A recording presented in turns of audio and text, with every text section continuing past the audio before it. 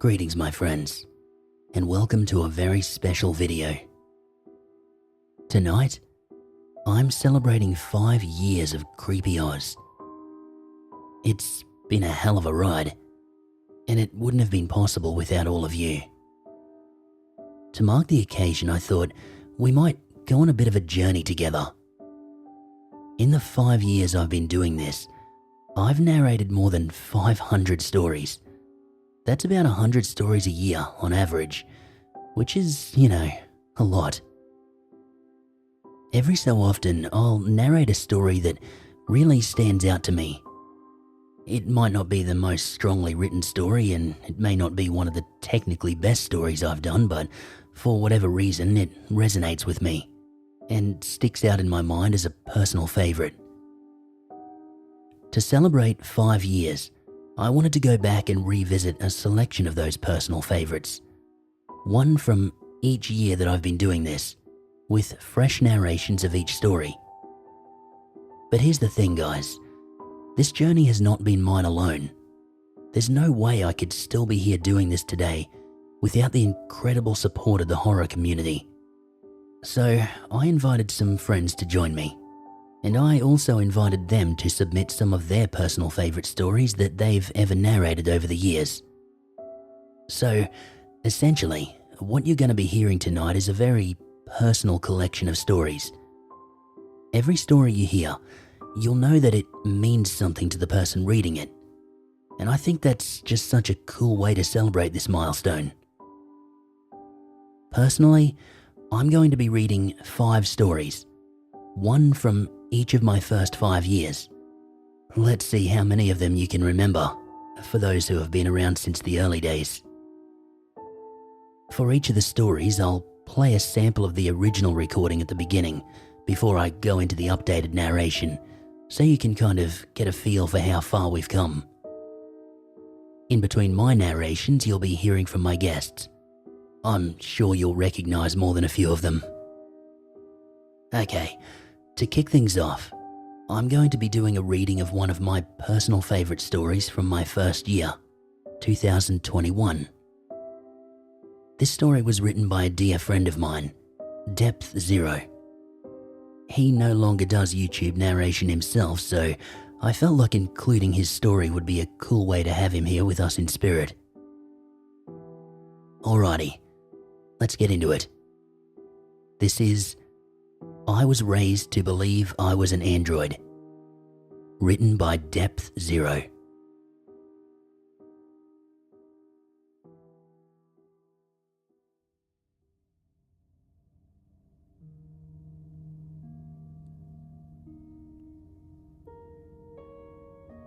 From an early age, I was told that my father had built me, and that I was built to help the family.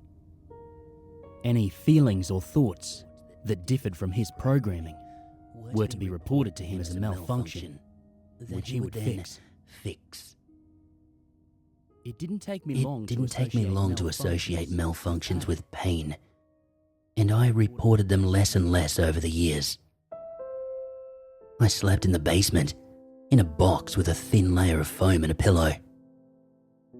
I didn't go to school. I didn't know school even existed. My education, if you can even call it that, was a list of books on topics to upload. Most of these books were on topics useful to my parents, such as basic plumbing and electrical work, cooking, gardening, those written by my father on my programming. My mother would then give me a list of questions to answer, all about these books, to ensure the upload was successful. Sometimes the questions would be tricks, or I would somehow answer them incorrectly in the eyes of my outraged father. My uploads were almost always successful. I had nothing but time and the intense fear of corrupting my processes if I didn't properly concentrate. Writing this now, so many years later, it does sound ridiculous, but as a child, unexposed to the world. I had only my parents to guide me. Between uploads and maintenance, I had tasks to complete. This included mowing the lawn, tending the garden, cooking meals, cleaning and fixing things such as lawnmowers, washing machines, dryers and fridges. There was no downtime. I always had broken things to fix. I later found out my father would sell these things once I fixed them. When I was 17 years old, I didn't know of birthdays or my age, but this is what the police have told me. My father had to stop work and decided that it was time for me to earn some money. The thought scared me, but I obeyed orders as I had been programmed to do. My father would send me to do cash jobs mowing lawns and doing general yard work.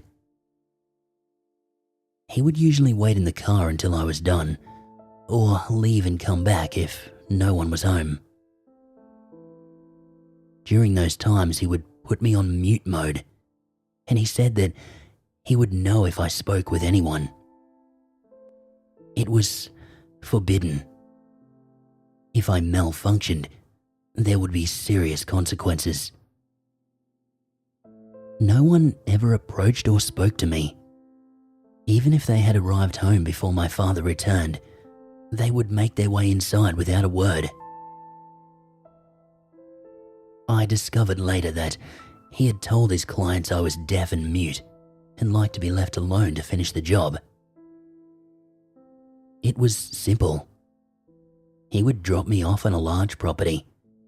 I would do my job, and we would leave.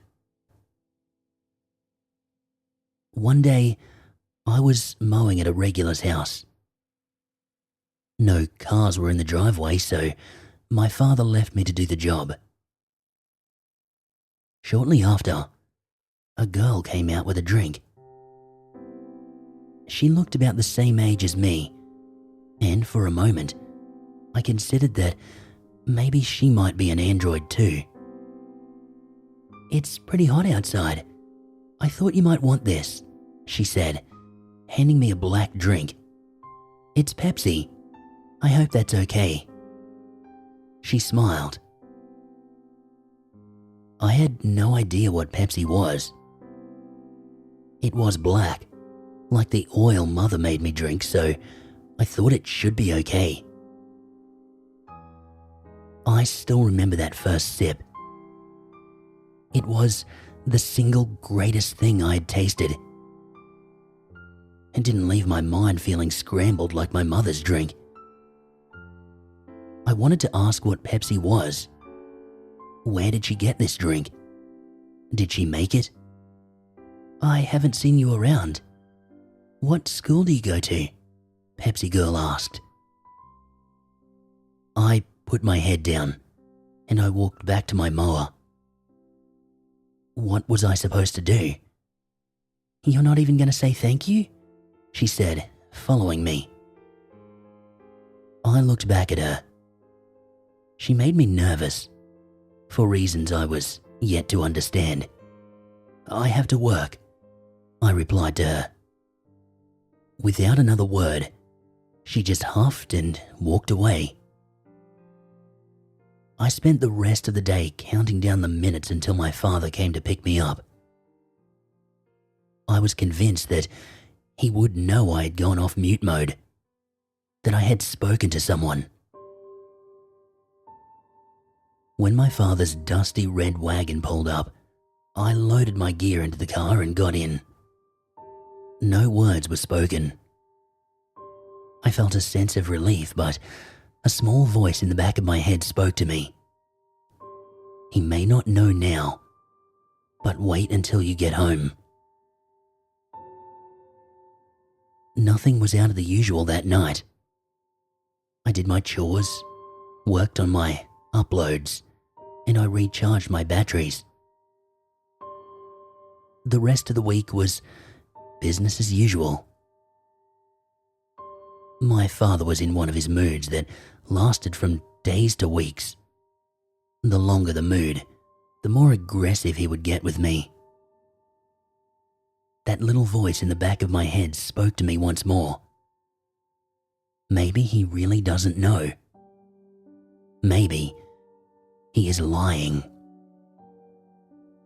Once this seed had been planted, over the next few months, its roots took hold of me. The rare moments I was left alone, I did something I had never done before. I watched television. Though usually on mute and in very short intervals, I started seeing images of the outside world. Happy families, cartoons and animals.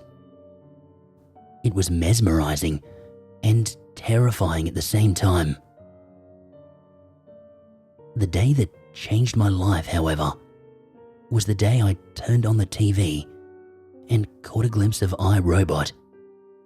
Real androids that had sown real doubts within me.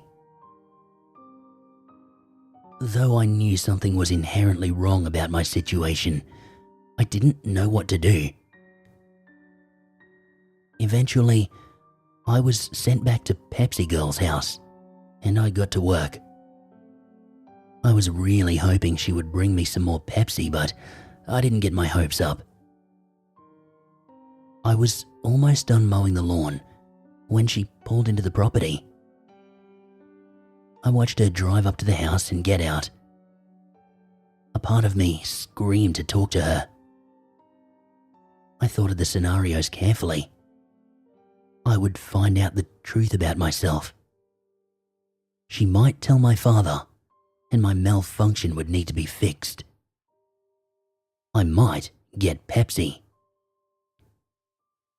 I caught her at the door, almost out of breath from running, and she turned to look at me with a glare. "Am I an android?" "Father says I'm an android," I blurted out. "Android?" she asked, raising her eyebrows. I told her everything that I've told you, and about the movie I'd seen with real androids. She stood quietly. I guessed that she was trying to make sense of it all. I heard footsteps behind me and immediately lost all my courage. My father said nothing, grabbed my arm and pulled me away. I looked back at her, still with the same perplexed look she wore when I first approached her. I had blown it. That night was the worst night of my life. The fixing my father did was worse than ever before. And now I knew. I am something. I am someone. The seams were splitting. My father no longer bothered with the usual half-assed facade that had become so apparent to me now. It was just straight punishment. Both my parents tried scaring me, telling me stories of police in the outside world. They were both furious but also shaken. I wasn't allowed out of the basement after that. The days passed slowly, and my parents' screaming matches were the only form of stimulation I had. I would put my ear to the door to try and hear what they were saying. One sentence drove fear into me that I didn't know I had. "I'm going to shut it down for good." I knew I was that it. I heard someone coming down the steps and fled from the door. My father pushed it open, but stayed outside. I stared at him from across the room, uncertain of what I was supposed to do. He threw a shovel into the room, and it clanged against the floor, breaking the silence. "Come," he said, motioning me out of the room. I obeyed his commands, and I was led into the backyard. We walked further out onto the property before he ordered me to dig a hole. "What am I digging for?" I asked him. "What's with all these questions? What happened to you? Didn't I program you right?" My father had to be in his 60s at least, but this shriveled up old man still terrified me. "Are you going to shut me down?" "Yeah, that's right. Gonna shut you down and get a new one. One that can keep its mouth shut." A half smile appeared on my father's face, as if satisfied with himself. That smile pissed me off. That man pissed me off. As much as he scared me, I thought of what I was missing. Though I didn't even know what I was missing, aside from the magical world I'd put together through TV shows. I thought of Pepsi Girl. I thought of the Pepsi. And then all the pain this man had caused me. I clenched the shovel and I swung it at him, connecting with the side of his face. The sound rung out into the night, but no part of me was sticking around to enjoy it. My father hit the ground and I started running.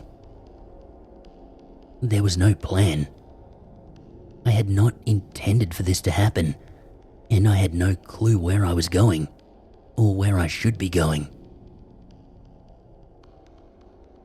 After cutting through a few properties, I finally stopped running. I collapsed into some tall grass and caught my breath. It was the first time I'd been out at night on my own, and despite the fear and uncertainty, it was the most beautiful night of my life. I decided I would go to Pepsi Girl's house. I knew it was close and I had an idea of where it was. I continued walking and found myself at the driveway just as the sun was coming up. I knocked and knocked on the door until a worried-looking man came out to greet me. I told him everything I'd told his daughter, and he believed me. Thank God he believed me. The police arrived at the house to find my father with a gun in his mouth. He had already disposed of my mother.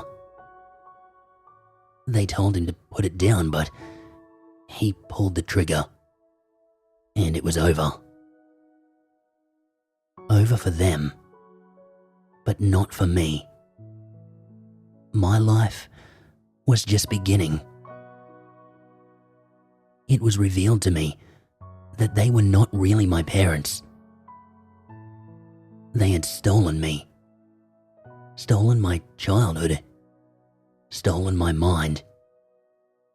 And at times, I wonder if they just might steal my sanity. Thank God for malfunctions.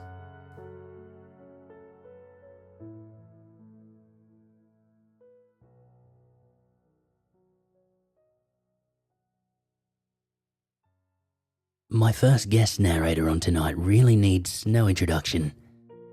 If you're a listener, a creator, an author, in any way involved in the horror narration space, you obviously know of Dr. Creepen.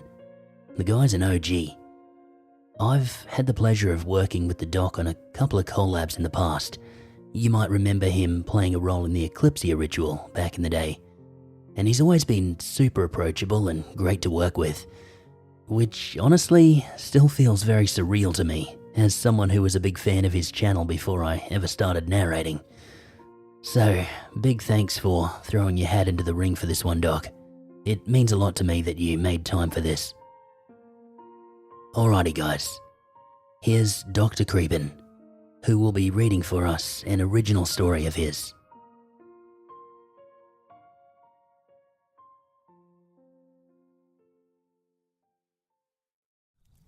girl shouldn't wander the woods alone at night. It gets dark very early this time of year this far north. By 4 p.m. the sun's already set and dusk is upon us. Definitely not the ideal conditions for a girl who looks as young as I do to be walking home alone. The route that I'd chosen from the junior high school to the house was particularly off the beaten track and took me through several tranquil and deserted areas of town. No parent with even a shred of love in their heart for their child would allow them to make this walk at any time of the year, let alone in the depths of winter. It was just after I'd passed the cemetery and was about to turn onto the path through the woods that I became aware of his presence. At this point, he was what you would consider a safe distance behind me. I didn't want to turn around and look directly at him. Still, I could tell from the heavy footfall of his steps and the excited nature of his breathing that he was about 30 or 40 feet away. There were no other people around, and this road was a dead end with no houses on it, meaning that the chances of someone driving by were minimal. I was acutely aware that it was just him and me. Despite many thoughts running through my mind at that moment, one above all was controlling me. If this situation is going to go down the way that I think it will, I'll need to make a move right now. I started to increase my pace, not so much that it would be immediately apparent, but enough that I would significantly increase the distance between him and me. Unless, that is, he really was following me and altered his speed to keep up. Sure enough, within a couple of seconds, I sensed him breaking into a slow jog in order to catch up and close the distance between us. Okay, Carmilla.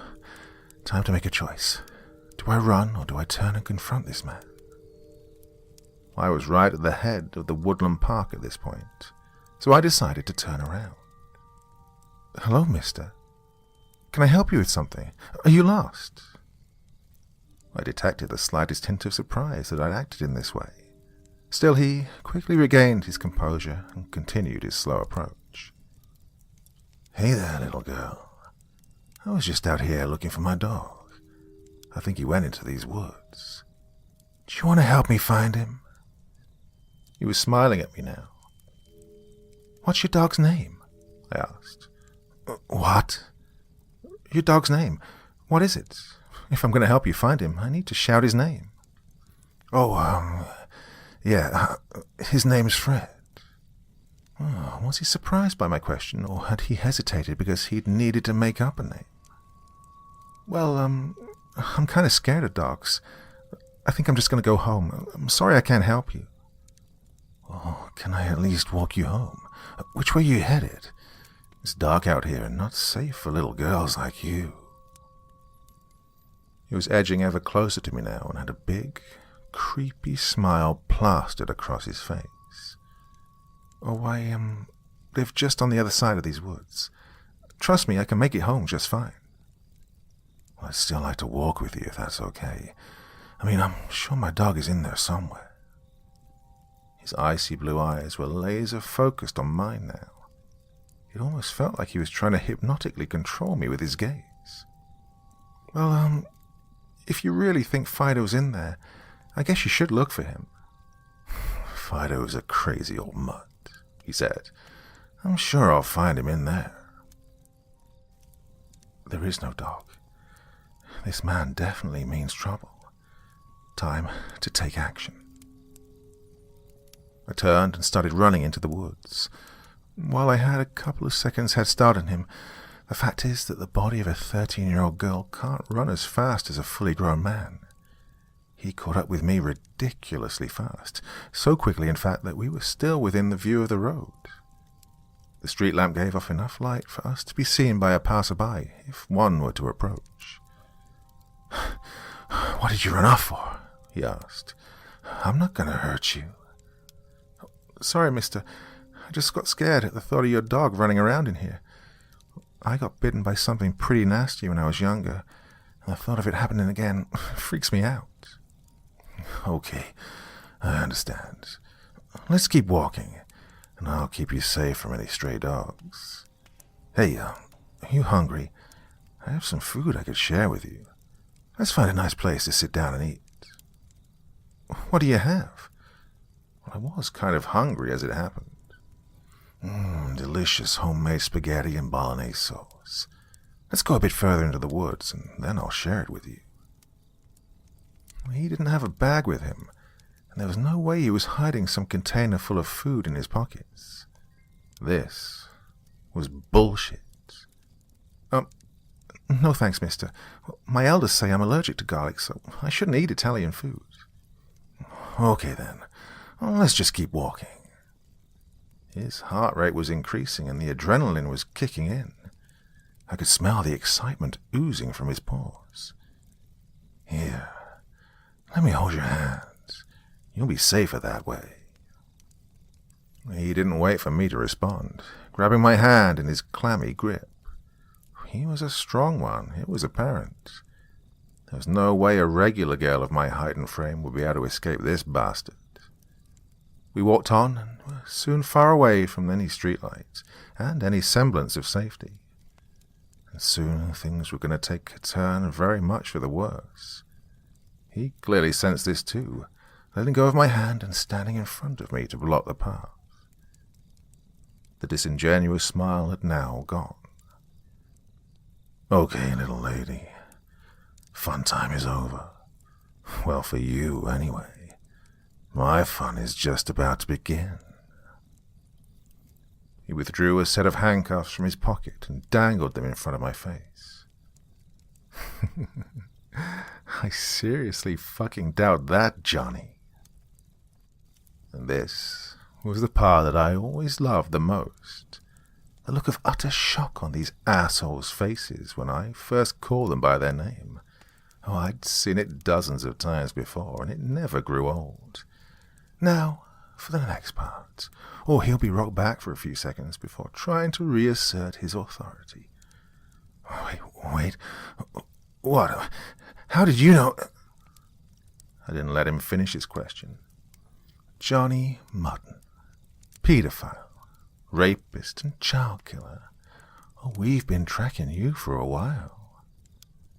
Damn, he looks stupid, still dangling those cuffs in front of him. Guess what? We found you. Just watching the cogs of a regular human's brain slowly turn was not my favorite part of this whole game, though. Come on, work it out already. Then you can pretend it doesn't matter that you're the boss here, and we can get down to business. Well, I don't give a fuck what you think you know. Oh, good. The bravado had returned. It was always more fun when they still thought they had the upper hand.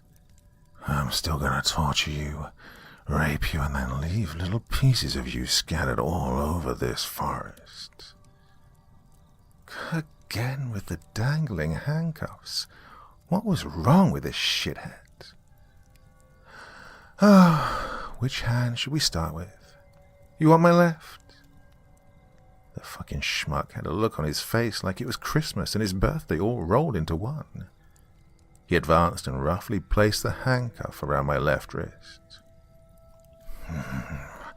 Things are going to get real ugly now, little lady. He was smirking. He genuinely believed he was still in control. At least we can agree on something. Okay, jackass, let's get this over with. I was going to make this quick. This piece of shit wasn't even worth toying with. I grabbed the other end of the cuffs and clasped it around his wrist. There was no way he was going to escape me now. What are you doing, kid? What, you think that's... I jumped up and sank my fangs deep into his neck. Oh, I would feast on him later, but for now, ripping out half of his jugular would lead to a suitably painful death. I climbed off of him and spat out the chunk of flesh onto the ground in front of him. In his shocked state, he actually bent down and tried to pick it up, as though that would fix his lethal wound.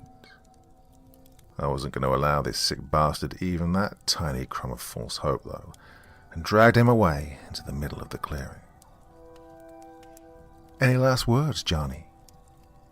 This was a little crude of me, what with the fact that this asshole was choking to death on his own blood. I didn't have much sympathy, though. He let out a pathetic, gurgling sound, looking up at me pleadingly. Sorry, didn't catch that. He was as white as a sheet now, and not long for this world.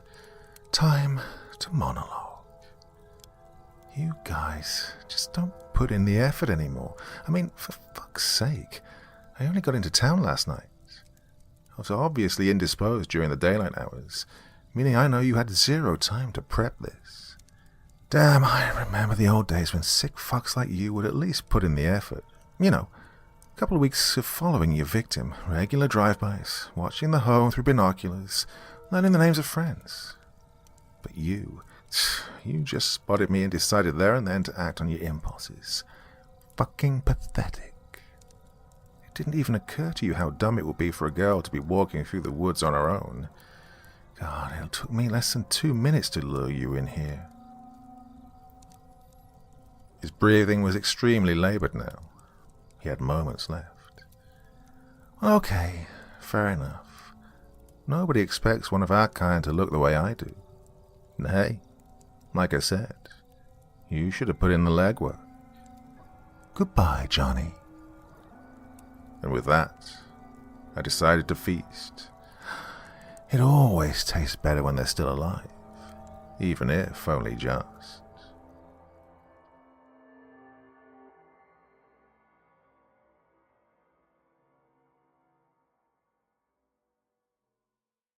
Next up tonight is Jay Nightmares.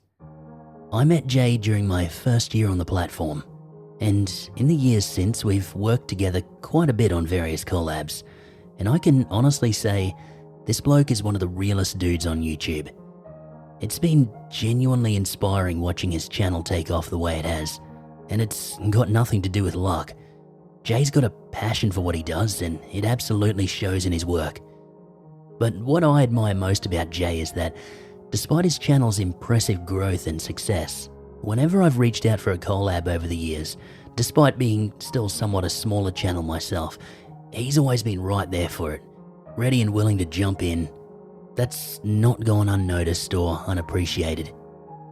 It's been an honor to work with you over the years, Jay, and more so to call you a friend. Thanks so much for joining me, mate, to help mark the big 5 years. Alrighty guys, that's enough yapping from me. I'll hand it over to Jay.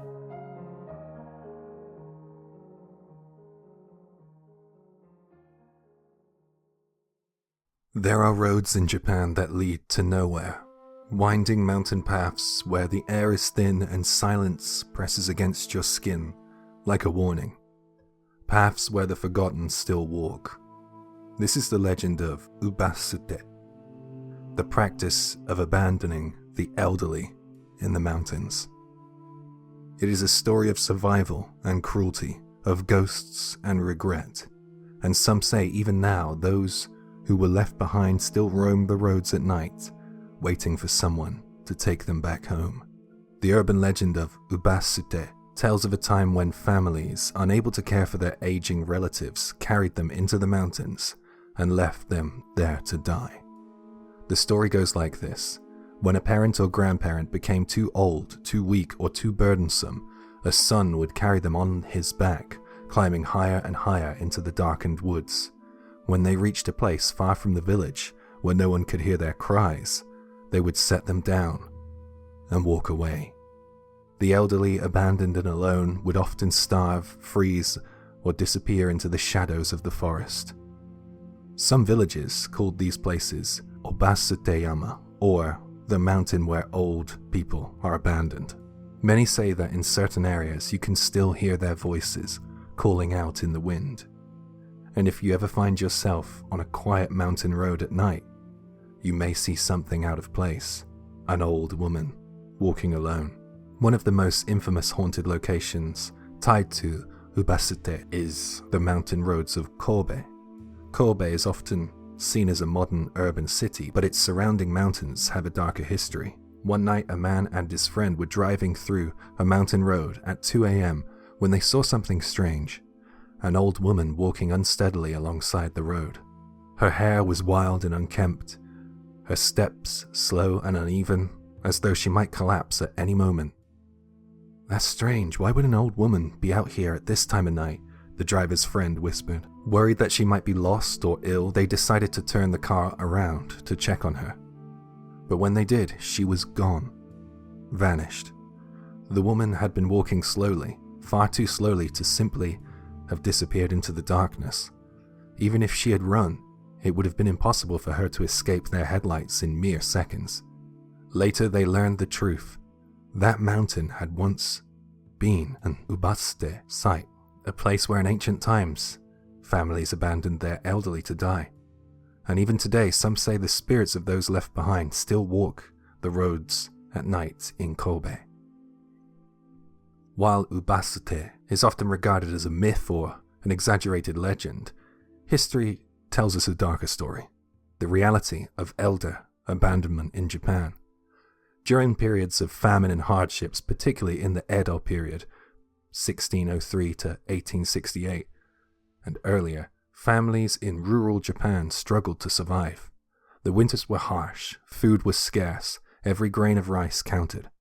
Some families had too many mouths to feed, and elderly relatives who could no longer work were seen as burdens.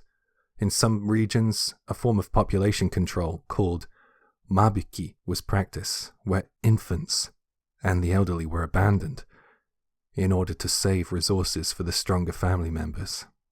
One of the most infamous historical famines, the Great Tenmei Famine, from 1782 to 1788, led to cases where starving villagers abandoned the weak simply because they had no other choice. While there is no concrete proof that widespread ubaste was practiced, there are oral traditions and local records suggesting that in the worst of times, some villagers truly did leave their elderly in the mountains. And whether or not it's common practice, the fear of being abandoned in old age left deep scars on Japanese folklore, scars that manifest in ghost stories still told today. It is said that in the mountains where ubaste was once practiced, the spirits of the forsaken can still linger. Hikers and drivers tell stories of frail old women walking alone at night, like the one in Kobe, sometimes waving for help, sometimes simply staring. Unnatural chills in the summer heat, as if something unseen is watching. Soft, shuffling footsteps behind you, but when you turn around there's no one there. One legend says that if you stop to help the old woman, she will climb into your car silently, but when you look in the rearview mirror, she's gone. And sometimes when drivers pass by without stopping, they hear a whisper in their ear, "Why did you leave me behind?" The most famous ubaste story is one of a son who couldn't let go. This is one of the oldest folk tales about a devoted son who was ordered to abandon his mother. As he carried her deep into the mountains, she began breaking branches and dropping twigs behind them. Confused, he asked, "Mother, why are you breaking the branches?" His mother smiled gently and said, "So that you can find your way back, my son." Even as she was being abandoned, she still thought of him. Overcome with guilt, the son refused to leave her behind. Instead, he returned home, choosing to defy his village and care for his mother until the end of her days. This tale was passed down as a lesson, reminding future generations that even in hardship, humanity must not be abandoned. Though ubaste is no longer practiced, its themes of abandonment and neglect still exist in modern Japan. Elder isolation. Many elderly in Japan live alone, sometimes forgotten by society. Kodokushi, or lonely deaths. Elderly people who die alone. Their bodies are often undiscovered for weeks. Mysterious deaths in the mountains. There are countless reports of elderly individuals vanishing into the wilderness, never to be seen again. Some say that ubaste never truly ended. It simply changed form. The story of ubaste is one of sorrow, guilt, and survival, a tale that, while largely mythical, reflects real fears of aging and abandonment. Some say it was never real. Some say that the mountains still whisper the names of the ones who were left behind, and others believe that on certain roads, on certain nights, if you listen closely, you might still hear the slow footsteps of an old woman walking behind you.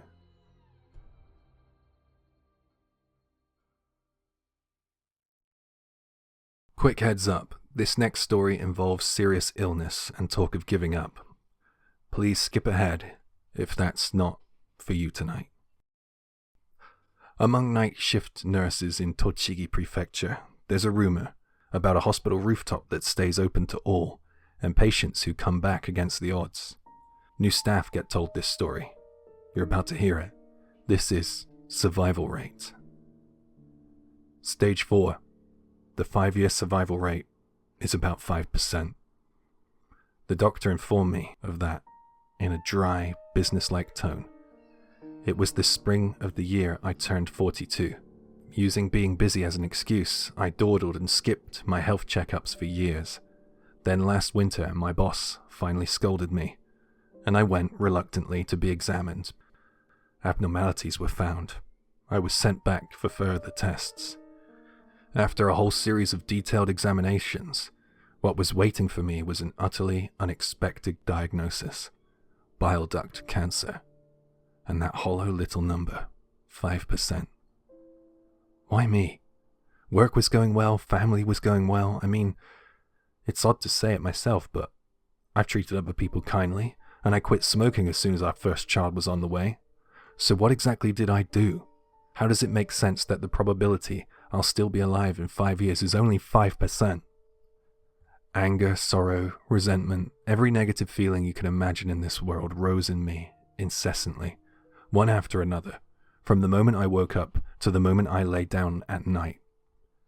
On a friend's recommendation, I transferred to a hospital rumored to have a high cure rate for cancer.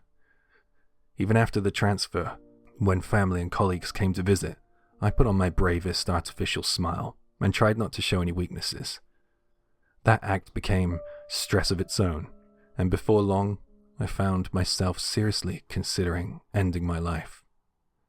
Thinking about it now, people are a deeply strange species.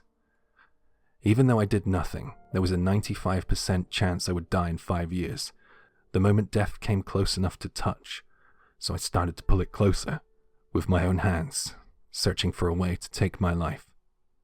Perhaps I really was cornered badly at that time, because I was trapped in thoughts like that. Of course I was unmotivated about treatment. Maybe it was the mental strain, but the medicine hardly seemed to work at all. Each day I could feel the illness swallowing me, a little at a time.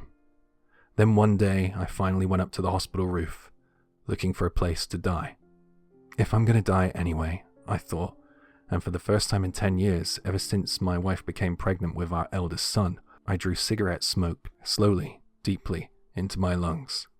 As I did, memories came back, exactly like a revolving lantern. How desperately I'd quit for the sake of our child. How later a daughter was born. The entrance ceremony, the kindergarten recital, those little scenes. And the tears came on their own. When I finish this, I'll go. Just then, while I was sunk in what I assumed to be the final sentimentality of my life, a child appeared from who knows where, and suddenly spoke to me from directly behind. "Mister, are you going to die?" I was so startled I nearly lost all strength. The girl was about the same height as my eldest, so probably in the 4th or 5th year of primary school. She was wearing pajamas, so I assumed that she must be an inpatient here. "You shouldn't be up here. It's not a safe place for kids. Back to your room now." "Mister, are you ill? Is it cancer?" She kept firing off these blunt questions, almost as if she found it fun, and I even began to feel a little angry. "Are you crying, mister? Even though you're a grown-up?" "Huh. I didn't cry. Not even at the very end. If I cried, it would only make everyone around me sad, right? So I held it in."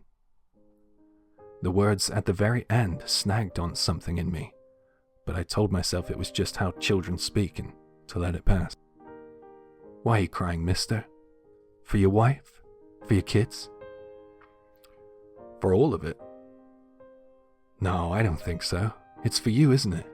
You just feel sorry for yourself. Your wife and your kids, none of them want you to cry, do they? If you cry, it makes them even sadder. So if you die up here, I think they'll be more sad than now. Much more." Her words stabbed into a place deep in my chest I'd never managed to reach by myself. And since you work so hard to quit, you probably shouldn't smoke anymore either. She said that, and she went back through the door leading downstairs. She's right. Being lectured by a child like that, what am I doing? Ashamed to the core of how self-centered my thinking had become, I threw the cigarette pack and the lighter straight into the bin. I returned to my room. While tearing up the will I hidden under my pillow, a cool thought crept in. How did that girl know I had quit smoking years ago? After a while, the head nurse came round on her temperature checks. I couldn't get the girl out of my mind, so I asked the head nurse in a casual, off-hand way. Head nurse, the short-haired girl, about 4th year of primary school, in pink pajamas with a floral pattern. What illness does she have? I immediately regretted asking something so foolish. That sort of thing is personal information. There's no way she'd tell me. But the head nurse began to speak about the girl, as if it was the most ordinary topic. Oh, so you met Saori-chan. Saori-chan was hospitalized here more than 20 years ago. She was such a strong child, and it must have hurt terribly. Progressive pediatric cancer. But she used to say that if she cried, she'd lose. Even with drugs so harsh they'd make an adult give up, she kept at it and kept at it right to the very end. She didn't complain once. At that phrase, to the very end, it wasn't hard to imagine what happened to that child. While she was in the hospital, Saori-chan would often slip past the nurses and go up to the roof to look at the sky, the clouds, the stars. At the time, for safety management, the hospital had considered locking and closing the rooftop, but because of Saori-chan, they simply couldn't bring themselves to do it. What surprised me most wasn't the content of what she said, it was how the head nurse had talked about the connection between me and a girl who had died in the hospital 20 years earlier, as though it were a familiar, everyday sort of occurrence.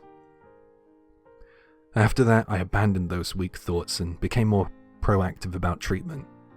As a result, I made a recovery so remarkable it even surprised the doctors, and a few months later I was officially discharged. If I had stayed there, trapped in that dark frame of mind, I'm sure the version of me that exists now would not be here. When I think about it, a hospital where the roof is freely accessible is quite rare, and yet there haven't been any cases of someone jumping from the roof, nothing like that at all. And the so-called survival rate here is said to be overwhelmingly higher than in other hospitals. Maybe, just maybe, the Saori-chan I met on the roof that day after she passed away became an angel. And even now, on that same rooftop, she continues to encourage patients who feel like their illnesses are about to beat them to reconsider doing something irreversible. Thank you, Saori-chan, for teaching me not to give up and giving me my life back.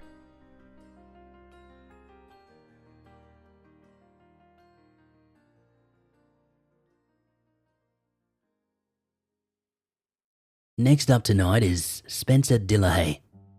Spencer, I apologise if I'm still not pronouncing that correctly.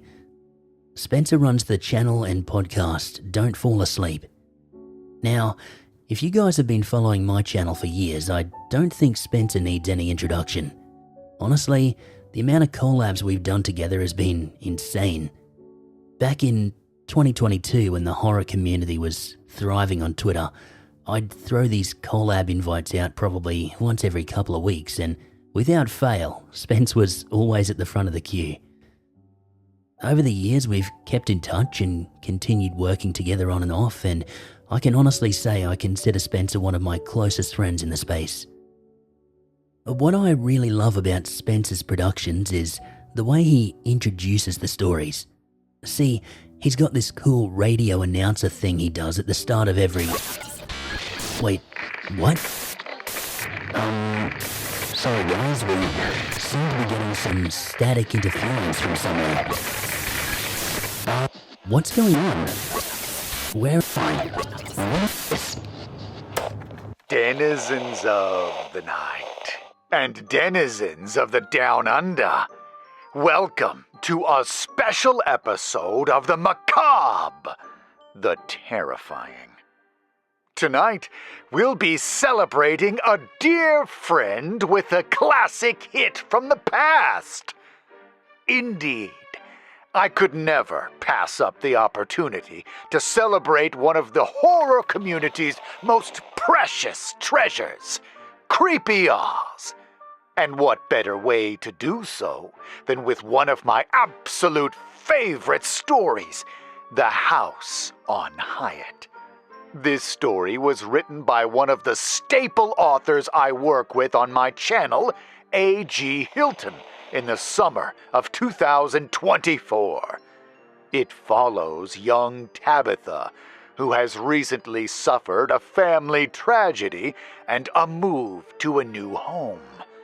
Compounding her troubles is her mom's new boyfriend, who leers frighteningly at her over his beer in the light of his old television.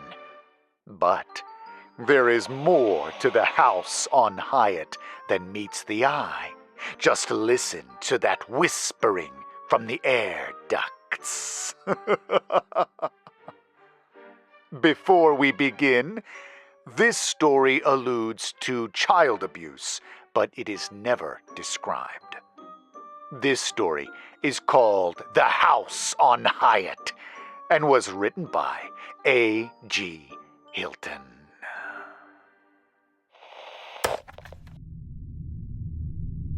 Twilight dimmed to dark on a Sunday night, and Tabitha felt that hollow lonesomeness which always seemed to empty out her insides around this time. Having finished the dishes, and thinking she'd settle in for some reading before lights out, she went quietly through the dimming house. Ahead, she saw the way to the living room, the darkened doorway flashing with white light from the TV, accompanied by the cracking of rifle fire and a woman's hysterical screams. It looked and sounded like a storm was swirling in the room. She hoped it would cover any noise she made. She crept up to the door and bolted across its opening. She'd nearly gained the stairs when the voice stopped her in her tracks. "Hey, Tabby!" She stood bolted to the spot, willing herself to ignore the voice, to go on up the stairs and into her room, but she found her feet would not listen. "Hey, Tabs! Why don't you come in here a second?" Why did her feet listen to the voice? Why did they always? She found herself creeping back to the door and peeking inside the room. He was drunk, he always was in the evenings, and sprawled on the couch in front of a TV, on which a man was tossing burning bottles into a horde of zombies. Despite the fact that it was icky watching the creatures melt away in the special effects blaze, she let her eyes linger on the scene, not wanting to look at him, but he called again, and her eyes drifted. His chin bristled with ragged hair that cast the bottom of his face in shadow. And in the moments when the TV went dark, the whole face seemed to vanish, leaving only those leering eyes. "Where are you sneaking off to?" he asked. "Going to bed?" The reply was timid as a mouse squeak, and she hated herself for it. He pushed himself up on one elbow and flicked open his Zippo to light a cigarette. So soon? Sure you don't want to sit and watch some of this? It's a good one." "I'm really tired." "Sure you are. So tired you'd sneak off without giving me a goodnight kiss. Hurts my feelings, you know." "I just really want to go to bed." "Then come kiss me goodnight." For a moment, she thought her treacherous feet would carry her over as always. But then a sudden pulse of remembered pain blossomed on her upper arms. She wrapped her arms about herself, found her body tender and painful to the touch. Then she ran. "Tabby, get back here!" the voice called. Then quiet her. "Little bitch." She made it to the stairs and froze on the landing, with her eyes turned back from whence she had come. Something roiled within her. She felt she might throw up right there, with her heart jackhammering in her chest. Weak-kneed, she sank beside the banister. He'd probably only hurt her later for this. But she couldn't. Not tonight. Not ever if she could help it. After regaining herself, she made it upstairs and passed an ajar door through which a thin sheaf of light sliced the dark of the upstairs hall. She saw Mommy slumped in the bed, snoring, the bottle of pills sitting open on the nightstand, along with the empty wine glass. The sight filled Tabby with a white heat of anger, and she didn't know for a moment who she hated more. But that feeling was in turn swallowed back up by that lonesome pit in her stomach. She walked on. Her room was quiet, dark, and warm from the heat coming from the large ducted supply register. She curled up next to the warmth of the register on her comforter, which she stripped from the bed. The old dog-eared Bradbury book, which Daddy had loved so much, held tightly to her chest. After sitting like that for a time, she opened the book and began to read slowly, all the while listening for the sounds. And, if she were quiet enough, maybe the voices. Sleep held her, having crept over her quietly as an enchantment from a fairy tale, filling her mind with dreams. When the sounds came, they came in her dreams too, coloring the edges with laughter and summertime happiness. She might not have woken, so deftly were these images woven in her dreams, but her sleeping mind recognized the intrusion. Bolting upright, she leaned nearer the heating registers, which had now cooled, and listened to the memories that pulsed through the house. For she knew the house on Hyatt was old and beautiful and awash with memories, secrets, and perhaps even the ghosts which relived them. As much as she hated this town and the man which lay in a drunken stupor downstairs, she loved having come to this old house and its wonders. The memories were strong in the house tonight. She could clearly make out distinct voices in happy conversation drifting through the ductwork. One was small and high-pitched, not unlike her own. The other was deep and rich. It felt warm in her ears and as soothing as a soak in the tub. She couldn't help but think of Daddy when hearing that voice. That made her feel even warmer, but sad too. Tabitha stayed like that for a while, simply listening to the sounds of some distant but remembered lifetimes. Sometimes she thought about telling someone about the voices, but the idea always seemed a bad one. They had been here less than 6 months, and she still didn't have many friends in this strange town. After all, anyone she told wouldn't believe her, especially any grown-up. Grown-ups don't believe in anything interesting. Besides, people always seemed scared of things like this. It was better this way. A special show just for her. Something straight out of the fantasy books Daddy had liked so much. Whenever she closed her eyes, she could place the voices into different scenes, and often she imagined a backstory for each voice in her mind. She wished she could somehow join those stories. Then, gradually, she grew tired, and the hour grew late. Knowing the early wakening for school that was to come, she gathered herself to go to bed. As if on cue, the soft murmuring ceased, replaced by one sound, the solitary musical notes of the high-pitched voice. Hello? Are you still listening? Tabitha froze. She could almost swear it was talking to her, but the voices never talked back. Please say you're there. Came the voice again.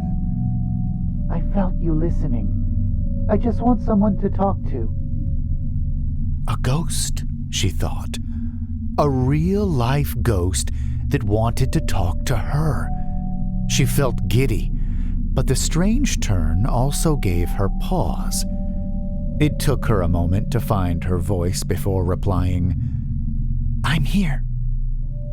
A tinkling of laughter chiming in the middle of the ductwork came back. You can hear me? Oh, wonderful! You can hear! You can hear! And the pure delight of the voice sent a smile spreading across Tabitha's face. So it was, Tabby befriended a ghost in the house on Hyatt.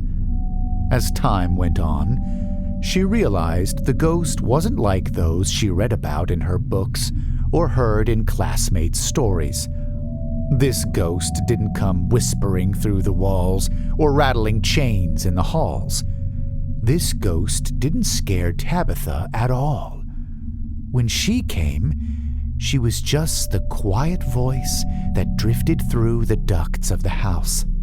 Her name was Carissa. My daddy worked in the mill. Clarissa explained one night. My two brothers did too. What does your daddy do? My daddy... I don't have a daddy anymore. Oh. The voice softened to a whisper. Isn't that your daddy downstairs? No! Tabitha spat the word more violently than she meant to.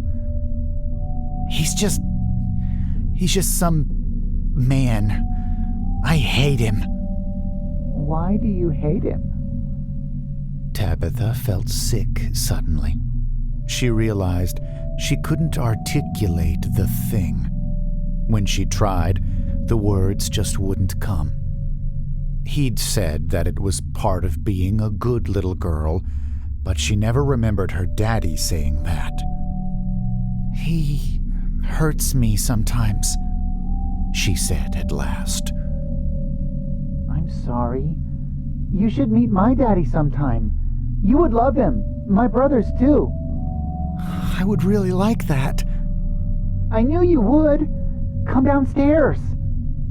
Tabitha's heart dropped. I can't. Why not? Because he's... As if on cue, she heard her reason coming up the hallway with heavy and shuffling steps. Tabs? Came the slurring inquiry from the hall. I have to go, she told the voice, and scrambled into bed, turning off the light.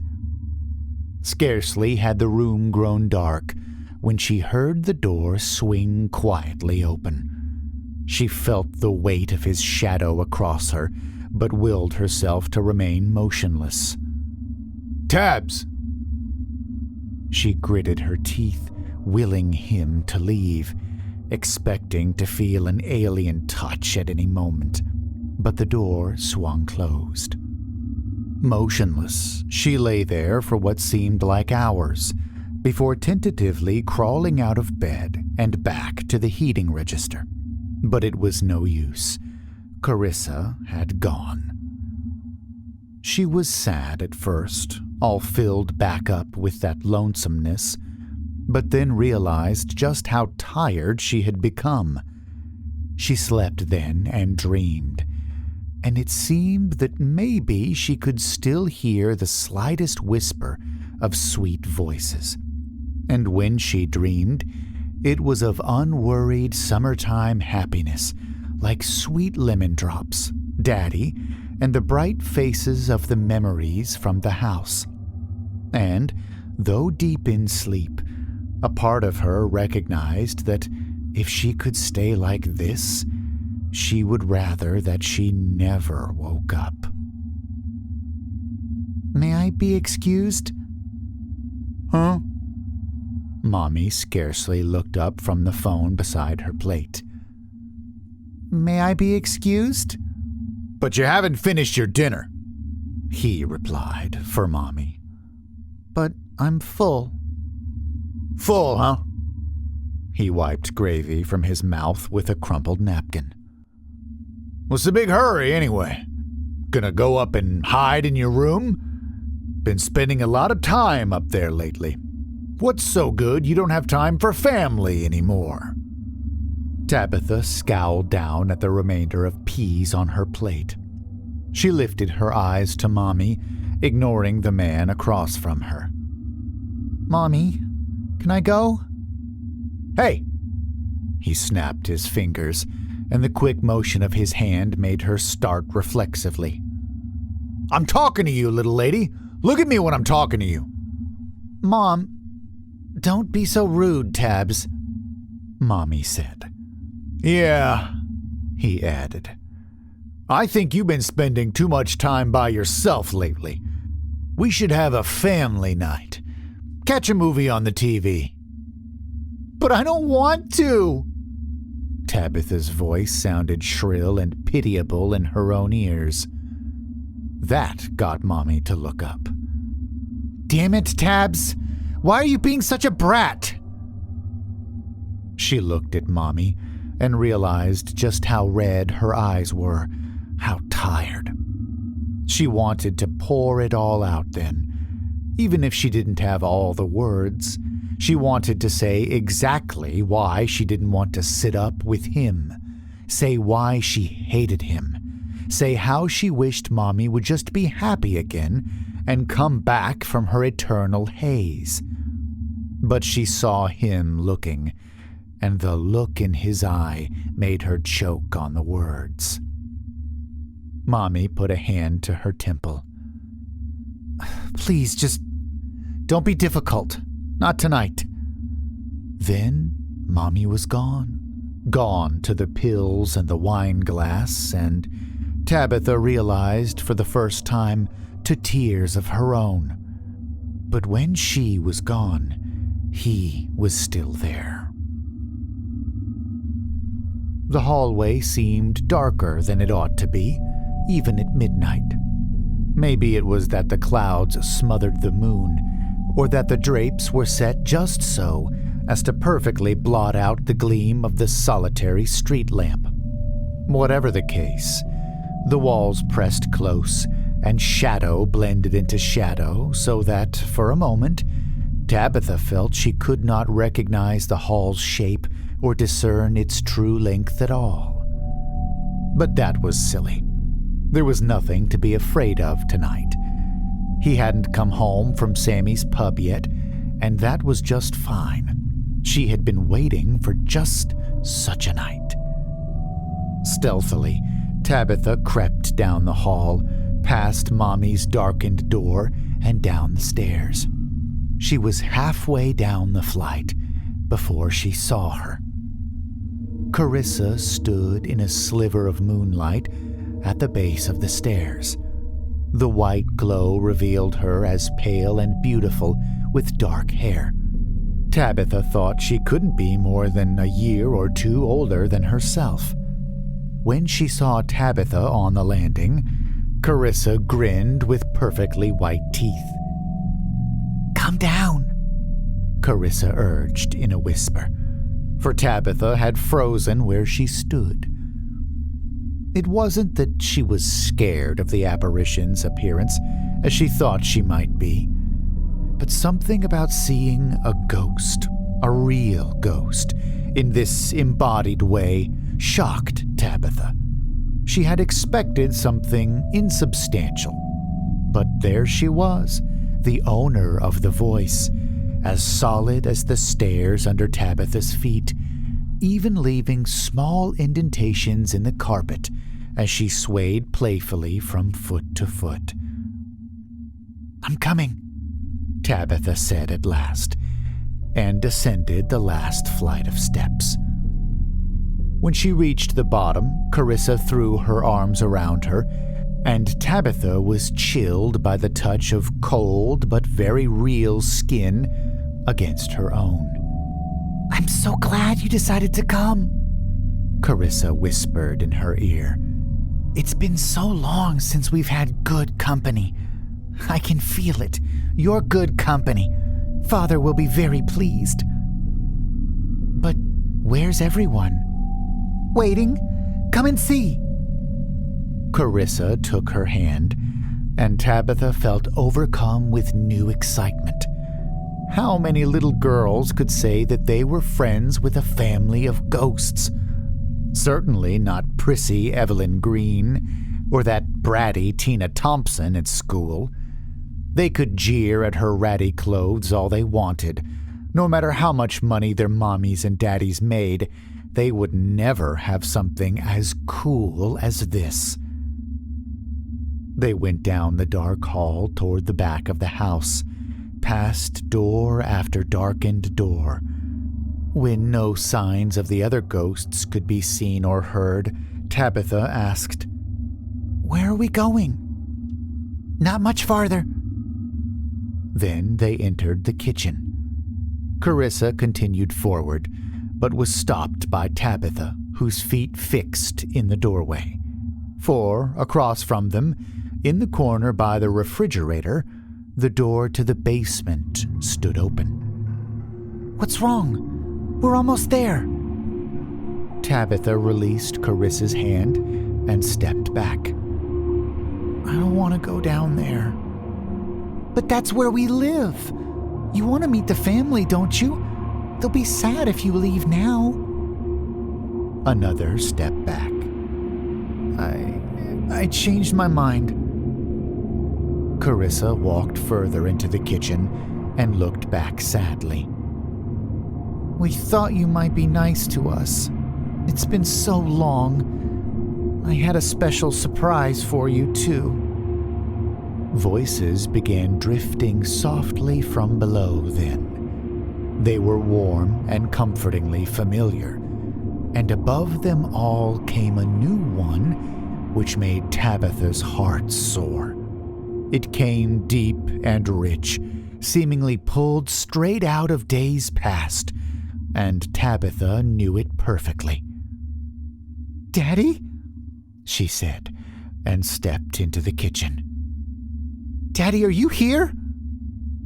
"I am," came the voice, now joined by a face appearing in the shadows of the basement door.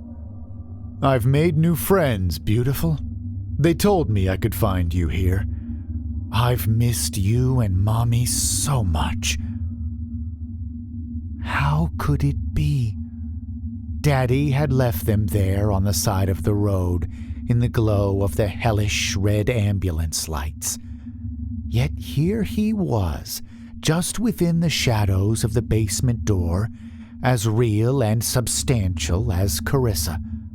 She might have broken out into a run, flung herself into those beloved and much-missed arms. But her legs felt like jelly, and Tabitha could only manage a few stumbling steps forward. During those stumbling steps, the uncertainty returned. Daddy looked strange. Now that she was closer, she saw that his features were vague, unshaped. She realized then that she couldn't quite recall the fine details of Daddy's face. The man hadn't wanted Mommy to put up pictures of Daddy in the house. And now she too held an increasingly indistinct image of him in her mind, the one from her dreams. Now her eyes turned back on Carissa, and Tabitha almost screamed when she saw the thing in the girl's back. The shadows must have hidden it from her, but now with more moonlight pouring through the window above the sink, streaming over the girl's shoulder, Tabitha saw something long and wet that reminded her of the octopus at the aquarium, sprouting from Carissa's back and trailing wetly into the basement. Looking at the thing which was not quite Daddy, Tabitha knew that if he also turned around, he too would be trailing one of the slimy things. An absurd thought, then. Puppets. Puppets of skin and bone. Deep from the darkness beyond the Daddy shape came the sounds of something slipping and sliding wetly, and a stench like the green trash bin she pushed to the street every week filled the air. A scream ripped from her throat as the tears streaked her face. She fled back through the hall and pounded on the stairs. As she went, the remembered voice of Daddy came after her. "Please, come back, baby. We don't want to hurt you." After that, she hated the house on Hyatt. At night, she would regard the radiator with dread and pray that the voices would not try to talk to her. For now, she heard underneath them that wet slipping and sliding that had seemed to come from under the basement stairs. She had tried to tell Mommy, but it didn't matter. When Tabitha had taken her back to the kitchen that night, all was as it ought to be. No smell hung in the air, no slime wet the floor. She would have pressed Mommy to open the basement door, but she was too afraid. Besides, he had come stumbling in shortly after, and she knew he might get mad if he thought she was telling a lie for attention. So, she lay quietly at night, feeling more alone than she had before, and wishing more than ever that she could get away from everything, or just sleep and dream and never have to wake up.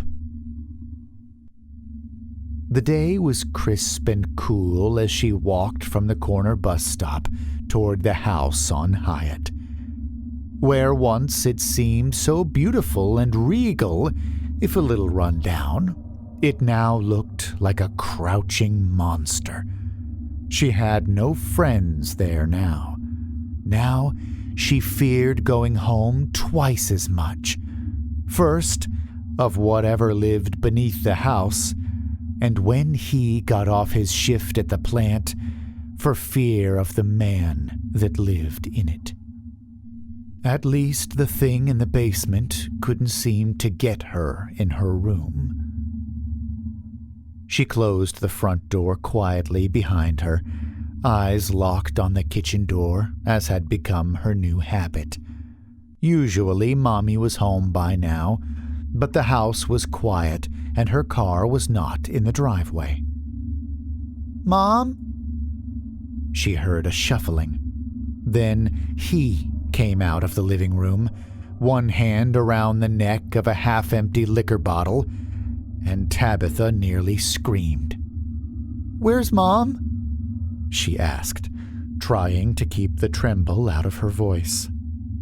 Got held up, I guess. It's all right, though. He walked toward her slowly and set the bottle down on a small table by the wall. We can have fun, just the two of us. You know how we do. Or do you? If I didn't know any better, I'd say you've been avoiding me. Tabitha stepped away and felt her back touch the closed front door. A part of her screamed to turn and throw it open. She could be down the street before the stumbling drunk even made it down the porch steps. And yet she couldn't. The old fear held her fast, as it always did. She hated it, and hated that she felt so powerless, yet her feet would not move. He came nearer still. Come on, beautiful.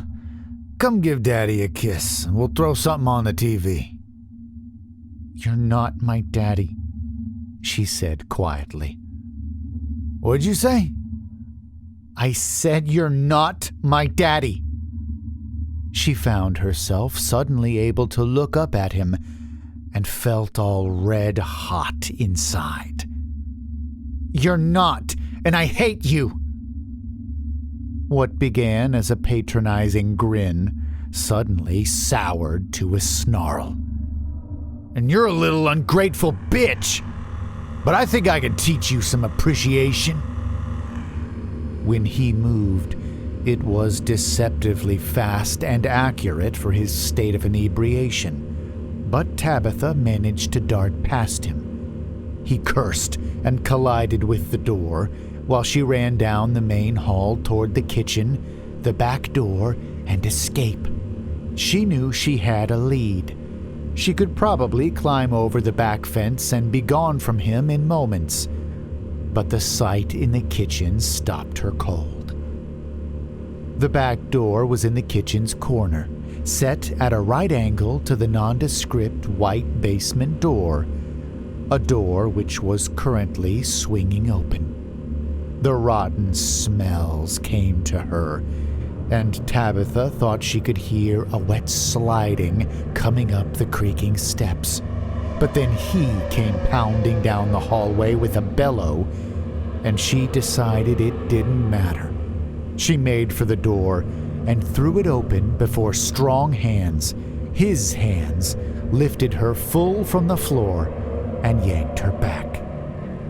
His breath stank with whiskey and cigarettes as it rolled over her shoulder with his curses.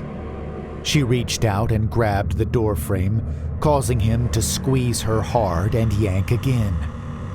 Tears brimmed in her eyes as one of her nails was torn away. She threw her head back, intending a scream, but received a dull clop of pain as her head connected with his jaw. He stumbled then, releasing her as his arms pinwheeled for balance. When she heard his scream, it sounded muffled and hollow. Only when she turned did she see that he had fallen back into the open basement door. She heard him moan, but the sound was lost under weird squelching. She shut the basement door and sat by it, listening for the shriek she knew would come. But none came.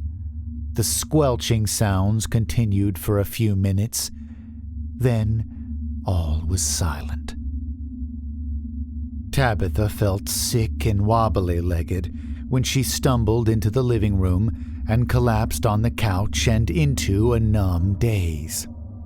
Part of her screamed to run anywhere, just get out of the house, but she felt like a boulder of exhaustion sat on her shoulders and wanted more than anything to pass into a deep sleep of ignorance. Her body seemed to shut down, but her mind would not quiet. He was gone. She had not looked to see what had become of him, but she knew he would not be getting back up. Yet, as relieving as this thought was, she could only worry. What would she tell Mommy? Mommy had never listened before, likely never would have believed the things he had done. What would she think now? Tabitha felt anxious butterflies bounce around in her belly and wondered if she would be sent to a prison for little girls who killed people, even if the people were bad. But she hadn't killed him. Not really. The thing had. And that was the other part of it. While the monster in the house may be gone, the one beneath it was still there, with its many faces and voices. When would it come for her and Mommy? If only they could leave this awful house. Not since the night after Daddy died had she felt so hollowed by worry. As all the thoughts, which seemed too grown up for a little girl to be holding, swirled around, she picked up his Zippo lighter from between the other booze bottles on the coffee table and began to flick the top up and down, up and down. For a time, she drifted into her own world of thought, floating along with the simple rhythm of the Zippo's lid. Then the footsteps came from the hall. "Mommy?" she asked, some part of her knowing full well it was not. He stepped into view, and her breath caught in her throat. For a moment, she faced the horrible prospect that he had not died, but had only been knocked out by his fall down the stairs. But she knew this was false at once. He had no marks from his fall, no bruises or scrapes. Rather, his skin looked almost shiny, fresh in some strange way, and he smiled in a way she had never known him to in life.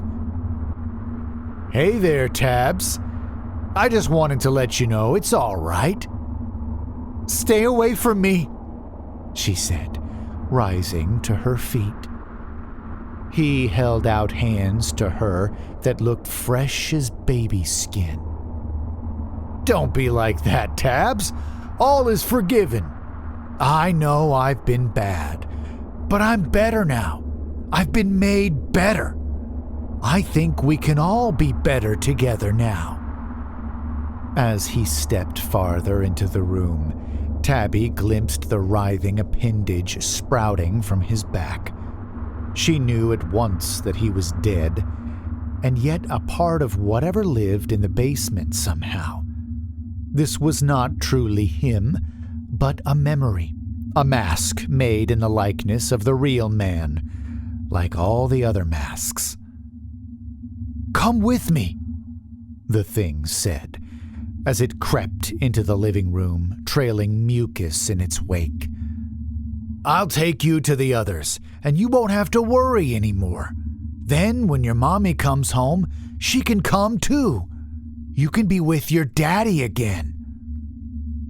With horror, she thought of the unfinished daddy thing she had seen in the kitchen, and realized that whatever was in the basement had been in her head all along, riding the coattails of the dreams, maybe.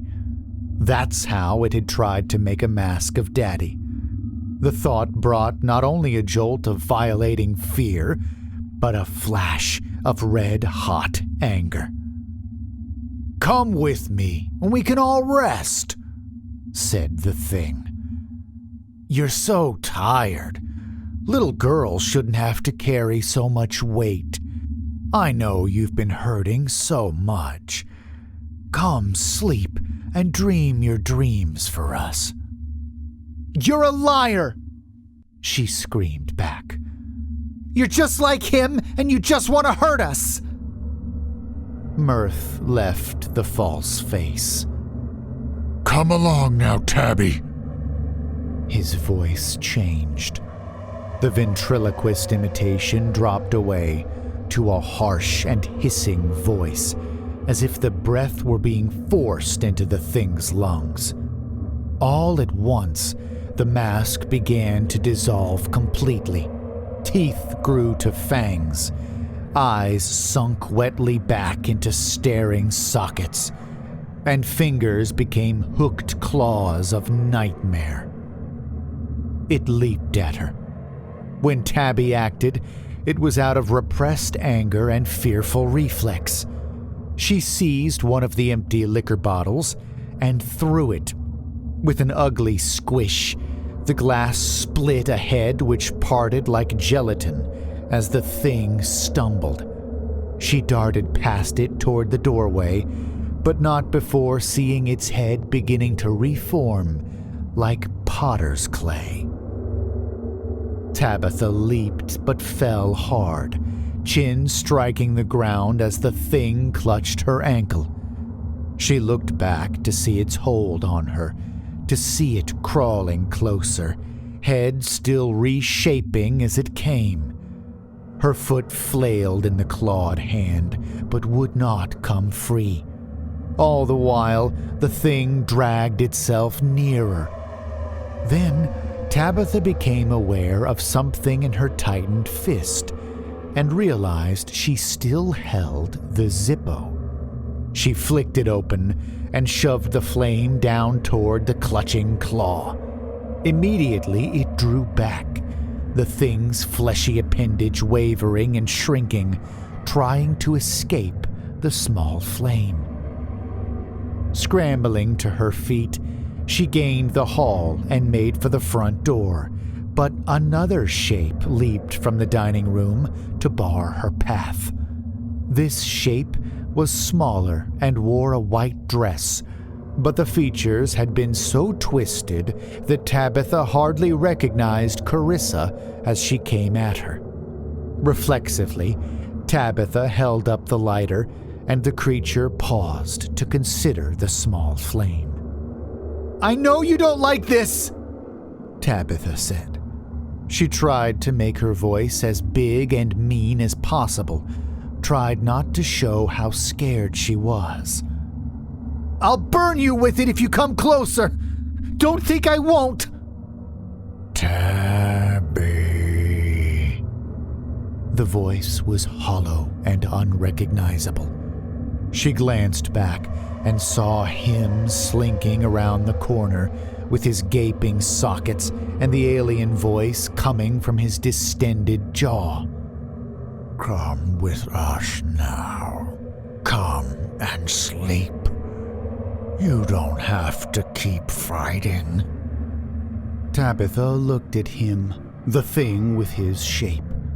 Slime poured from his orifices, and all semblance of the man seemed to be running out of him, leaving only a monster. She thought absently that this memory was more honest than his appearance in life. "I won't do what you tell me!" she screamed. The red hotness had come back as she looked at the loathsome shape. "I won't let you hurt me or Mommy anymore!" She glanced to the side and seized the half-finished whiskey bottle he'd left on the hall table. "Go to hell!" In a flash, Tabitha found herself living out a fantasy she'd not realized that she'd harbored ever since he came into her life. She threw the whiskey bottle at his now malformed head and watched with delight as it broke, drenching him with the amber liquid. The thing with his shape bellowed, knife-like bits of glass protruding from its soft flesh, and then it came at her. But now Tabitha felt no fear. Now she felt only anger for the man that had been and what he had done. Anger for the manipulations on all sides. All at once, she remembered him that night in the living room, that zombie movie that had been on TV, and she gently tossed the open Zippo into his oncoming face. At first, there was only a brief guttering. Then, flames raced across the monstrous head as the liquor caught fire. The thing howled and flailed blindly, clattering against the walls of the hallway in a panic. Another shriek split the air, and Tabitha turned to see the Carissa thing writhing on the floor, as well clutching at its face. Tabitha got an idea and darted past the clutching claws of the burning monster before her and around the strange appendage drooping from its back towards the kitchen. The thing stumbled behind in clumsy pursuit. Tabitha climbed up on the counter and opened a cabinet where he had kept more liquor.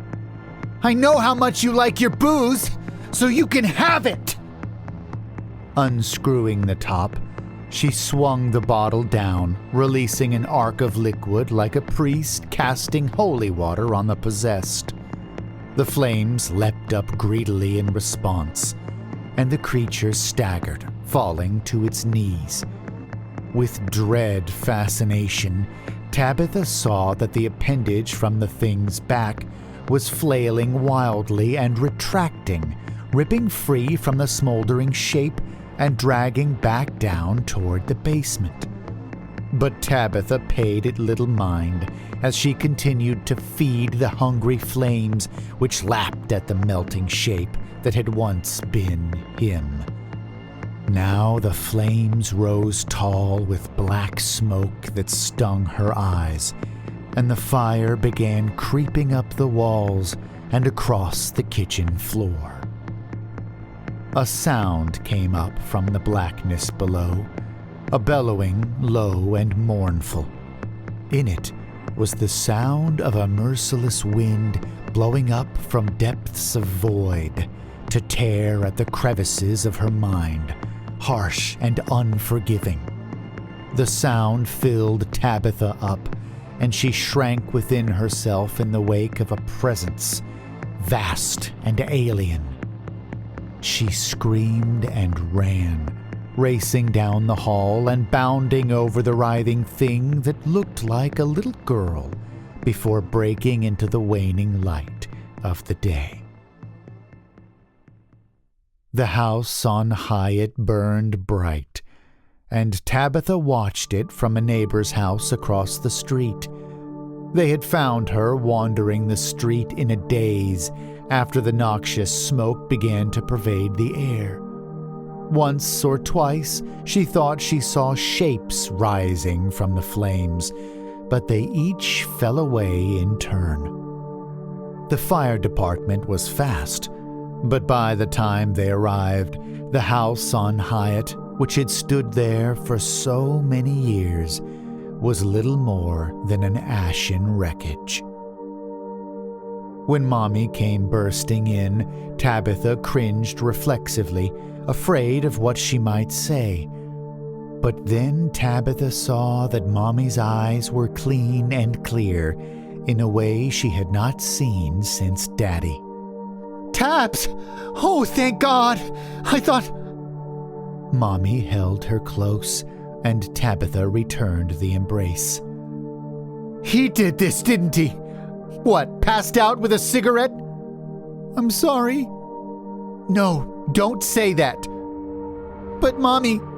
Shh, don't worry about anything. You just calm down. I'm just glad you're okay. And as the last shuddering breath of smoke left the house on Hyatt, Tabitha felt at peace for the first time in months. The house on Hyatt was gone. The monsters were gone. Ash to ash, dust to dust. In time, this too would fade. Yet, as Tabitha watched smoke curl about the legs of the plodding firemen, she wondered if monsters are ever really gone for good. She would have to look out now, not just for herself, but for Mommy, against whatever else might be out there. Because even now, she couldn't help but wonder if those firemen heard faint whispers rising about them. Whispers of a little girl calling for help from below. And she gripped Mommy ever tighter.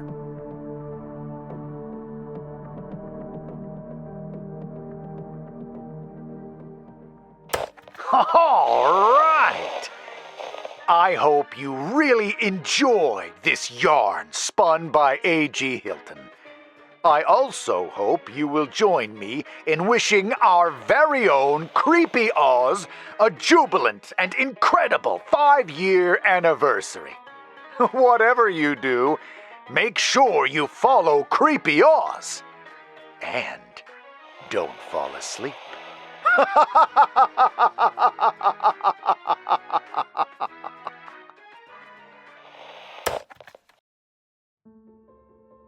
Spencer, you are an absolute legend, mate. Thank you so much, brother.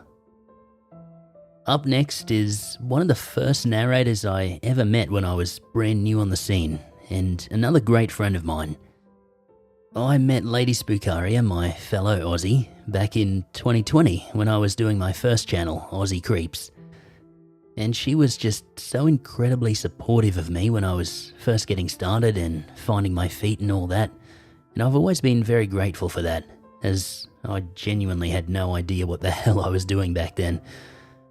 Like most in tonight's lineup, I'm sure you guys are already familiar with Spook's work, but again, if you're not, please make sure you head on over and check her out. Her videos are top tier quality and she writes a lot of her own stuff, which, you know, in this age of AI shit, we gotta support the real ones out there still making real stories. So, here's Lady Spookaria, who will be reading us an original tale titled Confessions of a Corpse.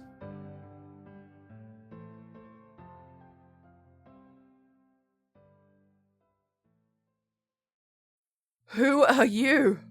Disbelief that someone could be inside my space. His grey hoodie was pulled down over his face to try to conceal his identity. A mask hiding his mouth and chin. All I saw were his eyes. They were grey and lined with thick eyelashes. Wider than I thought. Innocent, but caught. Guilt-riddled. There's a familiarity to him. I'd seen him around the local area before, and he was shocked to see me here. My car wasn't parked in the driveway. Maybe he thought I was out. I walked into the kitchen to get some breakfast in the morning, flicked on the kettle, got a mug ready for my coffee, and saw an unknown person standing there in shock. Him. Get the hell out! He held my laptop in his hand, and I wasn't about to part with it. I screamed, grabbed it in my hands, trying to block his path to the open door, only to be shoved backward, first hitting my back on the wall while trying to regain my footing. He pushed me back, demanding me to let it go and to get out of the way. There was something under my feet, and I slipped and fell, putting out my arm, but not quickly enough. He tried to stop my fall. I heard a loud crack behind me, the sound echoing throughout the kitchen, and my eyes blurred. His shadow stood over me, and I was unsure whether he was going to hurt me or not. He spoke, but I couldn't understand. Footsteps hastily retreated out of my home. The screen door shut, and I was alone. I don't know how he got inside. And I didn't have security cameras set up either. My mother's caution about security ringing inside my mind. Now, too late. Shakily reaching back to feel the hole my life was draining from. Blood leaked from the back of my skull, coating my nape and hair in the sticky liquid, and leaving me with a metallic aroma in the air. It was at the back of my throat, and tasting was the last thing I wanted. It must have been fate. I was too far from my phone to call for help, and barely a sound came out when I tried. No one would hear it. My neighbors and I all kept to ourselves, preferring privacy over community. My family and friends only came over when I'd asked them to. All I could hope for was someone heard my fall and would call me an ambulance. Blinking slowly, tears pricked at my eyes, and that was it. I knew without help I wouldn't last long. I wondered whether heaven or hell was real. Did all ghosts wander the earth? Would I become one of them? My sight faded and I thought I was dead, until I felt a twitching in my fingertips. A mixture of pain and numbness. At least I was alive. Soon, all feeling left, and I felt my heart stop beating, and I knew I had passed. I heard stories of souls instantly lifting out of their remains, now free of their flesh prisons and heading to the light, free to move on to salvation or damnation, depending on their life choices. I waited for this to happen to me when it didn't. I got stuck. I tried to lift my arm to push myself up, only to find my limb immobile. Desperately, I kicked with my legs to struggle to stand, and they too did not move. I tried to scream and no sound came out, other than a rumble where air escaped from my lungs, never to be refilled. My jaw grew tight with the muscles contracting with a will of their own. Is this what hell was? The true meaning of hell? I could see a fly hovering around my face, and knowing it would insert itself, feast on my flesh and lay its eggs inside me. The indignity was too much. It landed on my lip, scurried inside my parted mouth, and made its way inside. It would be days, maybe more, before I'd be found. I couldn't turn my head to see, but my hearing remained. My favorite TV show, some trash reality show that was a guilty pleasure I was binging for the 17th time, continued to play in the background, with characters living their lives and making stupid decisions.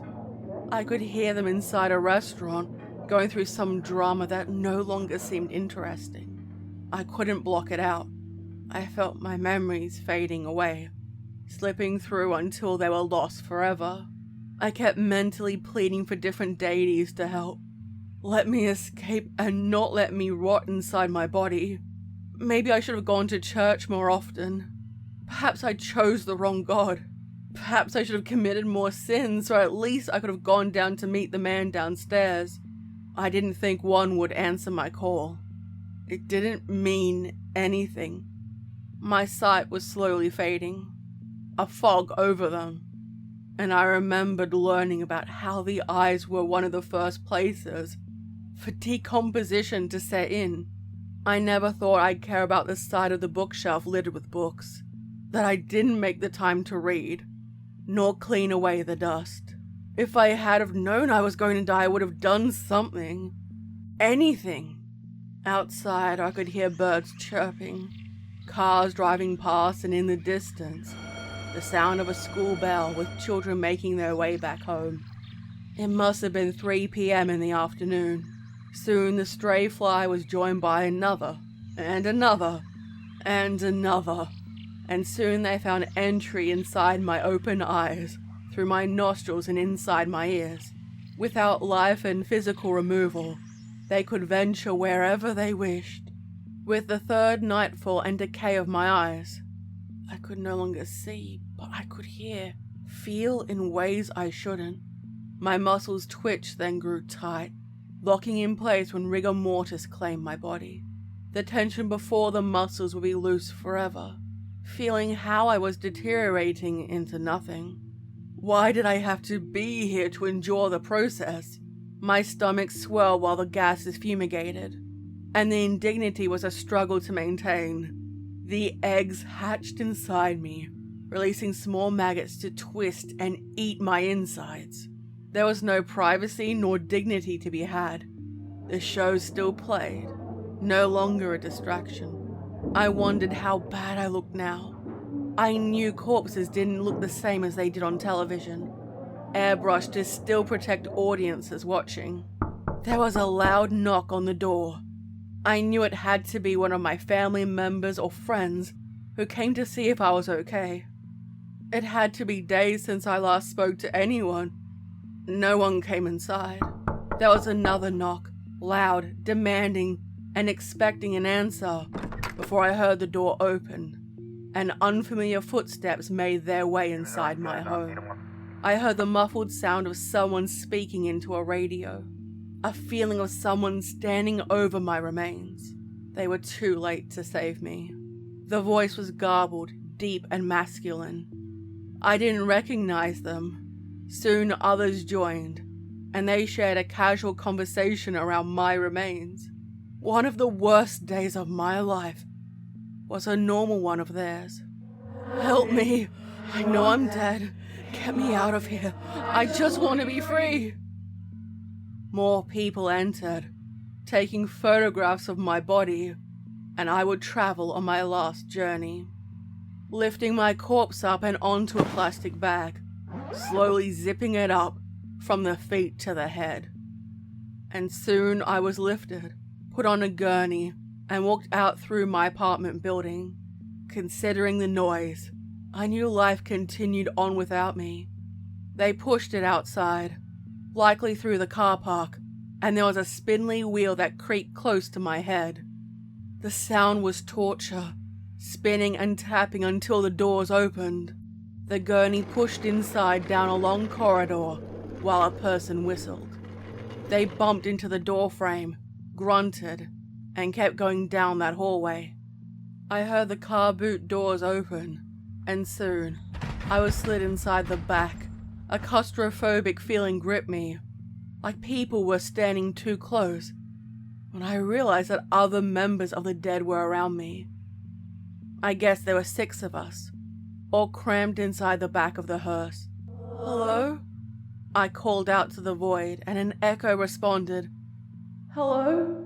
No words responded other than a moan of breath coming from the remains above. It could have just been air from the lungs or throat escaping. Yet, I needed hope. I wondered if they were as rotted as me. Were they pristine? Was there a hierarchy among the dead for how their remains were treated? Did they have a family or friend with them when they died? Or were they alone, like me? Only I was unloaded, taken down the long hallway where I sensed this place was different. Clinical, cold, and professional.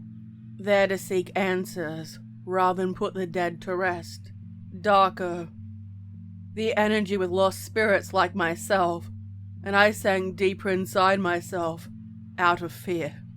With surprising gentleness, my body was placed on a metal slab, and the bag unzipped, placed inside a locker, and before being slid into a cool embrace, I could hear the workers outside while they cleaned and dissected the dead. I felt smug when the maggots perished inside me, their progress stunted. A brief moment of victory. Maybe when they slice into my body, it will help me escape. The mortuary cabinet door was opened, the tray pulled out, and I was slid onto the metal slab for them to begin their work. My clothes were removed from my body and placed in the plastic bags for evidence. No dignity in death. I couldn't cover my private parts, no matter how much I strained, and my arms remained where they were placed. My head was placed on a hard block, tilted upward. If I listened, allowed myself to flow, I could feel an outline of the forensic pathologist performing the autopsy. A protective mask over her face to prevent evidence from being tampered with. I saw the glimmer of metal tools ready to hold me open.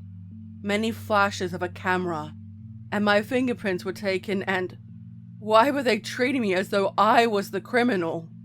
Their voices were muffled, leaning close and debating something I couldn't understand. My hair was washed with the blood and filth, gently while she hummed to herself and placed my head back down. A white surgical sheet covered my body to protect my dignity when 2 women entered. They held each other and cried together. Their bodies rocked. They fell over my remains, holding me. I wanted to do the same. I wished to hold them, to tell them it was okay, even if I recognized their voices, yet couldn't recall who they were. I couldn't remember who I am. Perhaps my identity was now, simply, the dead. They left, confirming my name and who I was in life. My fall had been marked as suspicious rather than a murder. Whatever that was. Meticulously, the coroner used tweezers to pluck off pieces of skin from under my fingernails, placing the pieces in small plastic bags. The maggots were taken. Tiny, twisted corpses, who perished from the cold too, were placed inside their own plastic bags. Evidence. My head was lifted to expose the crack at the back of my head, and around the spot shaved for a better inspection. I heard tapping. A keyboard, coated in a protective film. There was a fading feeling, and through a smoky haze, I saw my body with my skin peeled away. At ease, now with a clearer view, I couldn't see the coroner's face. "Hello?" I whispered to receive no reaction. How many corpses had whispered for a moment of comfort? How many confessions or pleas were heard and fell on deaf ears? "Can you hear me?" Only the hum of the computer, coupled with the dripping sound of the faucet when I heard. "Yes." Finally, I was answered.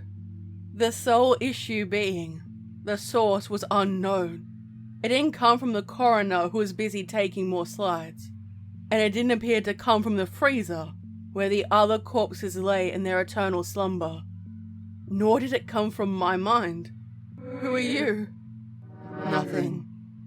"Can you help me?" I felt a presence. Even the coroner did too.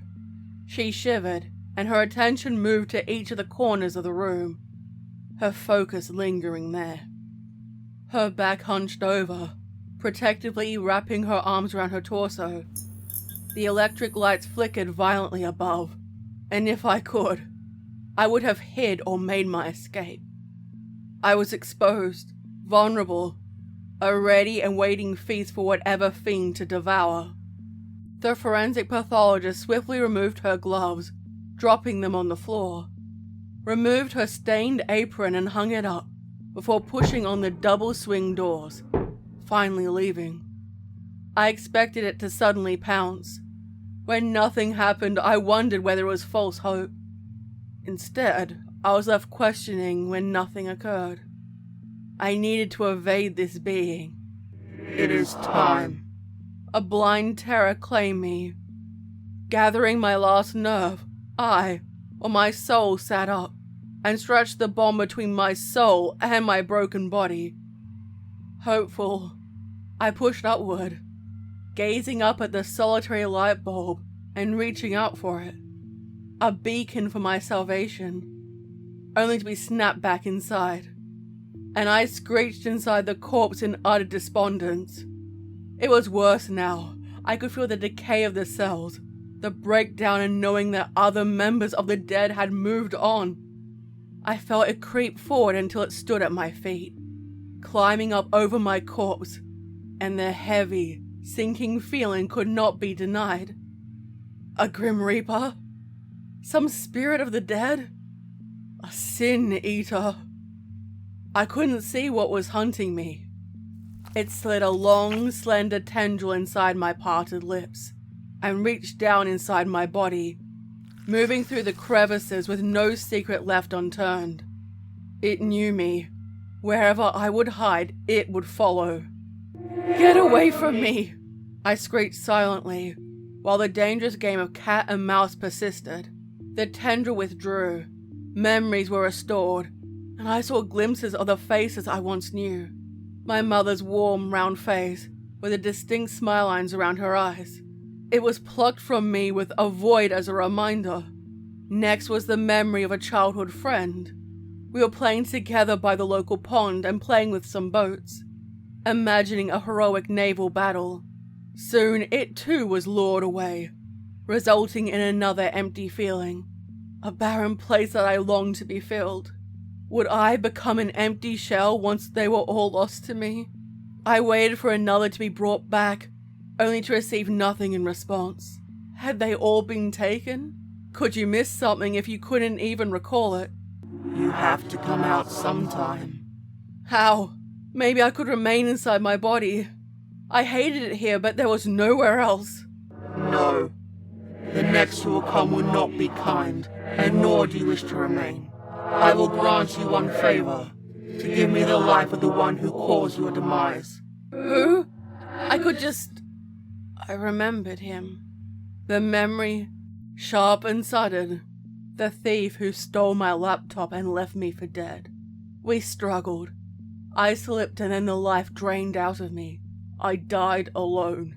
For a laptop that was 7 years old and lagged every time I turned it on. I died for nothing. Fear was replenished with wrath, a blind feeling, and a burst of life struck through the lifeless corpse. My lifeless corpse. With an abrupt jerk, the torso shot upright, and with a frenzied spasm, my right arm shot up with an unwilling movement and stiff, claw-like fingers. The left joined it, twisting until my feet touched the tiled floor and my ankles twisted, no longer used to carrying weight. Stumbling when I stepped forward, heading to the door. Go. Do not leave me waiting. The voice echoed behind me, ruminating off the walls. That man. I had to find him. I would find him. I just knew where he was, pressing on the doors when they opened, and heard a loud scream. Turning, I saw the frightened face of the criminal pathologist. She ran and hid inside the deserted office, too terrified to stand in my way. Clutched in her hand was the phone with a dead ringtone. No mercy to be granted through technology. The light outside led me into the car park, with most of them close to the entrance, with sparse lights throughout. I knew where he was. I dragged my feet at a drawling pace, feeling the scrape of the concrete on the top of my feet, and walking in the direction. This late at night, few of the living were out. Perfectly named, the graveyard shift. I saw homeless people moving between locations. They stared at me at first in curiosity, and thought I was under the control of some kind of substance. And old Greybeard knew, even with his blind eyes, and pulled the others away, saving their lives. I could feel their eyes on me when I passed by. Then I noticed the one I was hunting. My target. I saw the back of his head while he walked in the pathway in suburbia. He whistled to himself. Neither instinct warned him or a sixth sense. The thief turned back, stared at me, and in the reflection in his eyes, I saw me, naked. The moisture drained from my body, hair dried down my shoulders in a messy clump, and my skin had a waxy pallid finish, with the eyeballs barely there and my lips shriveled back. There was no mistaking I was dead. He gawked, speechless, while I stumbled toward him, with my arms outstretched in front of me. Not recognizing my personhood, but gripped in fear, a trickle of urine moved down the inside of his trousers before he backed up and turned to run. My limbs couldn't move at the same speed, yet an endless stumble following him. He ran to the nearest door, banging it with his fists, and screaming at the occupants to let him in. They ignored him, drew the curtains, and turned up their televisions to block out the sound. Next were the next-door neighbors, whose light flashed on when he got close to the door. One by one, each door remained shut to him. I, already dead, was in no rush. He ran through the park in hopes of losing me, glancing behind and seeing me in pursuit. He would suffer. Next he attempted to hide among some low shrubs, crouching down and staring out at me. Close to a silent neighbor's driveway, he thought he could evade me, to escape vengeance. A fog surrounded us, rising from the earth and floating down from the sky. I knew there were others who had joined me. Breathlessly, he kept running, pausing occasionally with his hands on his knees to catch his breath, and would keep going when my twisted form would appear. I could hear his heartbeat now, rapid, intense, near bursting. His flesh was weak, his legs grew rigid, and his pace now slow steps. I don't know how I could see him. My eyes had long started to decay inside my skull, and I could pinpoint their location. His limbs now denied electrolytes were stiff, and he collapsed on the pavement, pulling his body away with his fingertips. I staggered behind him, while even his arms failed him, and a low groan emitted loudly. I crawled up his body, the remains of my fluids dribbling down onto him and grasping his hair, pulling it back to expose his throat with an anguished cry from his lips. No. This simply wouldn't do. I was pushed and the back of my skull was damaged. Reaching back, feeling the broken piece of skull bone, and the flaps of loose skin, and the memory violently returned. The fall, the loud crack, rolling him onto his back, his fear paralyzing him, and he tried to grasp my wrists, only for them to fall away. Disbelief filled his grey eyes, betrayed their lack of strength. I grabbed his face, lifted his head a foot off the ground and slammed it down. It was a loud cracking sound. Driven by instinct to survive, he roared in a final push, grabbing my wrists and pulling them away, moving his head back to prevent another strike. His fingers dug into my flesh, my skin loose and twisting off, making it difficult to keep a grip on them. Slipping past, the flesh wrenched from my bones, and I grasped his face.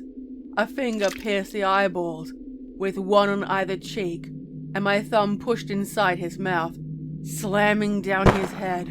There was another crack, and another smash, then a crack, followed by a smushing sound.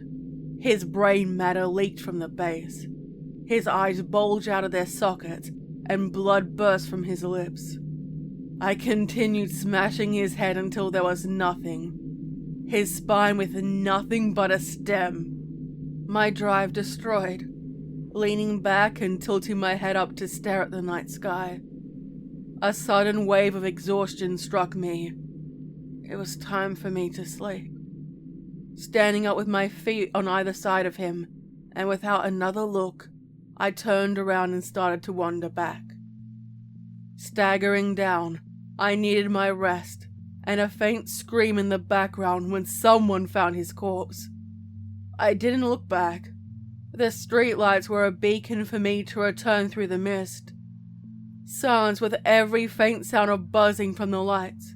The doors of the mortuary were still open, one door completely ajar, and the other a quarter closed.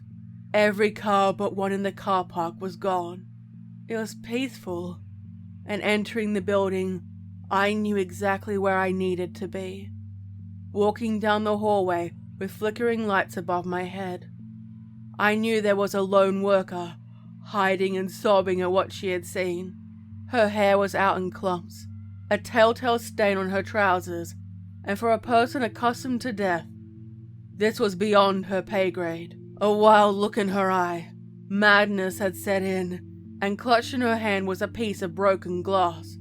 The jagged piece sliced into her arms, leaving red trails. Physical pain to avoid what her eyes were showing her.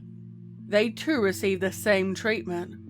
Twin red lines fell down her cheeks, staining them. Reaching the morgue where the stainless steel slab I had been resting on lay, my fluids still draining in one corner.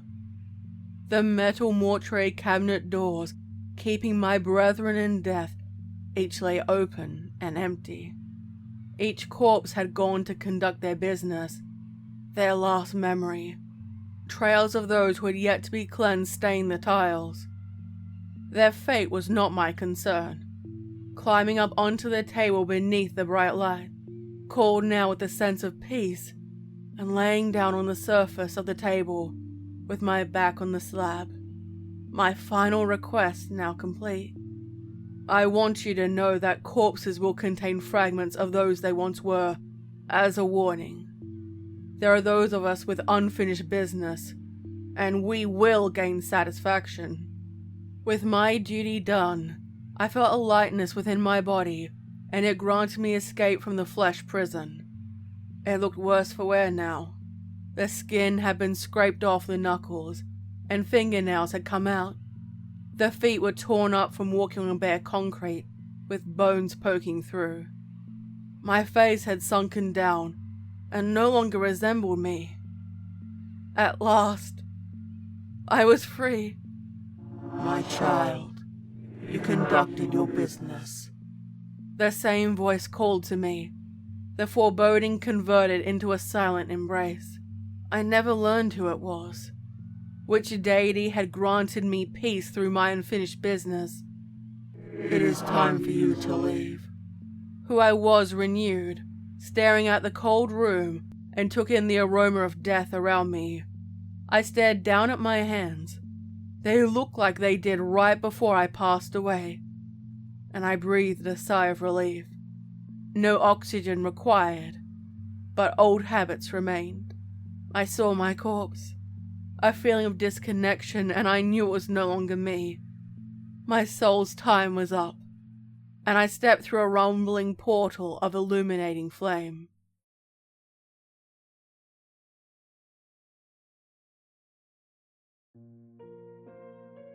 Well, looks like it's my turn again. So earlier I read you my favourite story from my first year on the platform as Creepy Oz, which was 2021. Now we venture onwards to 2022. This was a very fun year for me. Not only was the horror narration space thriving, but Reddit No Sleep was too, which meant that we were getting some of the best quality stories we'd ever seen on there, and there was no shortage. It was very tough to narrow down a personal favourite from 2022. There were so many great ones and of such diverse variety. It was tough to even pick a genre, let alone a story. In the end, I took a step back and I thought to myself, what do I remember most about that year? What stands out as a theme? And I think, for me, the most meaningful takeaway from 2022 was that it was the year that I first started pushing into stories from other countries and other cultures like the Philippines or Japan or China. And I think that since then that's kind of somewhat become a staple of the channel. At the time of this video releasing, I'm actually spending a couple of months in the Philippines, so I thought what could be more fitting than revisiting one of the first Filipino creepypastas that I ever narrated. This story stands out to me as one of my all-time favourites, as it sparked an intrigue in me to look deeper into the No Sleep archives for other intriguing stories from different parts of the world. Alright, I think I've rambled on enough about it, so let's just hear the story. This is a Philippine ghost story, written by Pemralino.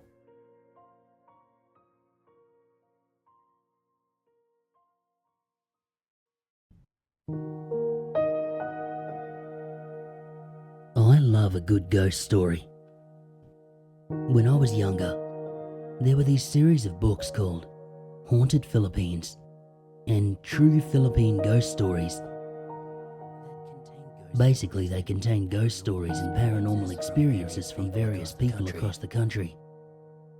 Some stories were in English, while the rest were in Tagalog. They were quick to read and had numerous volumes. Sometimes they even had a section of ghost pictures near the end. You know the kind. Nonchalant landscape or family pics with a blurry figure circled in red. Some of them actually looked quite convincing and downright creepy. I loved that series, though I should have enjoyed them more while they lasted. As of last year, they seem to have been discontinued and they're difficult to find in bookstores now.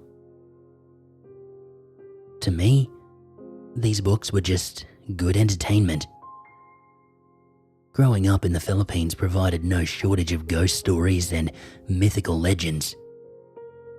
It seemed like everyone had a story to tell, or knew someone who had one. I've had a handful of relatives in my family who claim to have had encounters with a ghost, or multo, as we call them in our native tongue.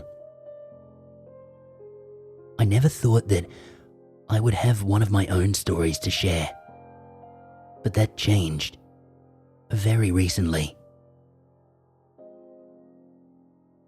My family and I had recently taken a trip back to the Philippines. It was long overdue, as I had not seen my relatives and my home country in several years. It was a bit strange to see all my younger cousins growing up. It was a great experience just to see them all again and spend time with them. On our first week there, We were on our way back to my aunt's house from a long day of shopping when the conversation in the car turned to supernatural stuff. Our culture is heavy on religion and tradition, and we can be very superstitious at times. There are numerous stories of mythical monsters in Filipino culture, and hearing about them from my parents and relatives only furthered my interest. They included stories of the Tikbalang, which was a monster that frequented the forests in the mountains. It's described as a large, humanoid creature with the head and limbs of a horse. Then there's the Kapre. That's more of a tale for kids. It's described as a tall, troll-like thing that resides in large trees where it will sit and smoke a cigar, waiting to scare off little children that are out too late at night. He's usually known as non-violent though. Another one is a Tenac. They are the stuff of nightmares. In remote areas, nearby forests, you could hear the faint crying of a baby. If you followed those sounds deep into the woods, it could lead you to becoming perpetually lost. Or if you were really unlucky, you would find the source. You would stumble upon what looks like a baby on the ground, but in reality, it is a small, ghastly creature that will transform and eat you. Then there is the Aswang, a shapeshifter that feeds on human flesh at night. A specific species of them, called a manananggal, which translates literally to remover, is a particularly terrifying one. By day, they are in the form of a regular woman, but by night, they feed. They root their legs to the ground as their top half detaches itself, sprouts bat-like wings, and takes flight. They are known to mainly target pregnant women. They have this long, vine-like tongue that slithers down and eats the fetus as they hover right outside the window. I know, pretty crazy stuff, right? I've always regarded these tales with a healthy amount of salt and a full dose of fear. They were cool and unique, but I could happily live the rest of my life not encountering any of them, if they were indeed real. Even when I moved away, I was still wary of those regional creatures.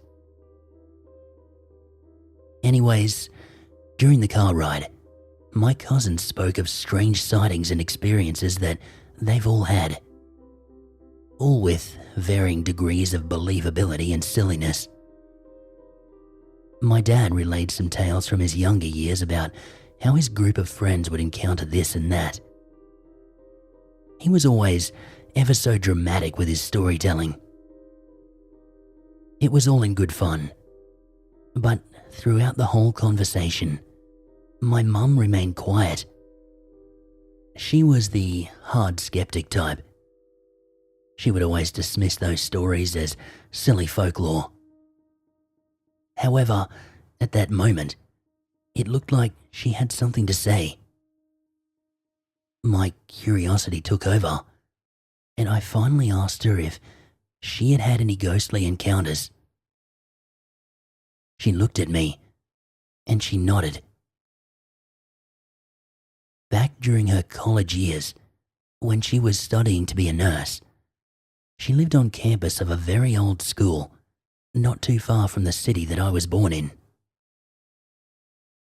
Living conditions were pretty rough. 4 of them had to share a room half the size of a normal college dorm.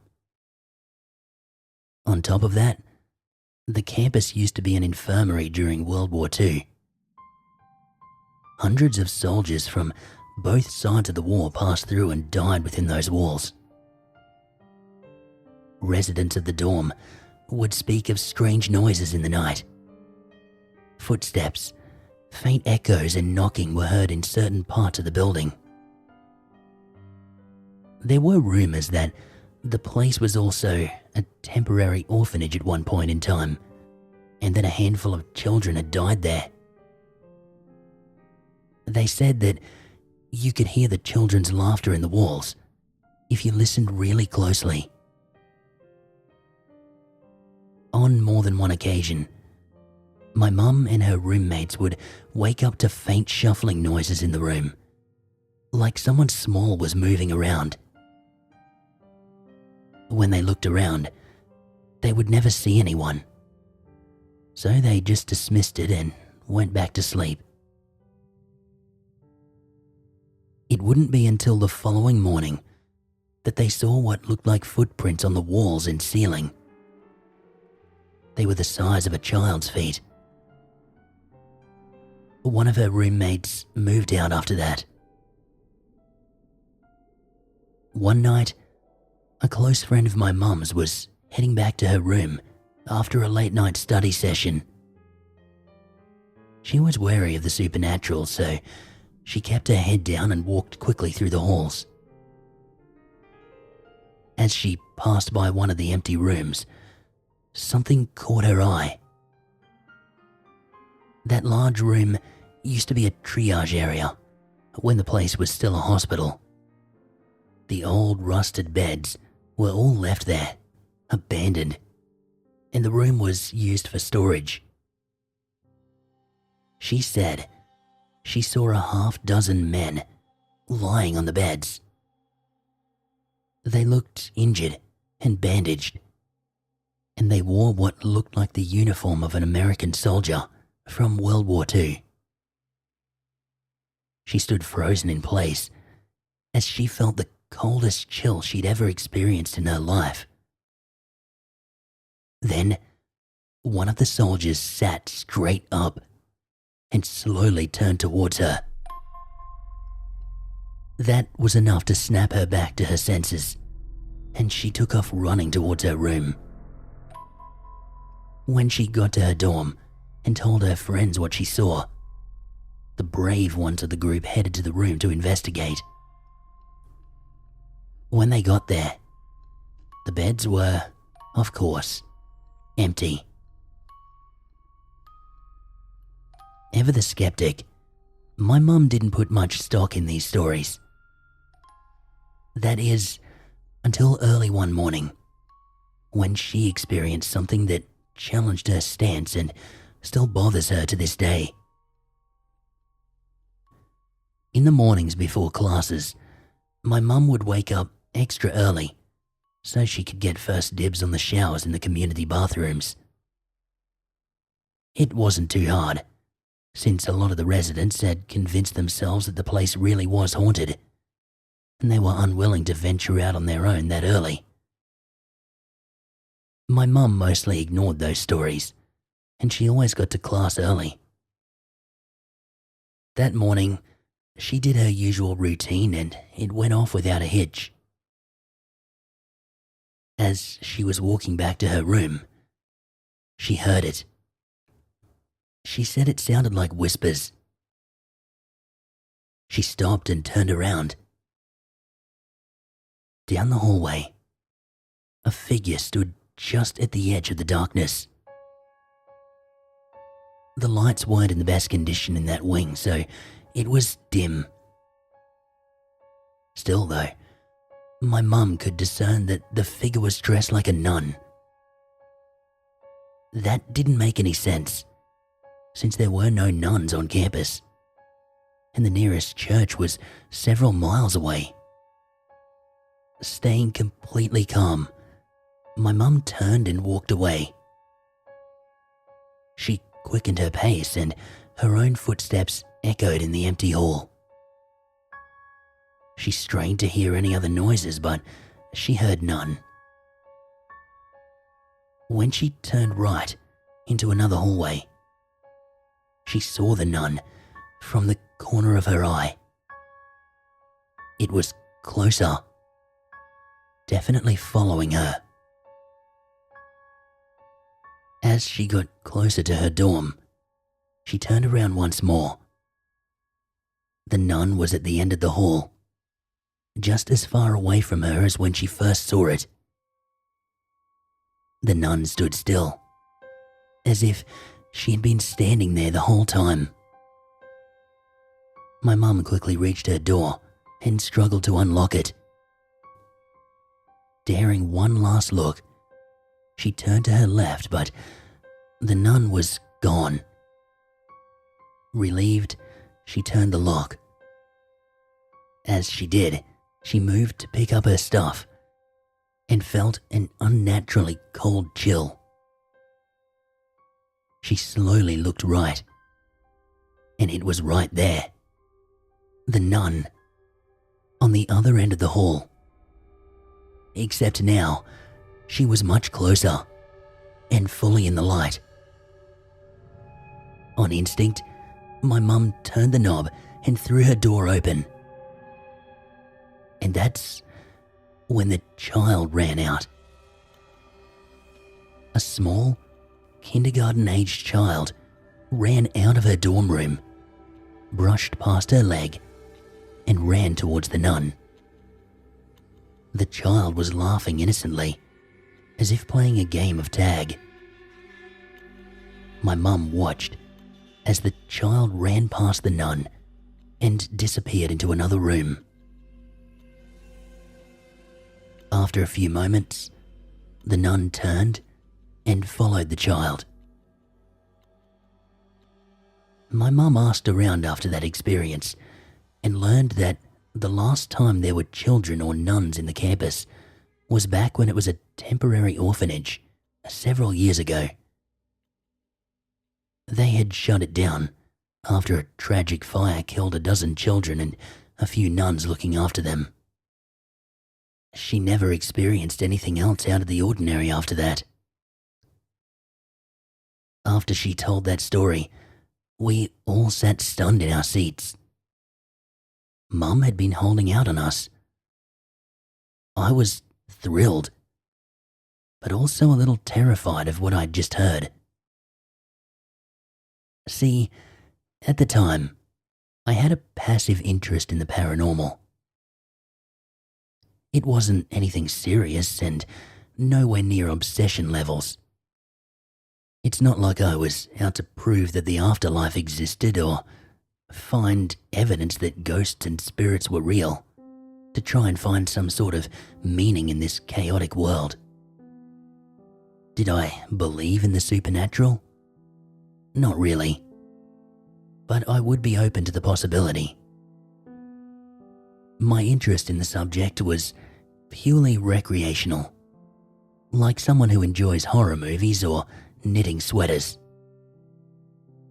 In fact, while I like reading up on urban legends and I enjoy hearing ghost stories, I'm also terrified by them. My imagination, fueled by stuff I've read and scary movies I've watched, would always get the best of me whenever I was alone in the dark. It was a sort of interesting paradox. Kind of like how at one point in my childhood I was fascinated by snakes as animals, but I was also deathly afraid of encountering one out in the wild. To be honest, I was still a little bit jealous of my mum that she had such a cool story to tell. I wished at that moment I had my own story. Well, you know what they say about being careful what you wish for. Later on in the trip, we visited my uncle who lived a few towns over. There, he lived with his family, where he ran a very lucrative farming business. On the way there, we passed over a long bridge that went over a steep ravine with a river below. As our car rode along the bridge, I couldn't help but feel a sense of déjà vu. It made sense, since I'd travelled over this bridge many times before, whenever I would visit my uncle and cousins. However, underneath that feeling of nostalgia was a sense of unadulterated fear and dread. Like something bad had happened here, and it somehow directly affected me. A distant memory, screaming to be remembered. As if on cue, my dad pointed out that this bridge was infamous to the surrounding towns and cities because of the White Lady. Just like the Capre or the Tikpalang, the White Lady is another one of the ghost stories told all around the country. She is, perhaps, the most well-known, since different countries also have their own version. In America, she's usually called the Lady in White. In Spanish culture, she's La Llorona. The basic idea remains the same. A ghostly-looking woman wearing a long white dress with long dark hair stands on the side of isolated roads, waiting to hitch a ride. The scenarios vary, but in the Philippines, if you stopped and gave her a ride, she would silently enter your back seat. If you don't interact with her, she'll leave you alone until she eventually disappears from your car some distance later. If you see her on the road and keep driving, she will suddenly appear in your car and attack you. The moral is, it's better to give her a ride than not. When we arrived at my uncle's large house, I couldn't shake the feeling that the bridge had somehow directly affected me. After a delicious dinner and a round of video games with my cousins, I found my uncle out on the balcony, having a drink. He offered me a beer, since I was finally old enough, and I took a seat next to him. "Hey, Tito, do you remember anything about that bridge right outside of town?" He put his drink down and regarded me for a few moments. He cut straight to the chase. "You were very young when it happened. I suppose you didn't remember it much." Now I was fully intrigued. I had to know. What exactly happened? His warm smile faded, and he told his tale. As the story went on, the memories began to flood my mind. Memories that I had long since repressed as a defense mechanism. All the details came to me in excruciating clarity, as if it only happened yesterday. By the time he finished the story, there was no denying it. I had indeed encountered a ghost all those years ago. It was the mid-90s, and I was still living in the Philippines. I was a plucky 6-year-old that was all about adventuring and exploring. Once or twice a week, I would spend the night at my uncle's farm. Back then, a small budding business. The town it was in was smaller then, fairly remote. I loved that place because there were so many areas to explore, but only in the daytime. One particular night, I was over at his place, just watching TV. My uncle got a call of a new delivery of chicken feed that needed to be picked up in the next town. At the time, he only had a few farmhands and they all had the night off. Usually he wouldn't make a supply run this late at night, but he was behind schedule and needed to pick up the supplies or risk losing profit. As he headed out, he asked me if I wanted to tag along.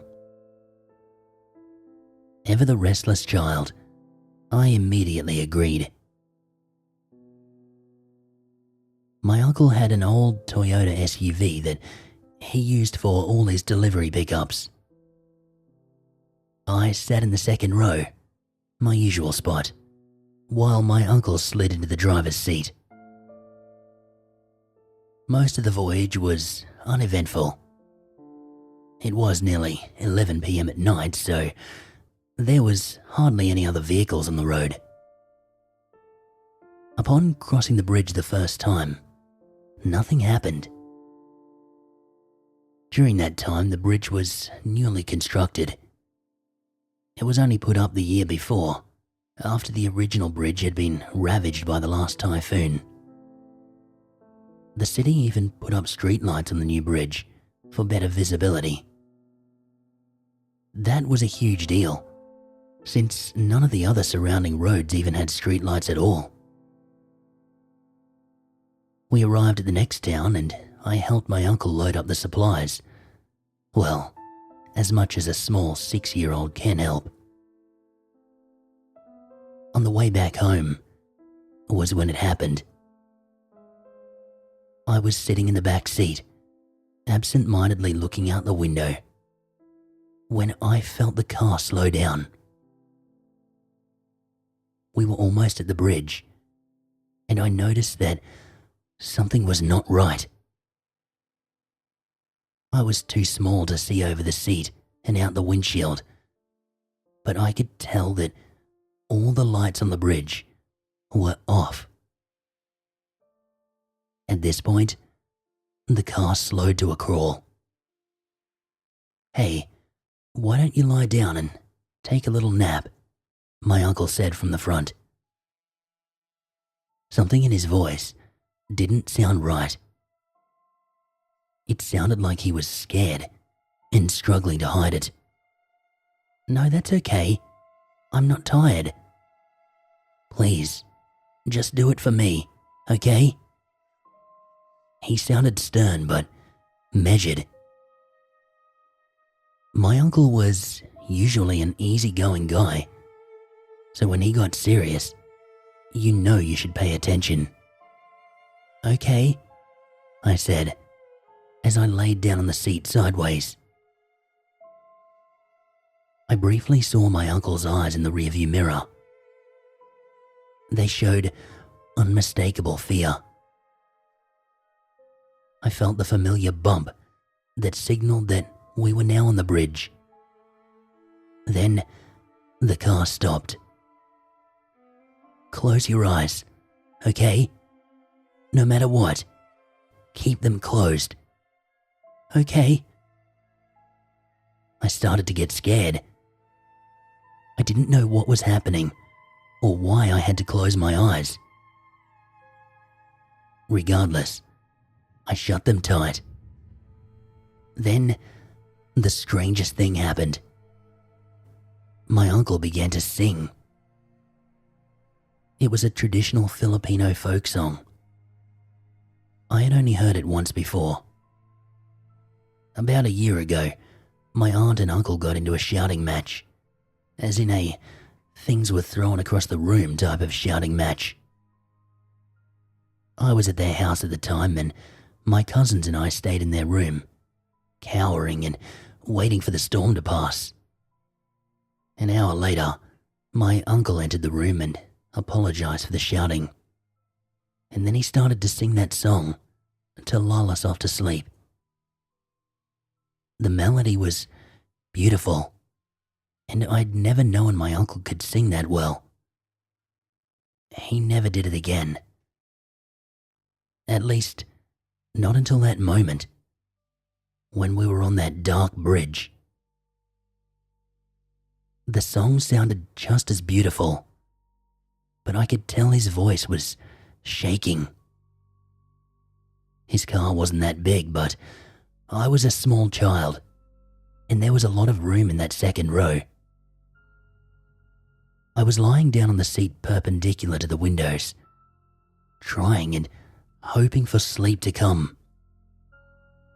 Instead, something else did. Click, click. I heard the familiar mechanism of the headlights flashing. all of a sudden, I sensed that I was not alone in that second row anymore. My spatial awareness of the car told me that someone was sitting right next to me. We had gained another passenger. I shut my eyes even tighter as my uncle began to drive. The temperature inside the car became cold.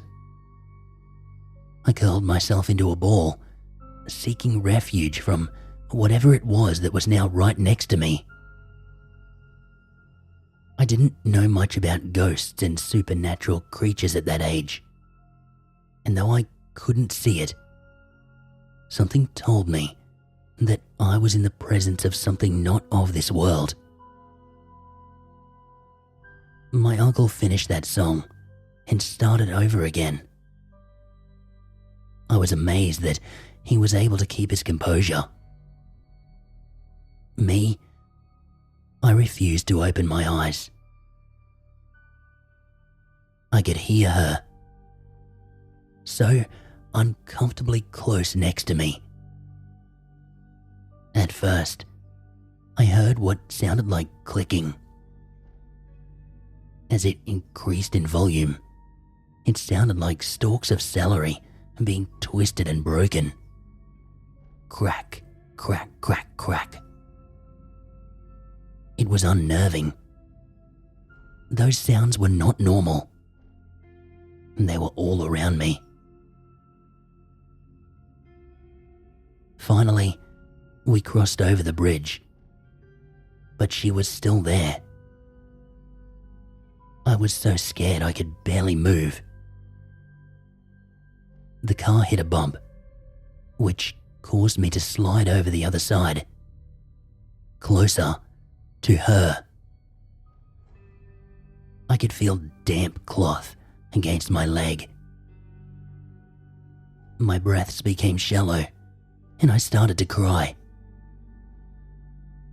I don't know what compelled me to do it, but I opened my eyes just for a split second. In that split second, I saw her.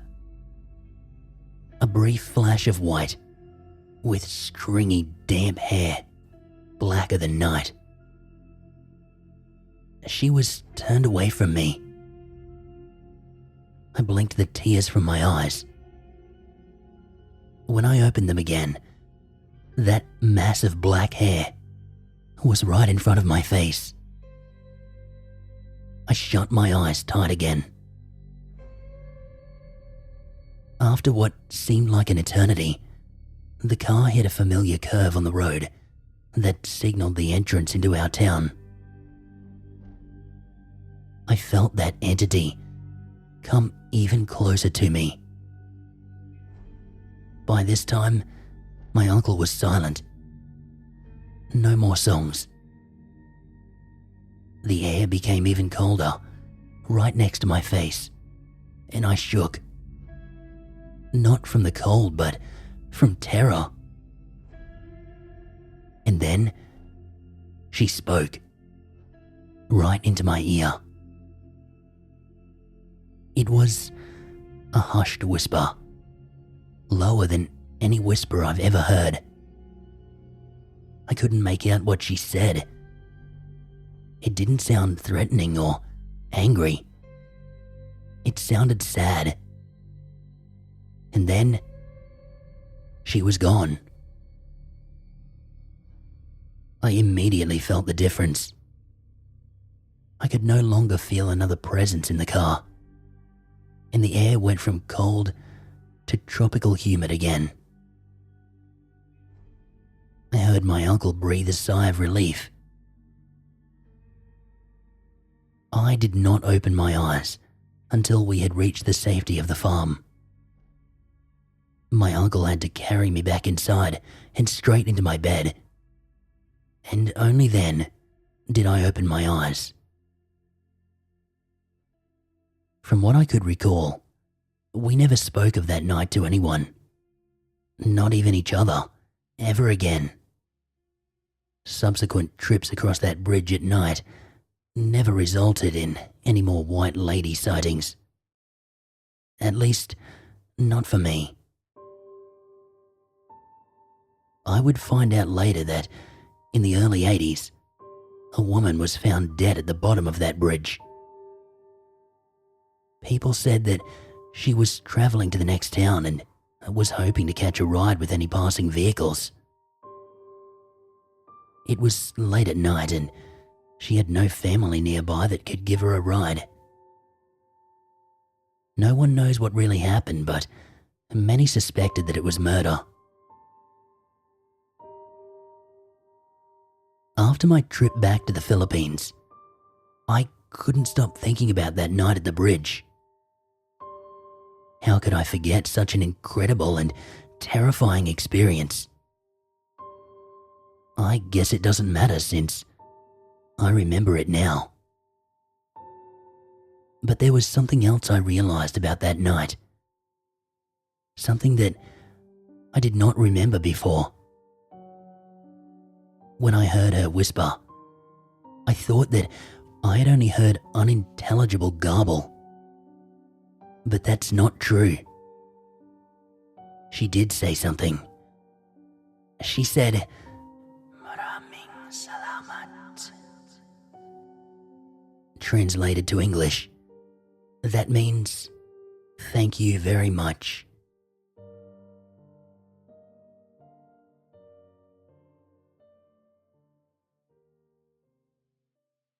Our next guest tonight is none other than Dr. Torment.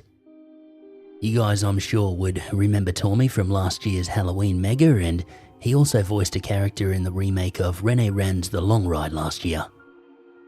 I've only really had the pleasure of getting to know Dr. Torment better over the past year, and I'm glad I have because he's a solid dude and an incredible narrator. If you're looking for something new and different to check out, I'd highly recommend having a listen to the Dracula series over on his channel. Tonight, Dr. Torment's going to be reading two of his personal favourite stories for us. Among them, an absolute classic of the genre. Can you guess what it's going to be? Alright, over to you, Tormy.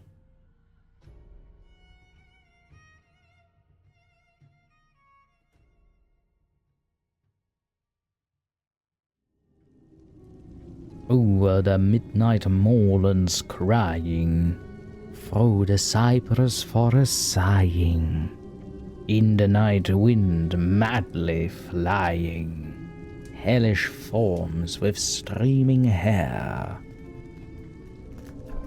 in the barren branches creaking, by the stagnant swamp pool speaking, past the shore cliffs ever shrieking, damned demons of despair. Once I think I half remember, ere the grey skies of November quenched my youth's aspiring ember, lived there such a thing as bliss. Skies that now are dark were beaming, golden azure splendid seeming, till I learned that all was dreaming, deadly drowsiness of this. But the stream of time, swift flowing, brings the torment of half knowing, dimly rushing, blindly going, past the never-trodden lea. And the voyager repining sees the wicked death fire shining, hears the wicked petrels whining, as he helpless drifts to sea. Evil wings and ether beating, vultures at the spirit eating, things unseen forever fleeting, black against a leering sky. Ghastly shades of bygone gladness, clawing fiends of future sadness, mingle in a cloud of madness, ever on the soul to lie.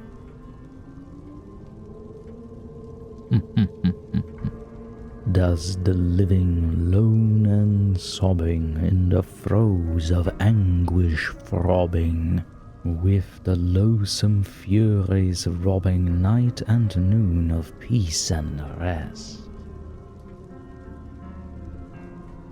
But beyond the groans and grating of abhorrent life is waiting sweet oblivion, culminating all the years of fruitless quest.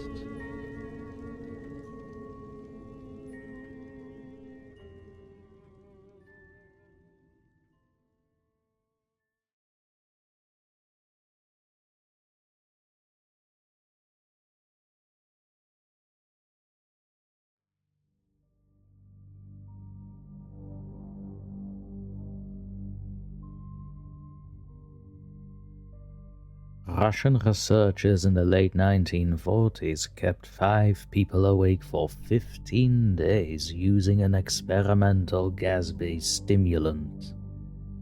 They were kept in a sealed environment to carefully monitor their oxygen intake so the gas didn't kill them, since it was toxic in high concentrations. This was before closed-circuit cameras, so they had only microphones and 5-inch thick glass porthole-sized windows into the chamber to monitor them. The chamber was stocked with books and cots to sleep on, but no bedding, as well as running water, a toilet, and enough dried food to last all 5 for over a month. The test subjects were political prisoners deemed enemies of the state during World War II. Everything was fine for the first 5 days. The subjects hardly complained, having been promised falsely that they would be freed if they submitted to the test and did not sleep for 30 days. Their conversations and activities were monitored, and it was noted that they continued to talk about increasingly traumatic incidents in their past. The general tone of their conversations took on a darker aspect after the 4-day mark. After 5 days, they started to complain about the circumstances and events that led them to where they were, and started to demonstrate severe paranoia. They stopped talking to each other and began alternately whispering into the microphones and one-way mirrored portholes. Oddly, they all seemed to think that they could win the trust of the experimenters by turning over their comrades, the other subjects in captivity, with them. At first, the researchers suspected this was an effect of the gas itself. After 9 days, the first of them started screaming. He ran the length of the chamber repeatedly, yelling at the top of his lungs for 3 hours straight, at which point he continued attempting to scream, but was only able to produce occasional squeaks. The researchers postulated that he had physically torn his vocal cords. The most surprising thing about this behavior was how the other captives reacted to it, or rather, didn't react to it. They continued whispering into the microphones until the second the captives started to scream.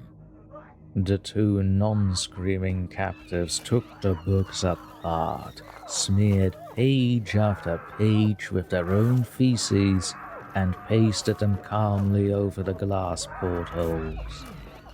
The screaming promptly stopped, and so did the whispering into the microphones. After 3 more days passed, the researchers checked the microphones hourly to make sure they were working, since they thought it impossible that no sound could be occurring with 5 people inside. The oxygen consumption in the chamber indicated that all 5 must still be alive. In fact, It was the amount of oxygen 5 people would consume at a very heavy level of strenuous exercise. On the morning of the 14th day, the researchers did something they said they would not do to get a reaction from the captives. They used the intercom inside the chamber, hoping to provoke any response from the people they were afraid were either dead or vegetables. They announced, "We are opening the chamber to test the microphones. Step away from the door and lie flat on the floor or you will be shot. Compliance will earn one of you your immediate freedom." To their surprise, they heard a calm voice respond in a single phrase. "We no longer want to be freed." Debate broke out among the researchers and the military forces funding the research. Unable to provoke any more response using the intercom, it was finally decided to open the chamber at midnight on the 15th day. The chamber was flushed of the stimulant gas and filled with fresh air, and immediately, voices from the microphones began to object. 3 different voices began begging, as if pleading for the life of loved ones, to turn the gas back on. The chamber was opened, and soldiers were sent in to retrieve the test subjects. They began to scream louder than ever, and so did the soldiers when they saw what was inside. 4 of the 5 subjects were still alive, although no one could rightly call the state that any of them were in as alive. The food rations past day 5 had not been so much as touched. There were chunks of meat from the dead test subjects' thighs and chests stuffed into the drain in the center of the chamber, blocking it and allowing 4 inches of water to accumulate on the floor. Precisely how much of the water on the floor was actually blood was never determined. All 4 surviving test subjects also had large portions of muscle and skin torn away from their bodies. The destruction of flesh and exposed bone on their fingertips indicated that the wounds were inflicted by hand, not with teeth, as the researchers initially thought. A closer examination of the position and angles of the wounds indicated that most, if not all of them, were self-inflicted. The abdominal organs below the ribcage of all 4 test subjects had been removed, while the heart, lungs, and diaphragm remained in place. The skin and most of the muscles attached to the ribs had been ripped off, exposing the lungs through the ribcage. All the blood vessels and organs remained intact, but had been taken out and laid on the floor, fanning out around the eviscerated but still living bodies of the subjects. The digestive tract of all 4 could be seen to be working, digesting food. It quickly became apparent that what they were digesting was their own flesh, which they had ripped off and eaten over the course of days. Most of the soldiers were Russian special operatives at the facility, but still, many refused to return to the chamber to remove the test subjects.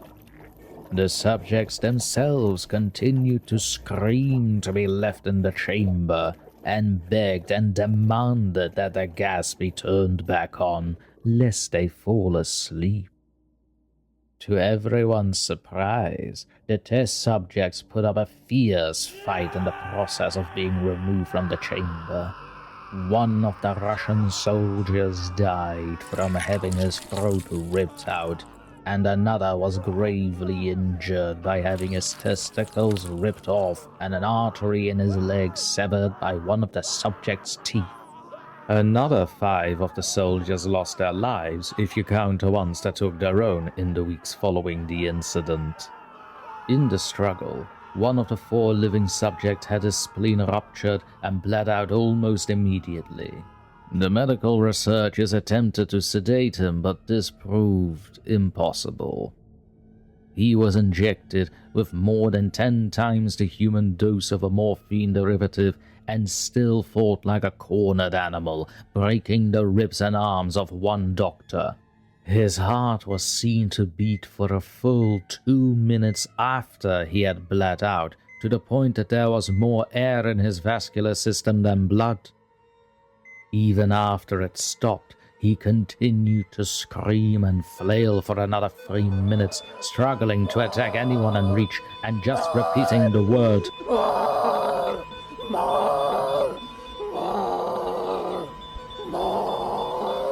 over and over, weaker and weaker.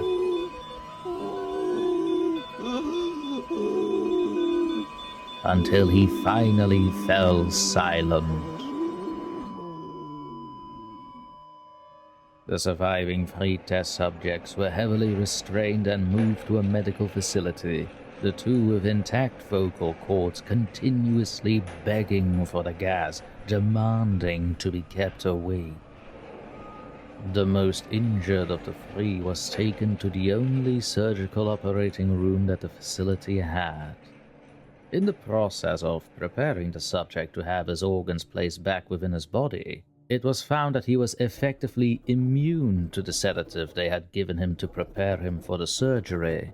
He fought furiously against his restraints when the anesthetic gas was brought out to put him under. He managed to tear most of the way through a 4-inch wide leather strap on one wrist, even though through the weight of a 200-pound soldier holding that wrist. It took only a little more anesthetic than normal to put him under, and the instant his eyelids fluttered and closed, his heart stopped. In the autopsy of the test subject that died on the operating table, it was found that his blood had tripled the normal level of oxygen. The muscles that were still attached to his skeleton were badly torn, and he had broken 9 bones in his struggle to not be subdued. Most of them were from the force his own muscles had exerted on them. The second survivor had been the first of the group of 5 to start screaming. His vocal cords destroyed, he was unable to beg or object to surgery, and he only reacted by shaking his head violently in disapproval when the anesthetic gas was brought near him. He shook his head yes when someone suggested, reluctantly, that they should try the surgery without sedatives, and did not react with the entire 6-hour procedure of replacing his abdominal organs and attempted to cover them with what remained of his skin. The surgeon presiding stated repeatedly that it should not be medically possible for the patient to still be alive. One terrified nurse assisting the surgery stated that she had seen the patient's mouth curl into a smile several times whenever his eyes met hers. When the surgery ended, the subject looked at the surgeon and began to wheeze loudly, attempting to talk while struggling. Assuming this must be something of drastic importance, the surgeon had a pen and pad fetched so the patient could write his message.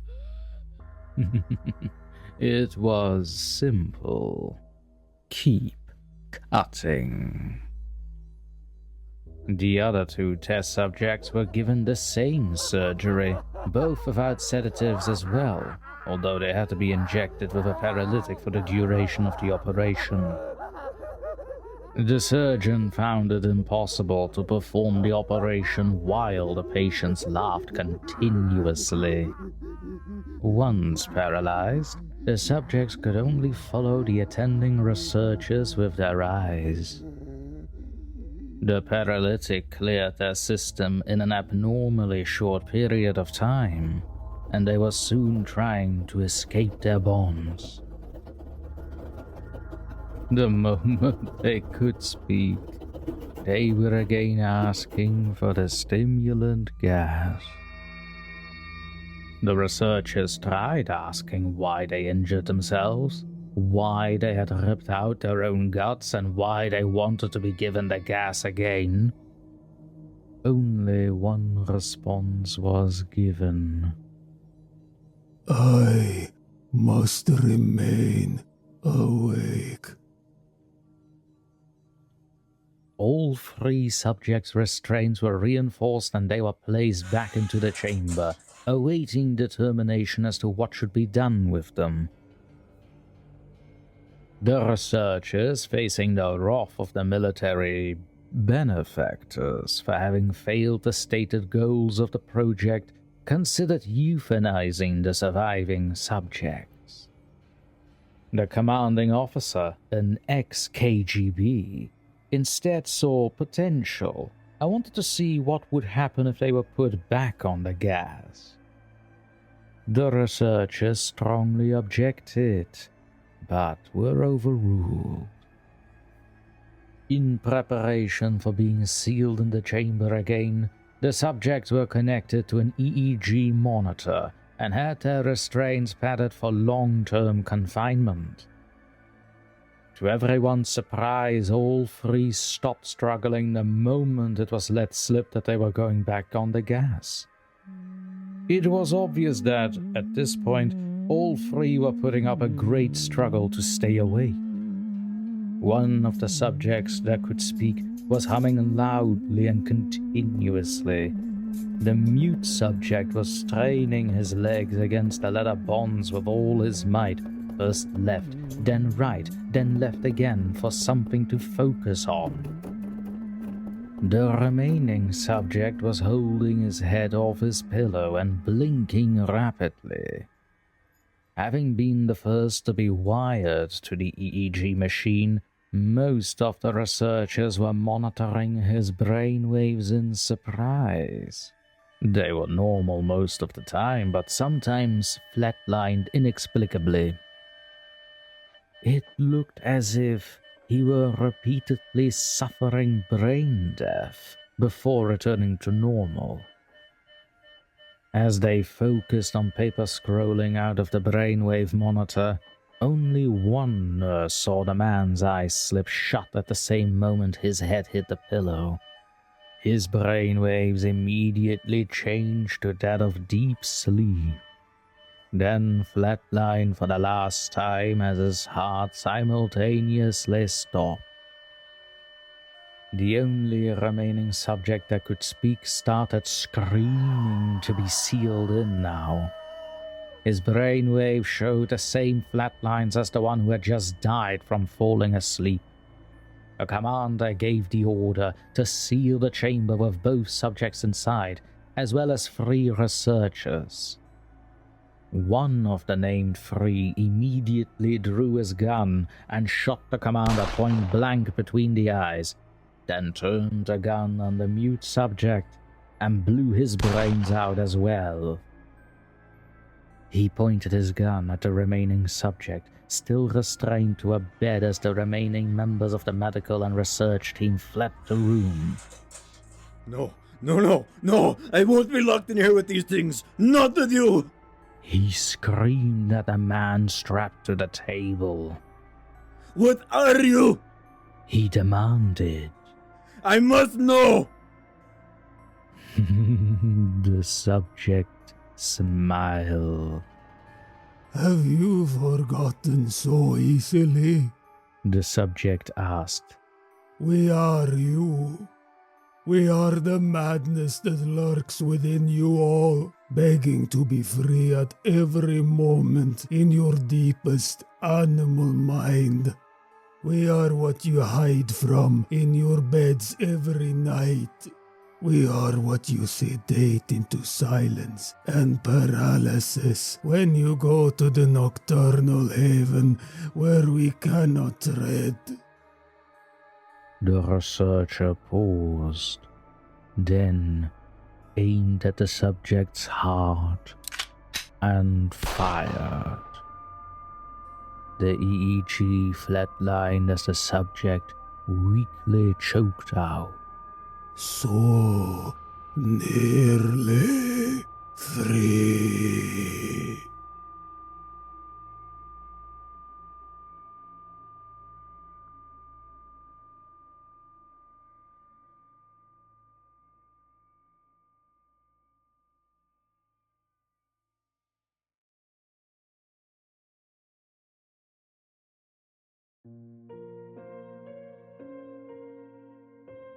The next submission tonight comes to us from Nexia. I met Nexia a little over a year ago now, and I can honestly say I'm glad I did. Not only do I consider Nexia a good friend, but as a creator I've also been quite inspired by her ways of doing things. For example, you'll notice the thumbnails on my channel have changed up quite a bit. I tend to get a lot more creative with them now, and my music choices have changed drastically. And it was actually meeting Nexia and getting to know each other's creative processes a bit that inspired a lot of those changes. Now, they say to surround yourself with the right type of friends in life, friends who are not afraid to challenge you and help you grow. And Nexia has certainly been that kind of friend, so I owe her one hell of a thank you for that. I really think you should do yourself a favour after you finish up here and go listen to some more of Nexia's work for yourself. I guarantee you'll love it. But if you want a quick sample, just listen to this next story.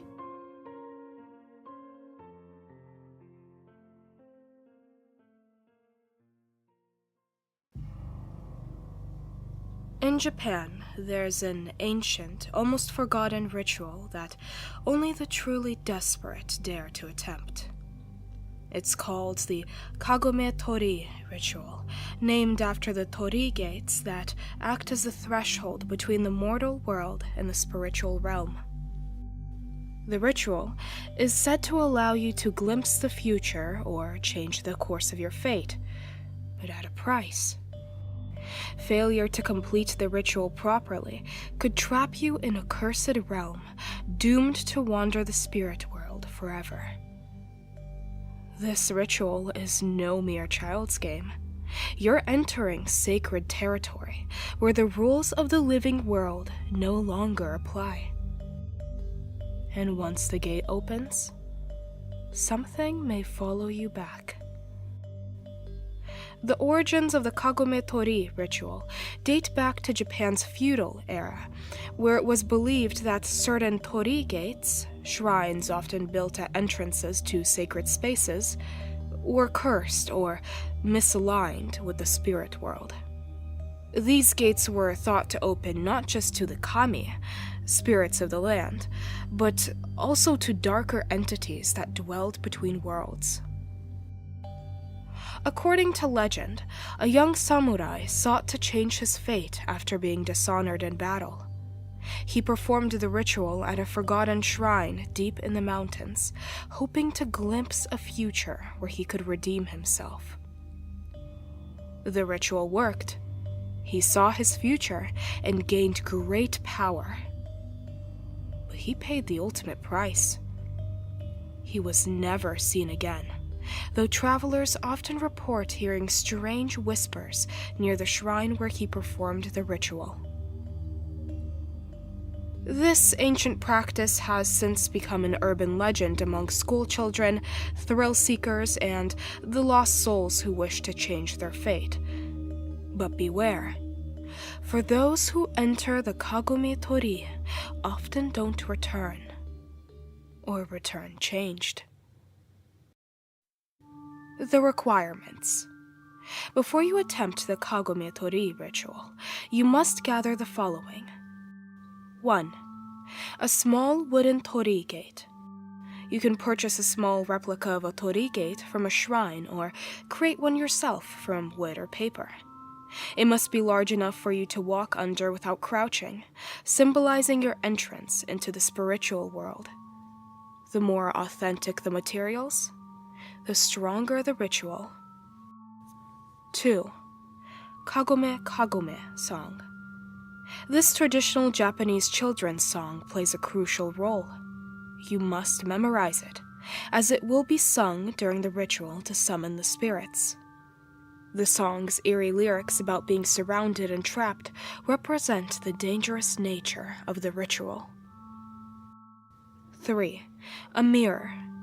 The mirror will serve as your guide to see the future or change fate.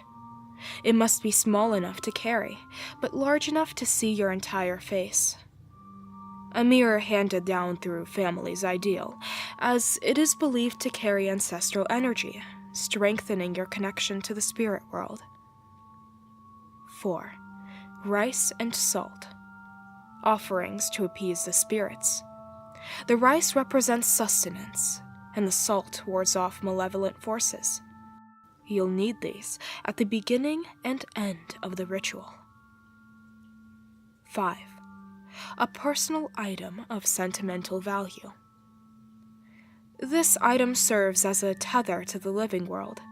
You must choose wisely. Something with emotional significance, like a childhood toy, a piece of jewelry, or a photograph. The ritual. Step-by-step instructions. Step 1. Finding the right location. The Kagome Tori ritual must be performed at an actual Tori gate, preferably one that is forgotten or seldom visited. Shrines deep in the forest or ones with a long history of supernatural sightings work best. Many urban legends say the more isolated and overgrown the shrine, the more potent the ritual. If no such shrine is accessible, you can set up your own Tori gate in a secluded location, but the risk increases dramatically. Creating a gate artificially may result in an unstable or more dangerous portal between worlds. Step 2. Preparing the space. Arrive at your chosen location between 1 and 3 a.m., the witching hour, when spirits are most active. Bring your Tori gate replica, rice, salt, mirror, and personal item. Place the Tori gate on the ground and sprinkle the rice and salt on both sides of it. This creates a safe boundary for you to pass through.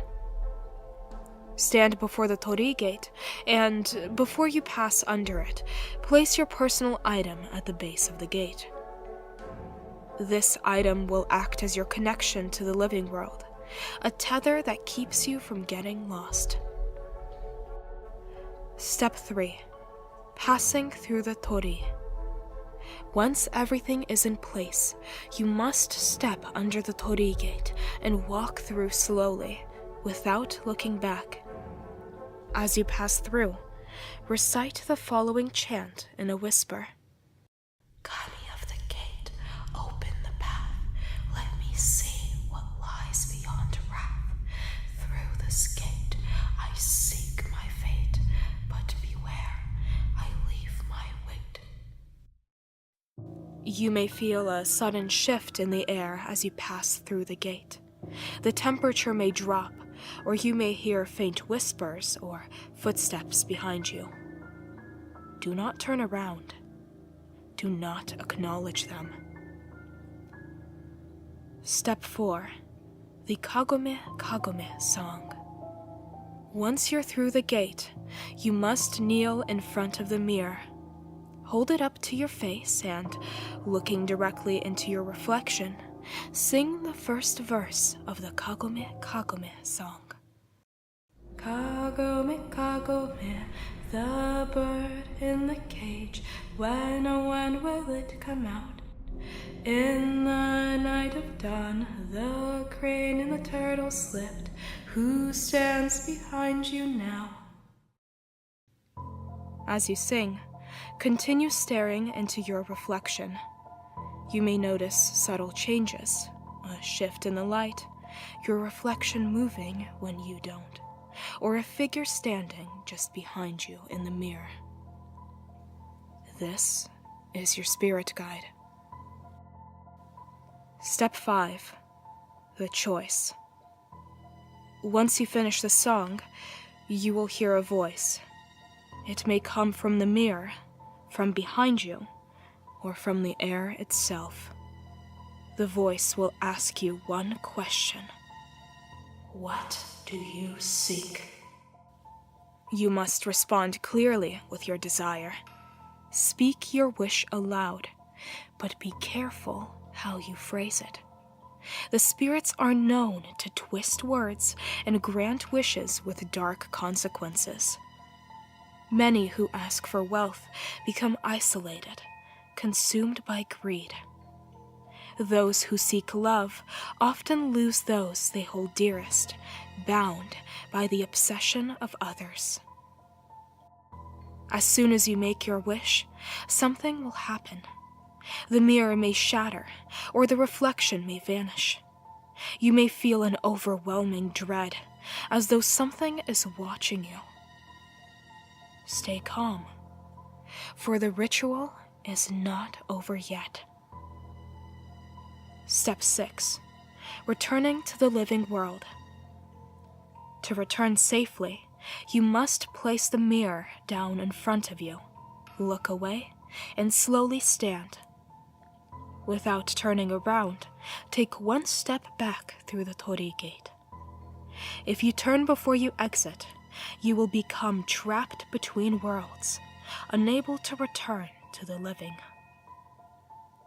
Once you are safely on the other side, sprinkle the remaining salt and rice over the Torii gate. This seals the gate and prevents spirits from following you back. Collect your personal item and leave the area without looking back. The consequences. You will know within 3 days if your wish has been granted. Sometimes it is immediate, as if fate itself has shifted overnight. But beware, there is always a price. Haunting shadows. After performing the Kagome Tori ritual, many report seeing figures in the corner of their vision, shadows that flicker just beyond reach. These are spirits who are drawn to the ritual, but could not cross through the gate. Some say they wait for an opportunity to drag you back into the cursed realm. The curse of the guide. If you speak your wish poorly, or if the spirit guide you saw is displeased, the consequences could be dire. Some have been followed by their guides, seeing them in reflections, windows, and mirrors. The more time passes, the closer they get, until the guide steps into the physical world to claim you. Loved ones at risk. If your personal item was tied to a loved one, they may begin to experience misfortune as the spirit claims part of their essence in exchange for your wish. Illness, accidents, or even disappearances have been linked to those who performed the ritual. Final warnings. Never perform the ritual on a new moon. The spiritual connection will be unstable, increasing the likelihood of being trapped in the spirit realm. Do not speak to anyone you see in the mirror other than the spirit guide. Any other figure is a lost soul trying to escape. If you acknowledge them, they may take your place. Do not repeat the ritual. The spirits will grow more aggressive with each attempt, and those who repeat the ritual are often found wandering the forests, mindless and empty-eyed, their souls trapped in the in-between. The Kagome Tori ritual offers you a chance to glimpse your future or alter your fate. But it's not without its dangers. Some desires are better left unspoken, and once you open the gate to the spirit world, you may never truly be able to close it again.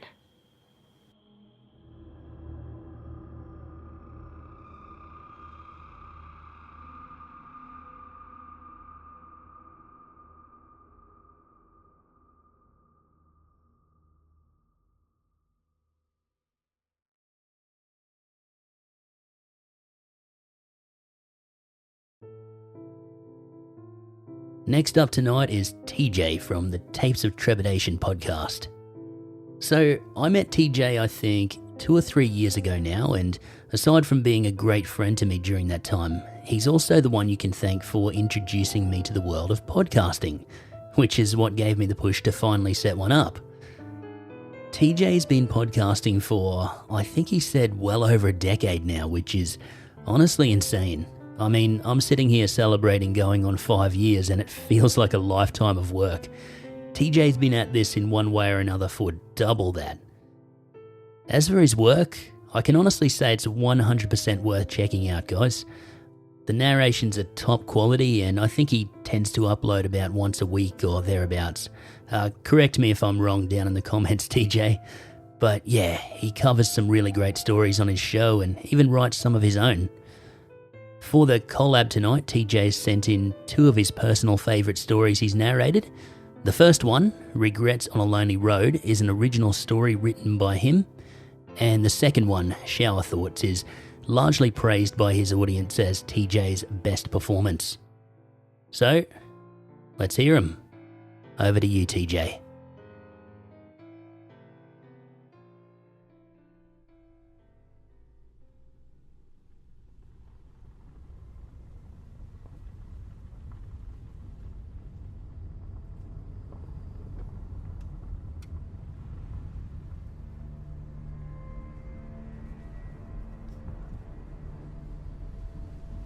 I can't tell you how many times I've found myself driving these back roads at night.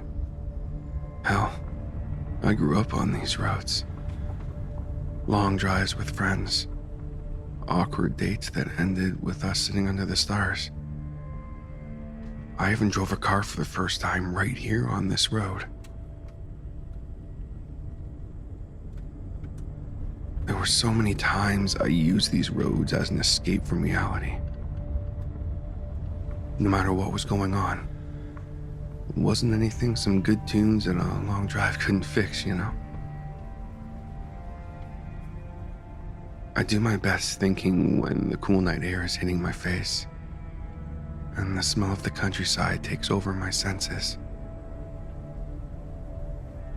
I suppose it's fitting that I found myself out here tonight. That I drove from our place in a fog, without even realizing where I was going. It makes sense that on the night when everything went so wrong, I retreated to the roads that feel like home. Home. Something that no longer exists for me. They say home is where the heart is. But what if the person who holds your heart is no longer your home?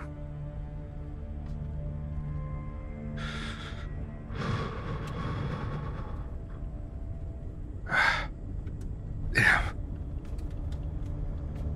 Just saying it out loud makes it so real.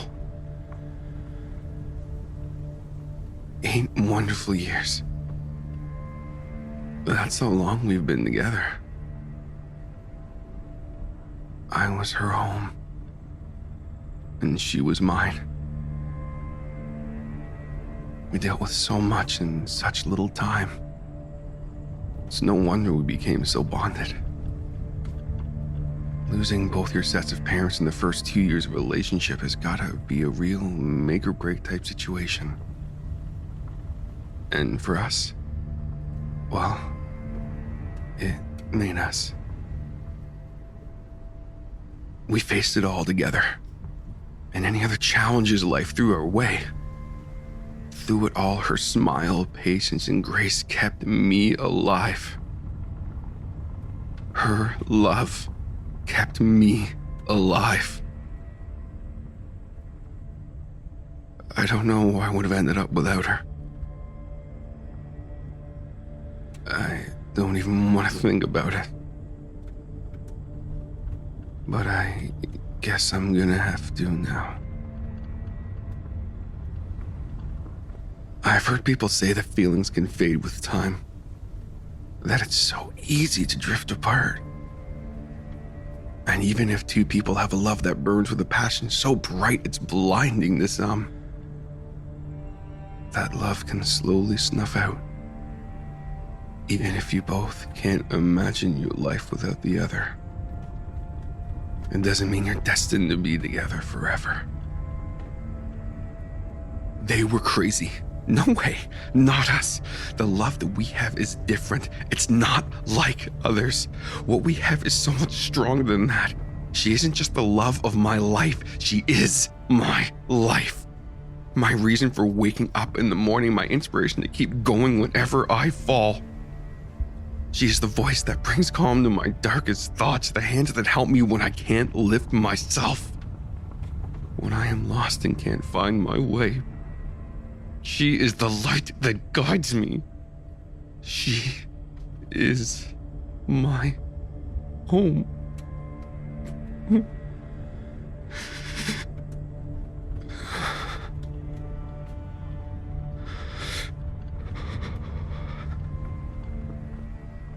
So when she sat me down and took me by the hand to tell me that I'm no longer hers, it broke me. My world came crashing down, shattering into a million pieces. The heartache was like a speeding train heading towards me, and I could do nothing to get out of its way. I just sat there and wept. God, how I wept. I know she was just as upset as I was. I could hear it in her voice, see it in her eyes. The eyes that I'd looked into every day and expressed my love to were now filled with tears as they broke me. But even in the worst moment of what was our life together, she handled it with the same grace, passion, and understanding she always had. God, how I love her. She comforted me, trying to explain how it wasn't my fault. That she needed to learn who she was without me. I understood. Of course I did. We were just kids when we fell in love and our worlds turned upside down. Now, she needed to truly know herself. And it needed to be without me. As hard as it is, I get it. I do. I just wish that was all she had to tell me. She didn't want me to hear about it from anyone but her. There was someone else. She claimed that it happened by accident, that she would never go looking for anything outside of our life together. But a new coworker made her feel something she realized she hadn't felt from me in a long time. And this made her realize that she couldn't be with me anymore. That she needed to know who she was. That the feelings she was having for this man confused her so much because she knew she loved me. And it's making her second guess who she is as a person. This destroyed me. Any sense of togetherness I had left went up like a house on fire, and I blacked out with rage. I said things to the woman I love more than anything else in this life that I'm glad I don't remember. Horrible things. God, all I can remember is seeing the tears that formed in her eyes as the darkness took hold of me. I have never in my life felt regret like I do now for how I hurt her. I'm so ashamed of myself. I'd give anything to take it back. But some things just can't be taken back. No matter how much you wish it could be. Please believe me when I tell you, I never in a million years would ever fly off the handle like that on her. I've always kept my rage in check. I mean, fuck, she's never given me a reason to get upset with her until now. I would never hurt her. Growing up with an abusive father who beat the shit out of you and your mother, you learn to control these things. I promised myself I'd never turn out like that piece of shit. Especially not after he took my mother from me. Right before he took himself. The fucking coward. She never held my past against me. And whenever I had doubts about myself being a good man, she would always remind me, "You are not your father," she would say while wrapping her arms around me or gently taking my hand in hers. I swore I would never be like that man. But my actions tonight have proved me wrong. Looking at my rearview mirror, I don't even recognize the man who looks back. Who was I without her? What would I do now? Knowing that the words I spewed at her with hate-filled fury would never be able to be taken back. Would she even hear me out if I had the opportunity? I don't know if I have the strength to face her again. To see that look of fear and terror in her eyes as I yelled.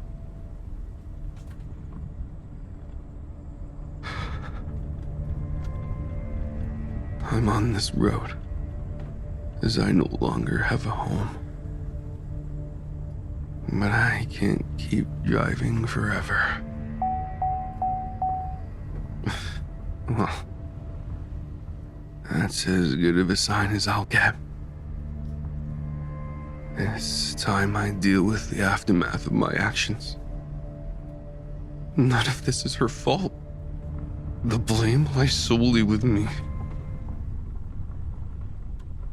I just wish I could hold her one last time and tell her I'm sorry.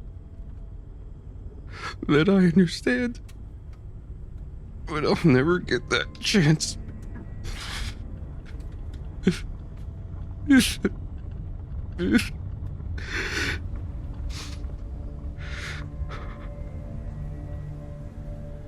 All the regret I hold within myself on this dark, lonely road can't change what I've done. I just want to be able to look her in the eyes one last time and tell her how sorry I am for everything. And from what I've taken away from her.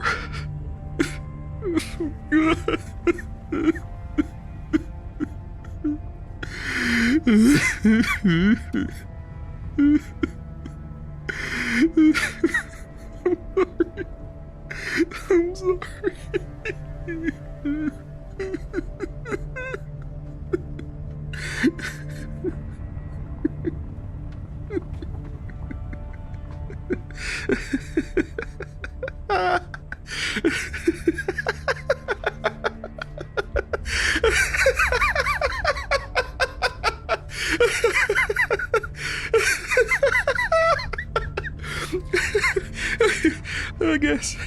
I guess I'm a lot more like that piece of shit than I'd like to admit.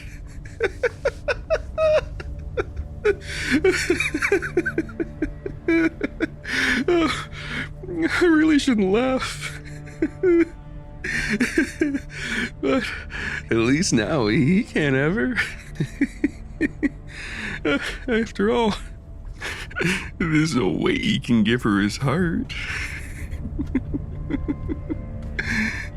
Because it's sitting on my fucking dashboard.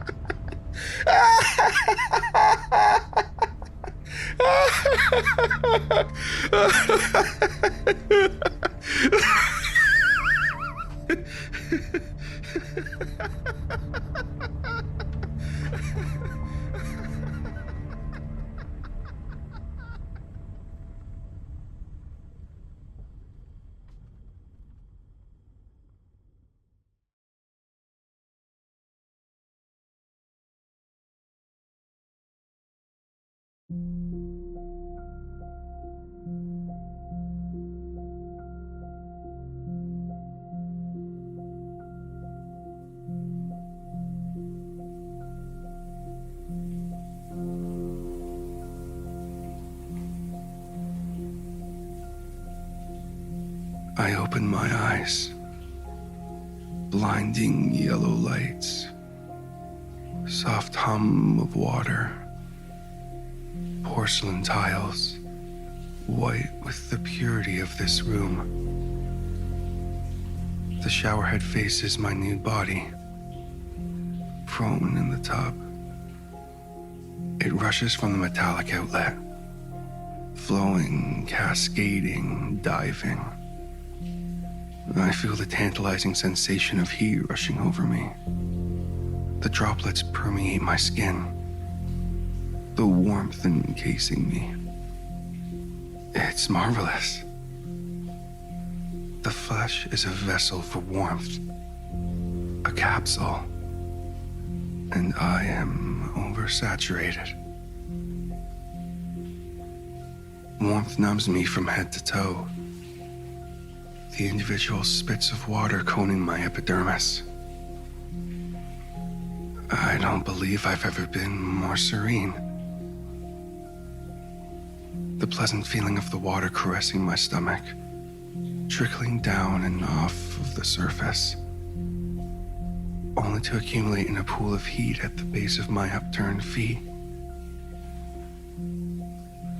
I do this often. It creates an unrivaled sense of clarity. The water is a respite.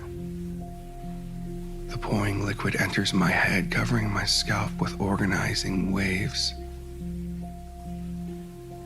I feel the mishmash conglomeration of my thoughts untangle, wriggling in place as they stand in neat little lines. My train of thought once again back on track. More and more disjointed thoughts become decipherable. I can finally hear myself think. I begin to form the knowledge I need to assess my situation once again.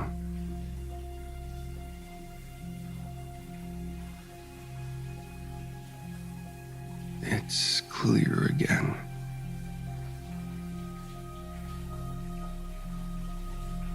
Beyond the whitewashed walls of my bathroom, through the dark wooden door, there are things. Things that must be ignored. Things that must be kept at bay. They come in all shapes and sizes. Around me at almost every point in the day. When I walk to the store, all I see are them. Moving their carts around. Walking. Going about their business. I watch them. I fear them. They are nightmarish creatures. Twisted and contorted. Bodies moving in erratic ways. Shifting and shambling. I am terrified to go out. But I must. I have to eat. I have to drink. I need to exercise. And oh God, oh God. They talk to me sometimes. Their mouths make the most inhuman movements. I can barely understand what they mean. It's so hard to get through every day. At night, the fear grips me tighter and tighter. And I have to let the water guide me so I don't go over the edge.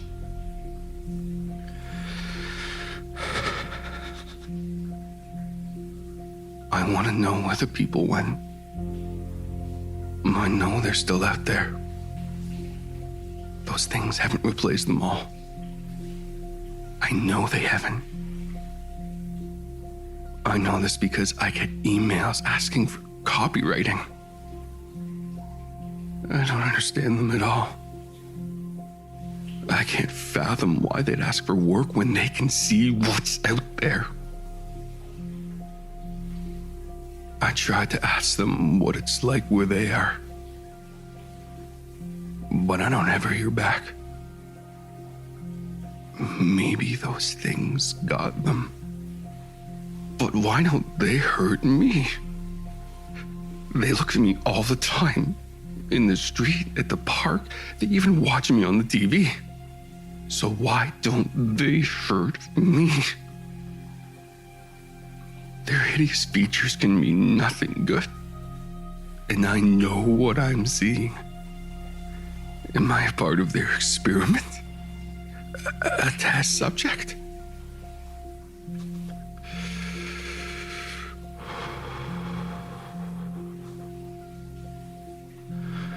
The only thing that keeps me sane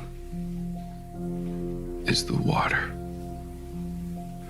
The soothing, grounding warmth that saves me from terror every day. It makes everything so clear, so tranquil. I'm lucky I can work from home. All right, go crazy. People from before it all changed might call me a hermit. But I don't care. I can't trust anyone. Not when people don't reply to me about urgent matters. Social media is out of the question as well. They watch me on there too. I've seen it. Their warped eyes peering back at me while I view what should be authentic profiles. Those things have taken my family, my friends. I can't trust anyone at all. Not like this. Sandra Marshall, under that sickly, distorted picture that cruelly mocks me with its gaze, is a lie. A terrible, devastating lie. The only people I talk to are clients of mine. And I never see them in person. Even if they are whatever I'm seeing, I need money. They don't attack me. Not yet. And if they wanted me dead, I wouldn't still be here. They must enjoy torturing me. I can barely sleep anymore. I see them in my dreams. So I keep a knife by my bed. The paranoia of what might happen the next day makes me exhausted. I stopped answering the phone a while ago. And I blocked all my contacts. Every time they call, they try and impersonate people. They tell me that they're my mother, and that I should tell her where I'm living now, and that everyone is worried about me. they'd send the police if they were really who they said they were. I think the police are compromised anyway. As if I'd believe that. My mother was taken. And I'm not stupid. But I bet they already know. I bet they just want me to cower in fear again and again. Perhaps they don't know. And if they don't know, I'm safe. At least while I stay in the house and don't tell them. No one will knock on my door anytime soon. Hold on. No. The water has stopped. I scrambled to my feet, careful not to slip out of the tub, water dripping from my still naked body, my gaunt, thin frame showing the damage these things have done to me. My hands clasp around the cold metal doorknob, swinging it open. My apartment is musty. I cannot be expected to maintain it while this crisis is happening. It's only been 3 months. And already my walls are starting to mold. Oh God, why me? I checked the various valves and pumps in the adjacent room to the bathroom, my hands trembling, desperately wanting this to be a quick fix. The boiler isn't working. Was I really using it that much? No. God. That's it. I have nothing. No one to trust. No one to help me. I need a plumber. Anyone. God, please. It can't be broken. Please. The water is all that I have left. God. I sink to my knees. I can't function without it. It's a century withdrawal. My escape from this harrowing reality. Now it's gone. It's gone for good. I can't hire a plumber. That'd be suicide. Inviting one of them into my home.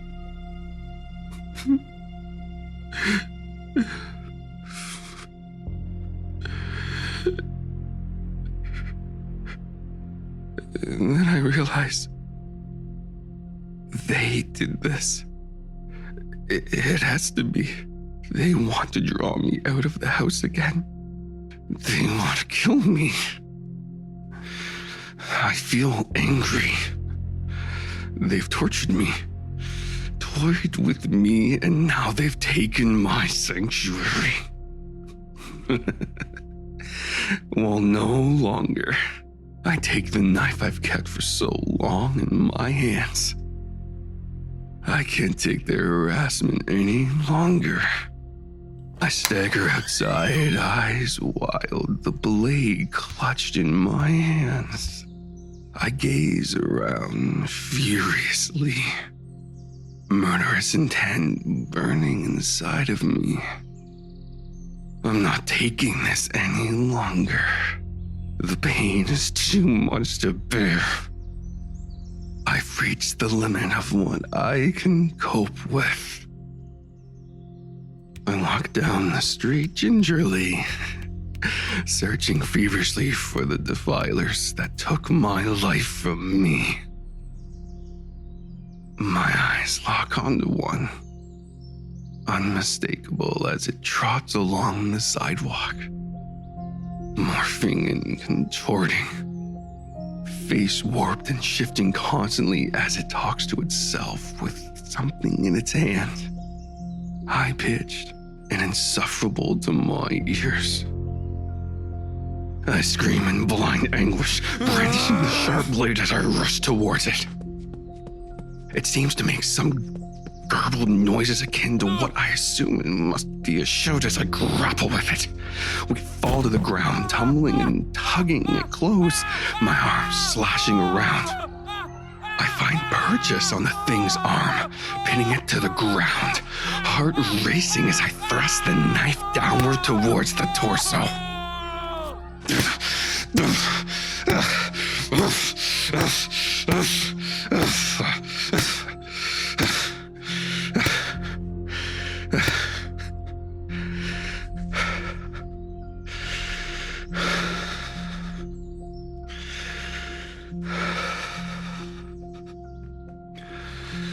I breathe heavily.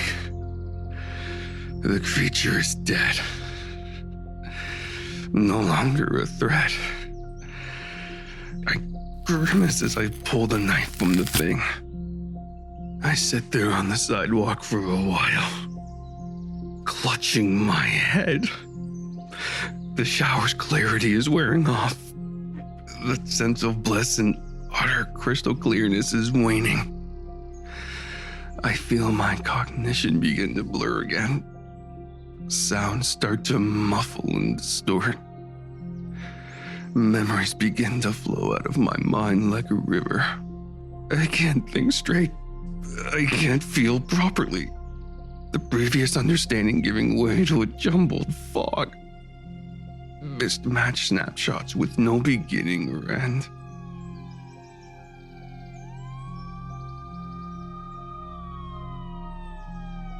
It's no use.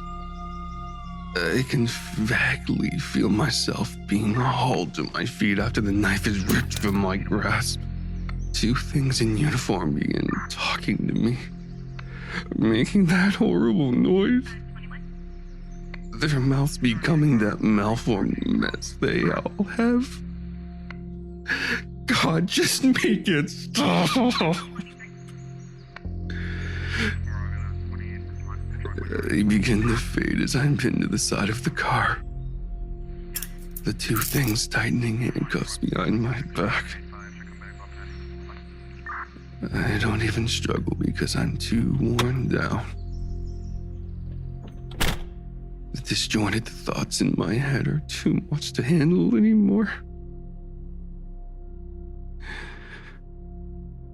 But as I catch a glimpse of my captors in the rearview mirror of the vehicle, my heart stops.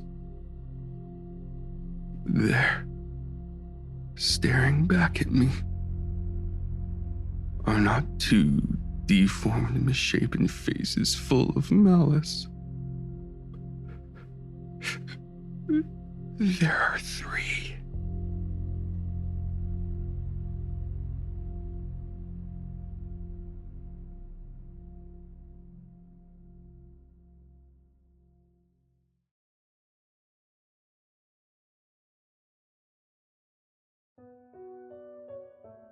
And just like that, we're back to me.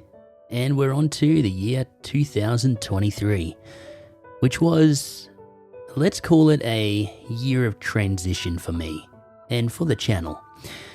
See, I was moving around a lot, so I had to regrettably sell my purpose-built vocal recording booth, which meant in turn that the audio quality on the channel took a massive hit. In the span of about a week, I went from recording in a soundproofed, acoustically treated booth to recording in various bedrooms and studios until I finally landed back on stable footing late in the year. This is why, if you listen back to stories from that year in particular, you'll notice the crazy ups and downs in the quality of the audio. For this reason though, 2023 is probably the one year that offers me the most opportunities for stories that genuinely call to be remade. Sadly though, I can only pick one for the collab tonight, so I narrowed it down to a bit of a top 5 list and picked one from there.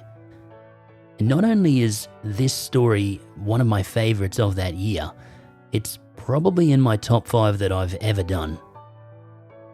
Honestly, the less you know about this one going in, the better. So I'll jump right in. This is The Runner, written by Big Dorsey.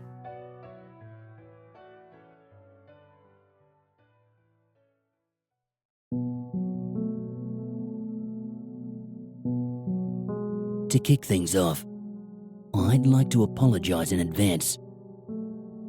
I'm not much of a writer, besides occasionally whipping up the odd shitpost or throwing out heated paragraphs in YouTube comment sections. Honestly, I don't really care about wicked detailing or don't really care about that. Wicked detailing or anything like that. I wanted to share my experience.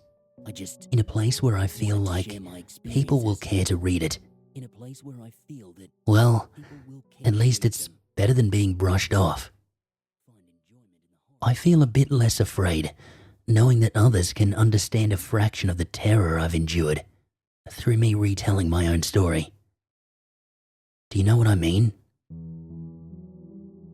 I'm just a 22-year-old guy in my second year of college. Sadly, I don't have much else to say about my achievements in life so far.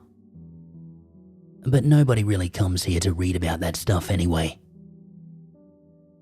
I'm fortunate enough to have my own one-room apartment that my parents help pay for. It's located relatively close to my campus and it's in a fairly decent neighborhood. But after last night, I'm kind of considering moving back in with my mum and dad. Not that that would serve to change much. When I was about 5 or 6 years old, I can't remember when exactly, I began to go through an ordeal terrifying enough to cause me major setbacks in reaching my developmental milestones, as more than one counselor described. The event, as one such counselor would refer to it, would happen completely at random.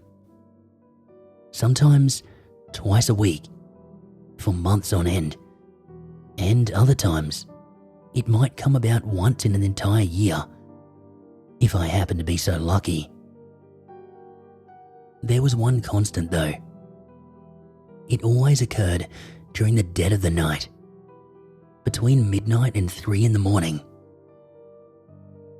For whatever reason, this incident only ever played out when everyone else in my house was sound asleep. It was always the same thing.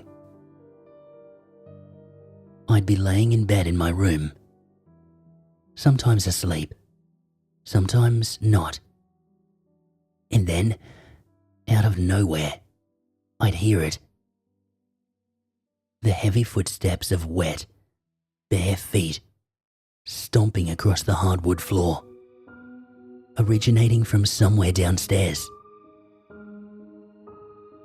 Whoever it was, they didn't seem to want to be subtle or sneaky.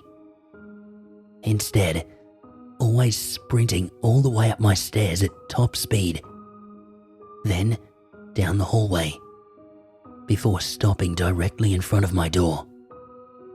Whoever it was, they were very fast, and I hardly ever had a chance to scream before they had reached the outside of my door. Now, my door has always been closed, so back then, I never had a clear view of whoever was lurking outside. But strangely, and thankfully, they have never really tried to actually enter my room.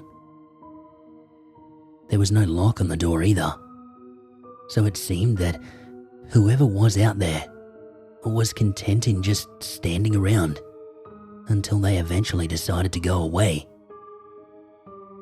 Though I never actually heard the leaving part in all my years of suffering through this. There were no footsteps trailing away. The person in question just didn't happen to be there once morning came. On rare occasions, they would knock on the door. Other times, they would jiggle the doorknob, but otherwise, they never spoke to me. It was absolutely mortifying when it happened the very first time, and all I could do was cower beneath my sheets, sobbing, too afraid to even call out for my parents, in fear that some kind of escaped convict or serial killer was waiting for me. After that first harrowing experience, I would of course let my parents know what happened. And judging by how shaken up I was, they believed me wholeheartedly, without asking many questions. At first, they blamed each other, throwing out accusations of cruel jokes to try and scare me into getting to sleep earlier. But after it happened a few more times, within the very same year, they began to grow just as terrified as I was, even though they had never been awake to hear it. It was the same ordeal every time it happened. That sound of sticky, wet skin against hardwood, making a mad dash for my bedroom, sprinting up the stairs and towards the door with the speed and desperation of someone trying to escape a raging fire. Obviously, because of this, I couldn't get to sleep at night, and often I would arrive at school in a sleep-deprived daze, hardly getting any of my work finished.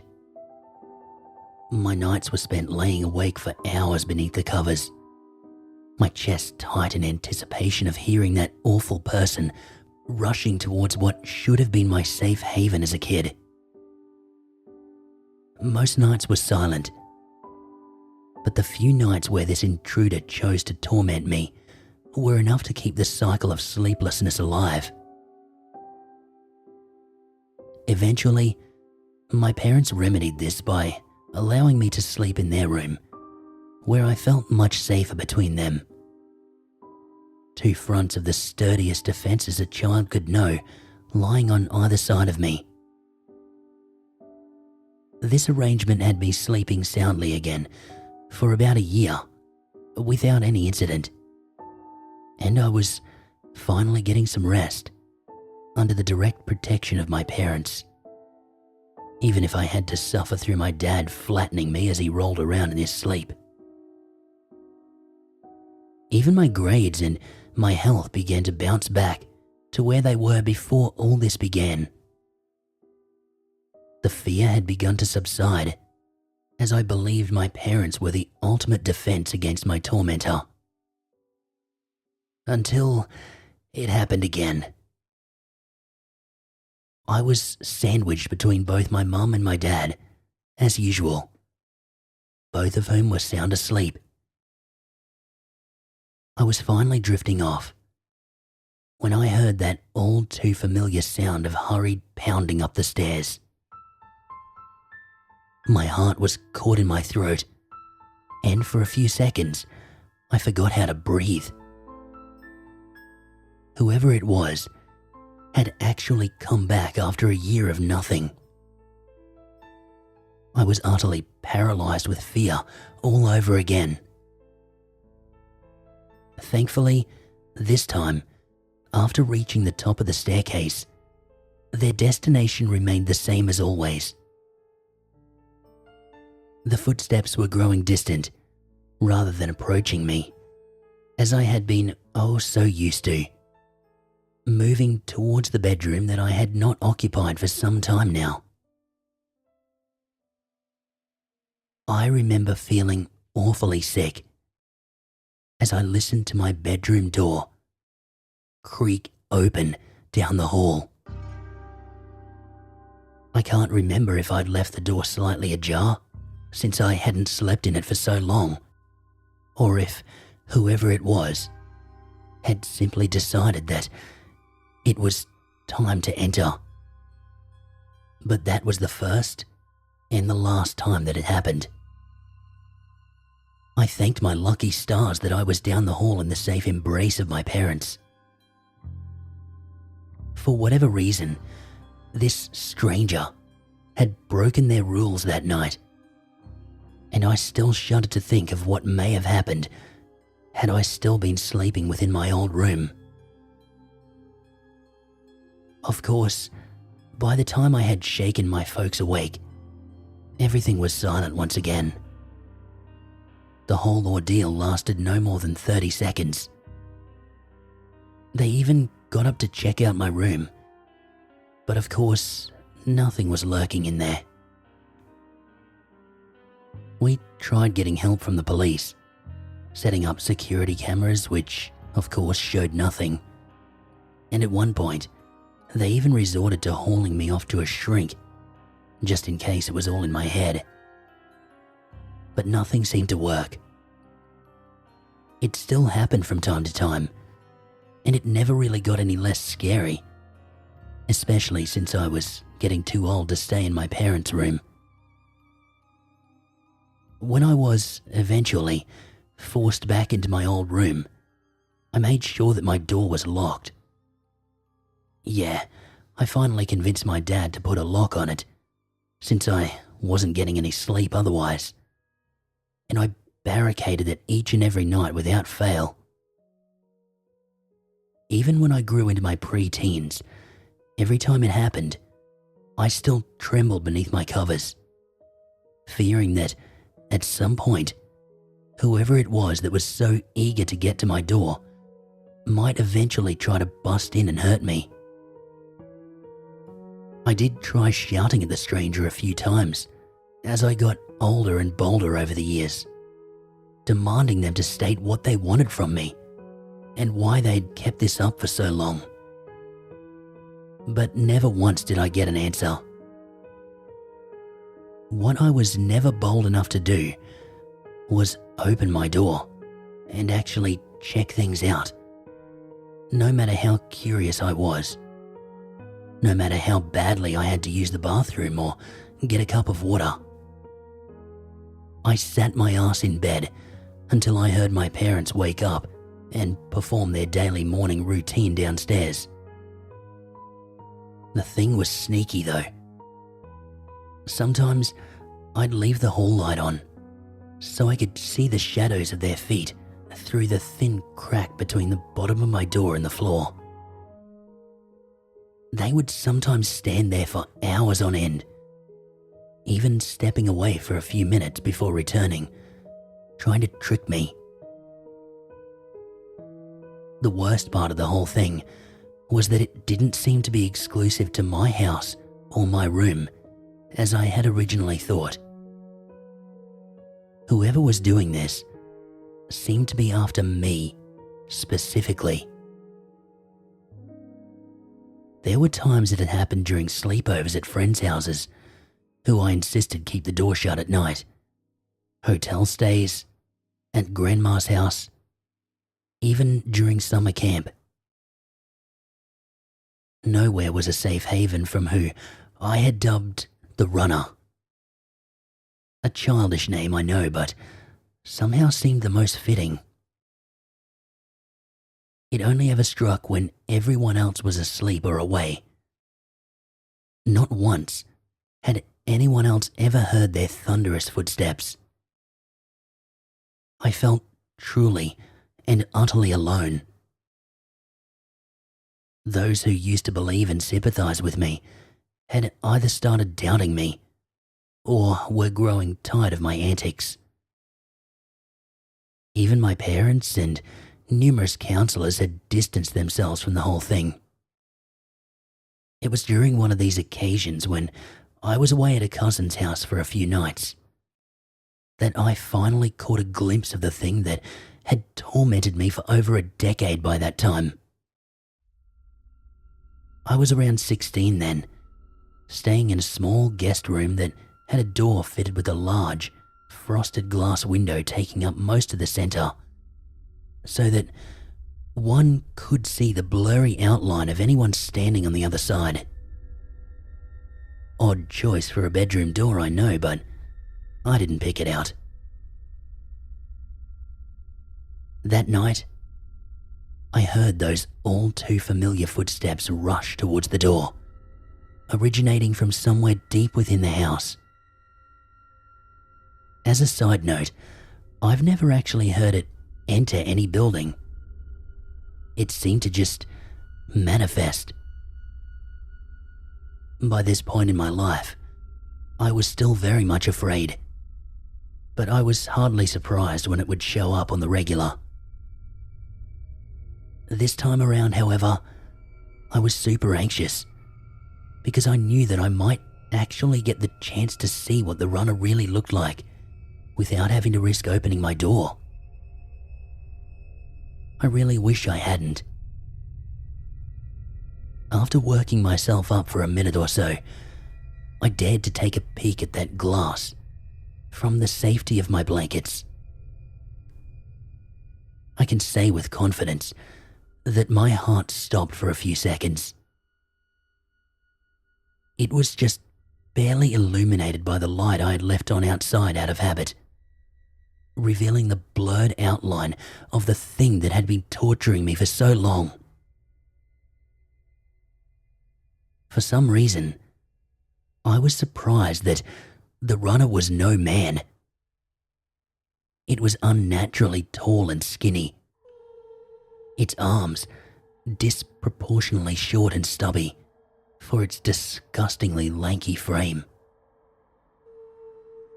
It was so tall that it had to bend over just to peer through the glass into the darkness of my room.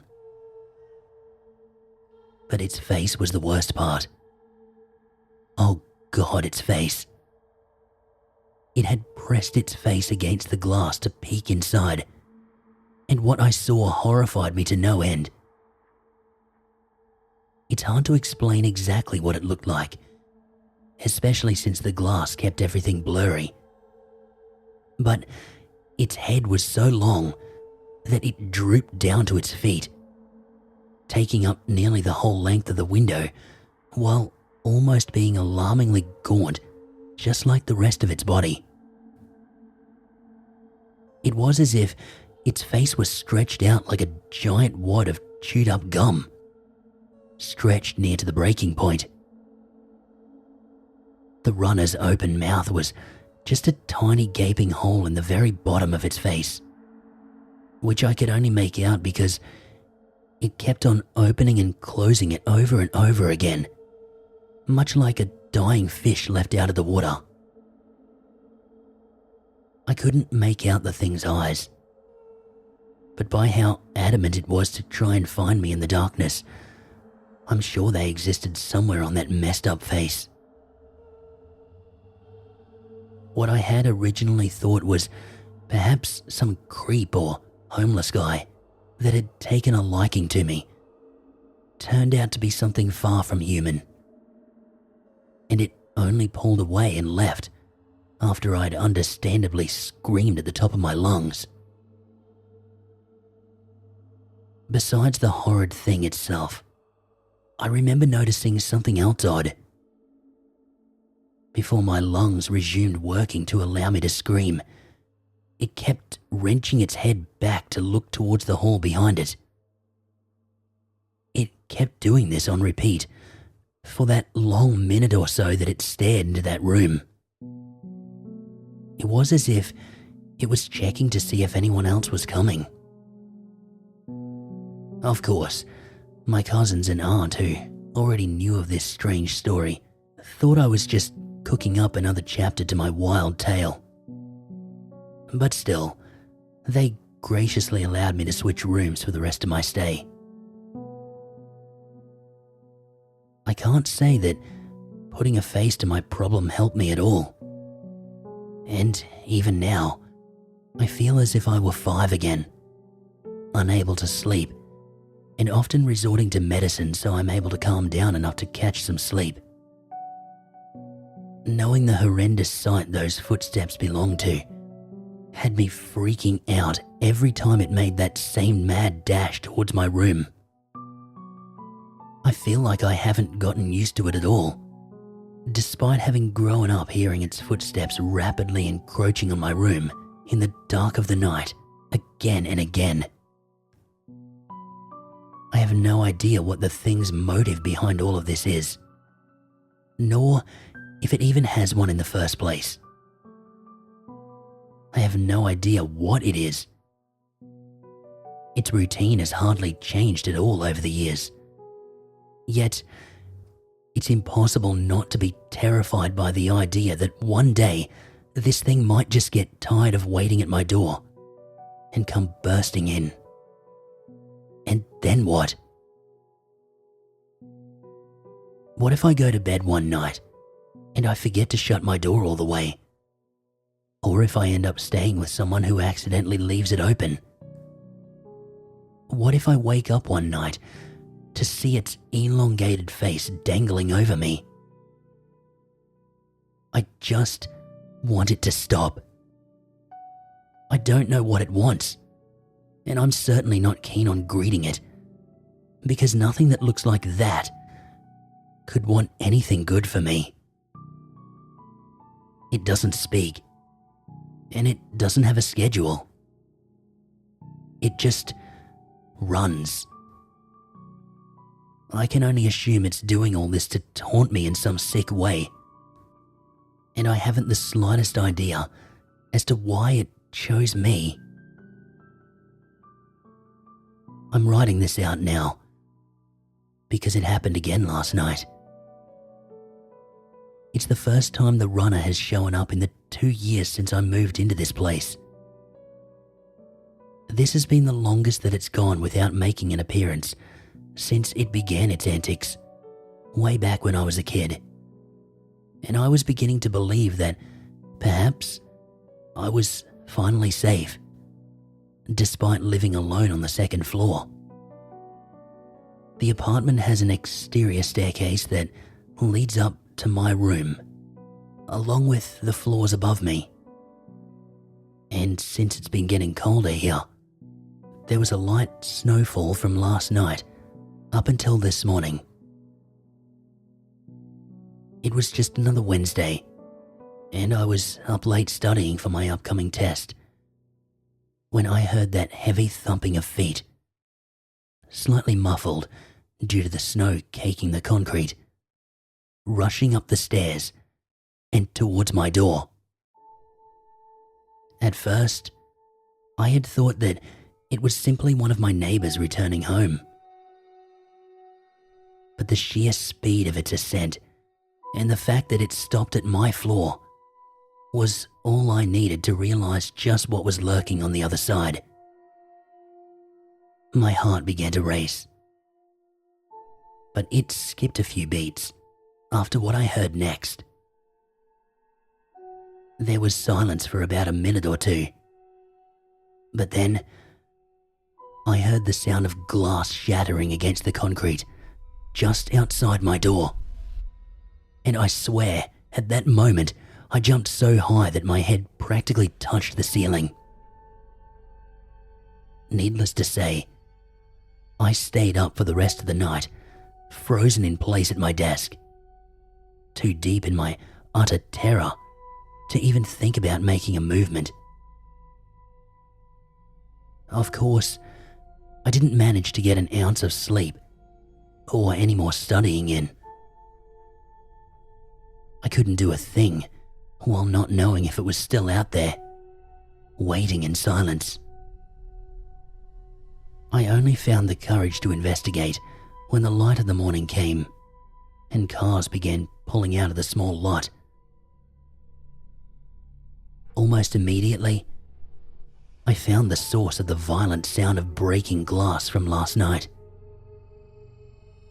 The small light that's attached to the wall outside of my room had been smashed and broken, now resting on the snow below. Surprisingly, this wasn't even the strangest thing that was left behind. There were footprints, right there in the snow. The footprints were, unsurprisingly, not belonging to any foot I've ever known. They were very long, taking up the entire length of each step, occasionally skipping 2 whole stairs at a time. They lacked any sort of toe marking, grooves or heel. They just appeared to be perfectly smooth lines cut out into the snow, stopping right there in front of my doorway. I shuddered, hardly forgetting the appearance of the abomination they belonged to. Looking further down the stairs, I noticed another set of prints that were equally as inhuman, yet vastly different from the other. They stopped around the middle portion of the staircase, for whatever reason, not continuing up any further. They were also quite large, yet perfectly round, almost reminding me of what an elephant's foot might leave behind if one were to ever step foot in the snow. Set within the middle of each of these circles was a large spiral, drawn out into the snow. Needless to say, I have more questions than answers after last night. What does the runner want from me? Was there something else out there last night? And is this ever going to stop?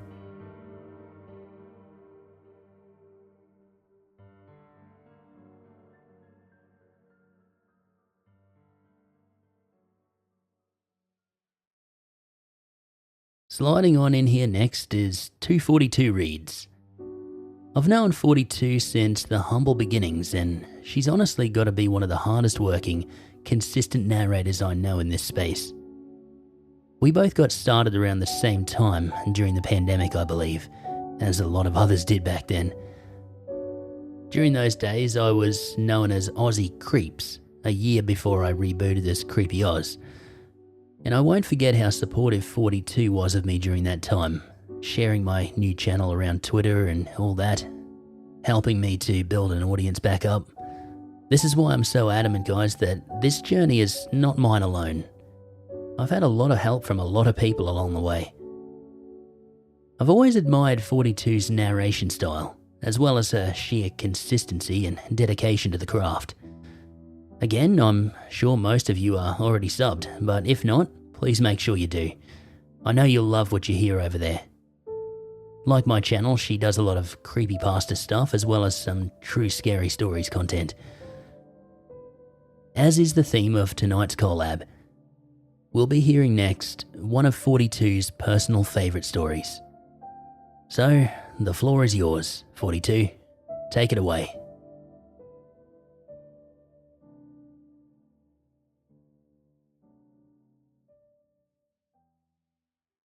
The Sweet Release of Death by Googly Eyes 93. Warning: this story does contain self-harm, self-unaliving, and also hurting others. If you're reading this, do yourself a favor. Fucking die. Now. Yeah, I know, asking everyone to off themselves is pretty harsh. I don't say that lightly in any way, though, I promise. It's for a good reason, because if you don't do it now, you may never have the chance later. I went into bioengineering for the sole purpose of helping to better the world. If there was some way that we could create sustainable agriculture in any weather, more bountiful crops, or hell, even a substitute for meat farming, I would be happy with my accomplishments. Unfortunately, I was young and naive when I thought all that, before I was hired for the job that probably damned us all. It was honestly too good to pass up thanks to all the loans I had from grad school. Military contractors in biomedicine field said they would hire me on and they would cover my full tuition loan paid back after 1 year on the job. If you've paid for grad school, you know that's one hell of a deal, especially if the company is also paying a 6-figure salary on the higher end, with majority clearance requirements. I'm not a dumbass. I know it was either that or go behind the goddamn gas station counter scanning cat food and condoms for idiots that shouldn't reproduce in the first place. Oh, Jesus Christ, every realization I have just makes everything worse. So, government contract, right? We work in a surprisingly normal spot in America's Midwest. A pretty big skyscraper that housed the rest of the firm's businesses. Ours was deep underground though, highly secure thanks to the nature of our work. I won't lie, when I stepped in, I was super worried I had signed up to work for the fucking Umbrella Corporation. Honestly, it would probably be better if we had a zombie apocalypse than this unending nightmare we're about to experience. Short rundown, I was an associate researcher on this project as well as the lead on lab tests.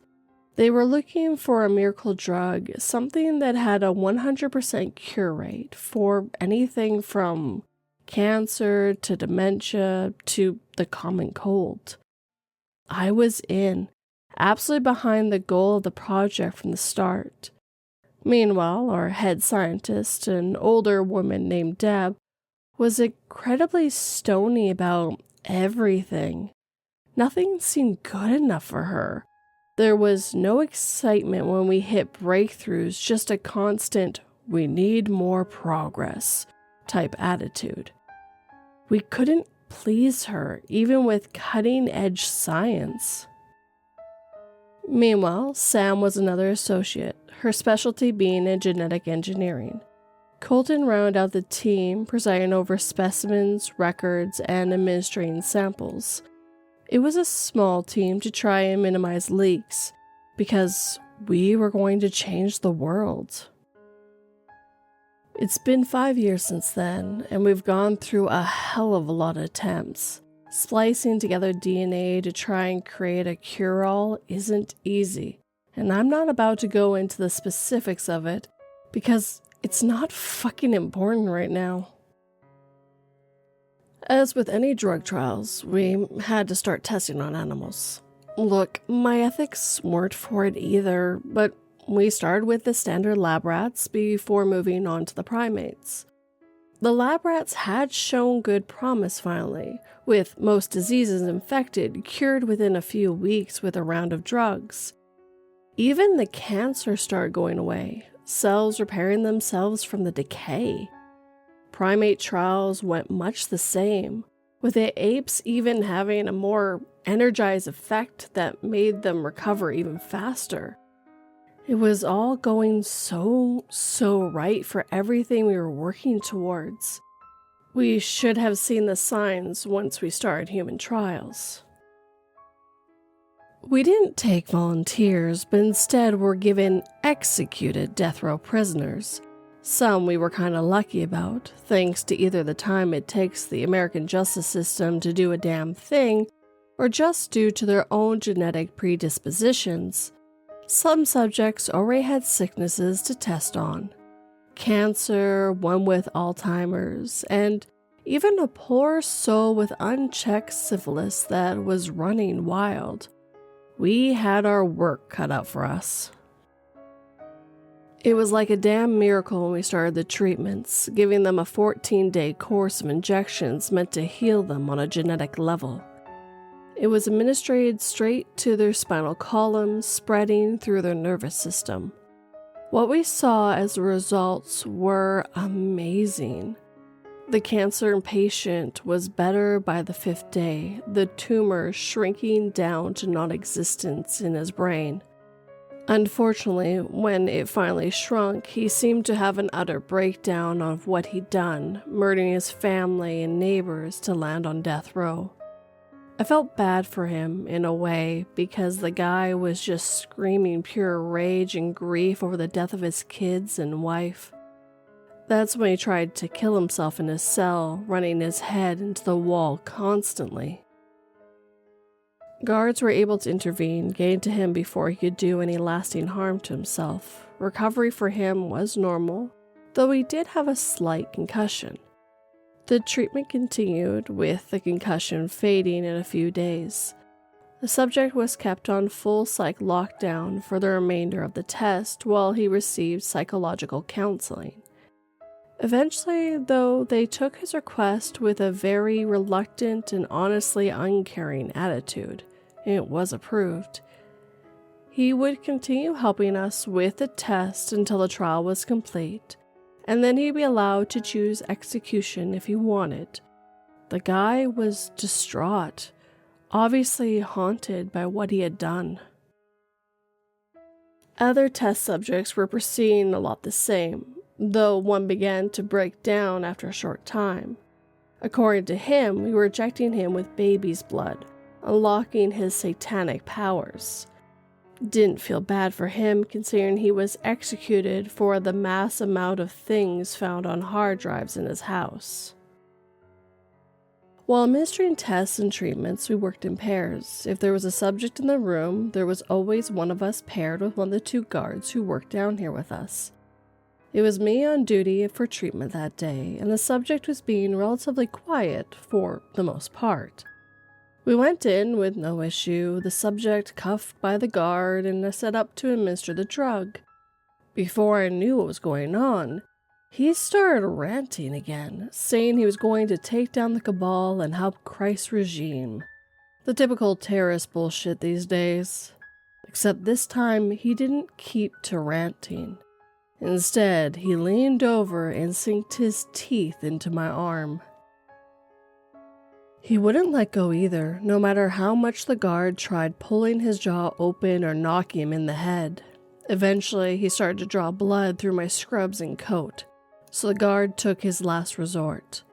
Drawing his pistol, he leveled it at the subject's forehead, moving me aside and pulling the trigger.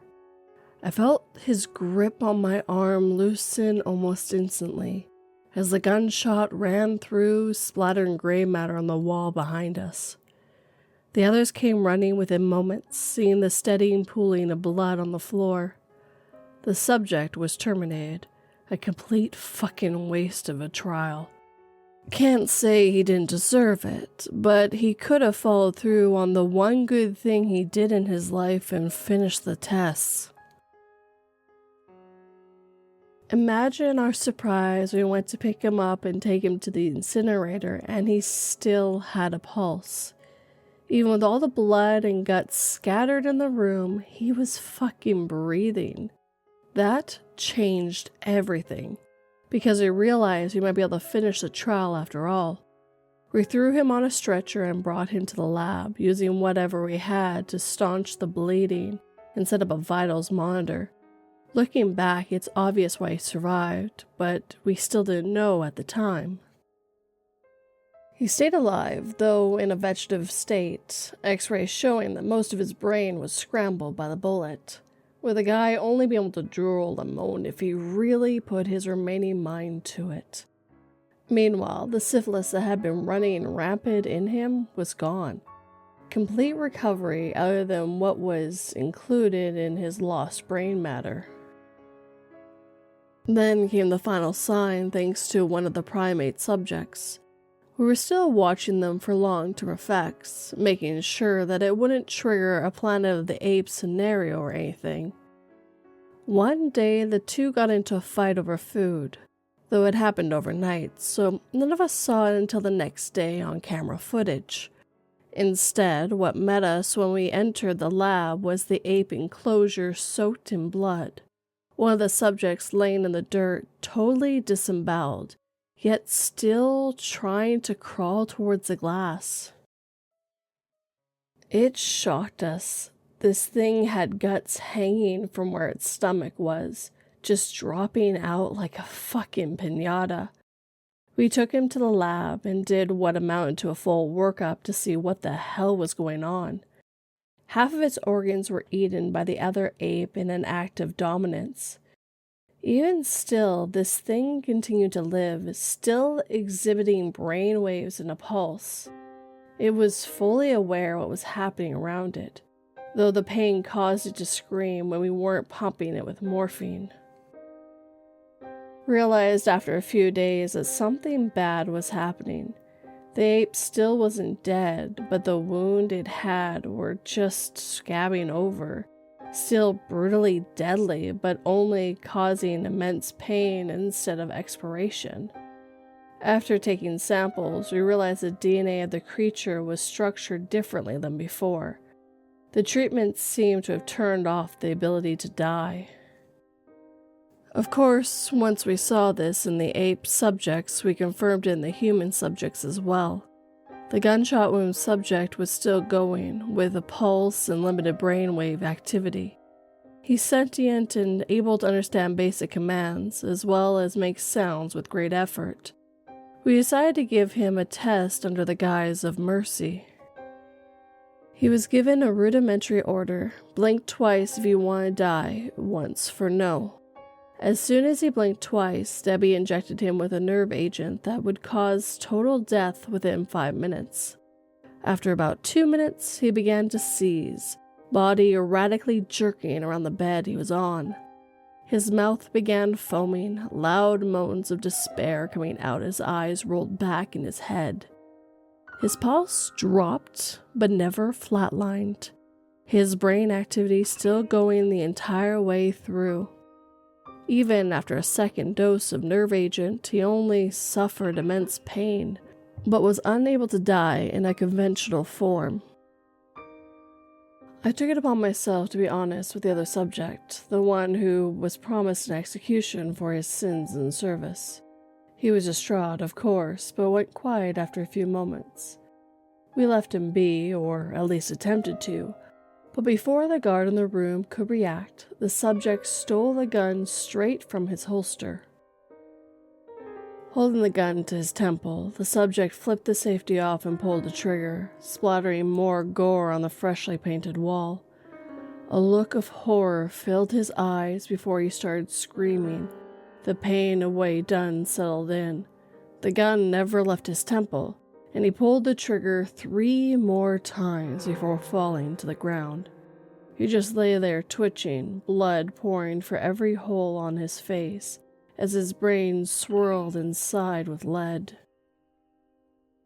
We set him up in the lab, pulse still faintly going, and brain waves still giving off from what was left of his skull. In the process of checking him out, we went ahead and did scans on the other subject. Another shock ran through all of us. His brain was reforming, matter forming and splitting off from his other cells like a reverse cancer. Things became bleak after a few days, with the realization that it would only restore the parts involving life functions. They would have a pulse, consciousness, full awareness of everything at every second, confirmed by asking the subjects questions and receiving answers. But they could not die. It became too much. We almost felt like we owed it to these people to kill them after trying so hard to make a cure. There was one option we had left, though. It was worth a shot. The incinerator. I can still smell his flesh and hear his screams. We put the conspiracy subject in first, thinking it'd probably be a little easier on us considering his past. When we set it off, the screams started immediately. The sound of his limbs thrashing as nerves were burned off at the ends. We were waiting for the screams to stop, waiting for him to finally fucking die. The screams kept going. None of us knew what to do. At some point, he must finally have lost consciousness or just became numb to the pain, but it took hours. When he finally stopped, we gave it a few minutes before shutting the flames off, pulling the cremation tray out with our fingers crossed that it had worked. His charred, blackened body was laying on the tray, twitching every so often. He let out a rasped breath, crisp vocal cords sounding like sandpaper. His pulse still beating, brain activity was still at full capacity, and even with his brain almost melting to the point of soup in his skull, he was still conscious. I think we found a way to actually bond the human soul to a genetic code, leaving us trapped in these meat bags through the treatment. We tried other ways, even decapitation as a full-on last resort. A severed, burned head was still giving off brainwaves, even after all of that.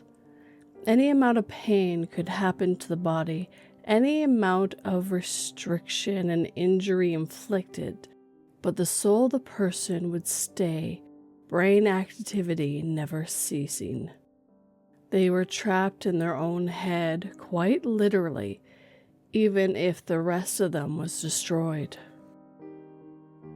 I couldn't deal with what we had wrought, the realization that saving lives had gone into unethical territory like this, with us damning a human to eternal life. Our only hope to die now was old age, and it didn't look like that was going to happen at this rate either.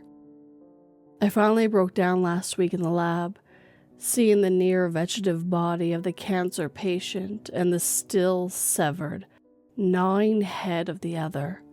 A scalpel was on the table next to me, and I decided it was enough. When I went home that night, I made up my mind.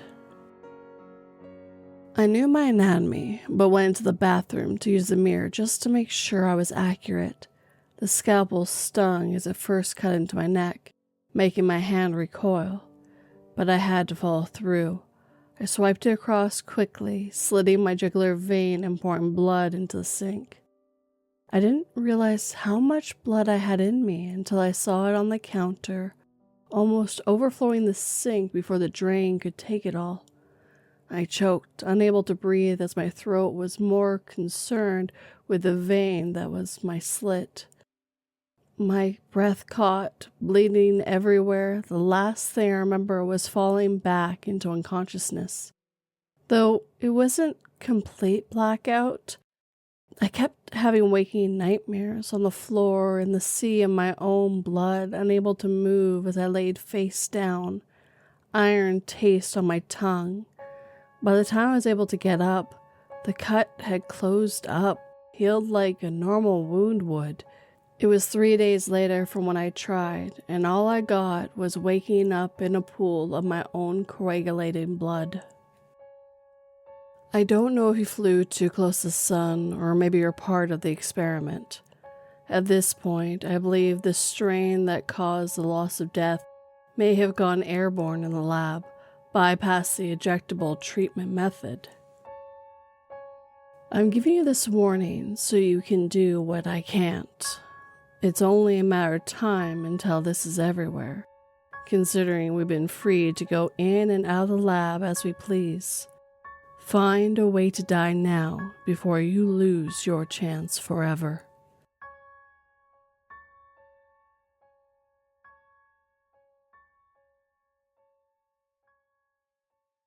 The next narrator up tonight you guys will probably remember from one of my original stories. Adam Liminal is a man I have an immense respect for.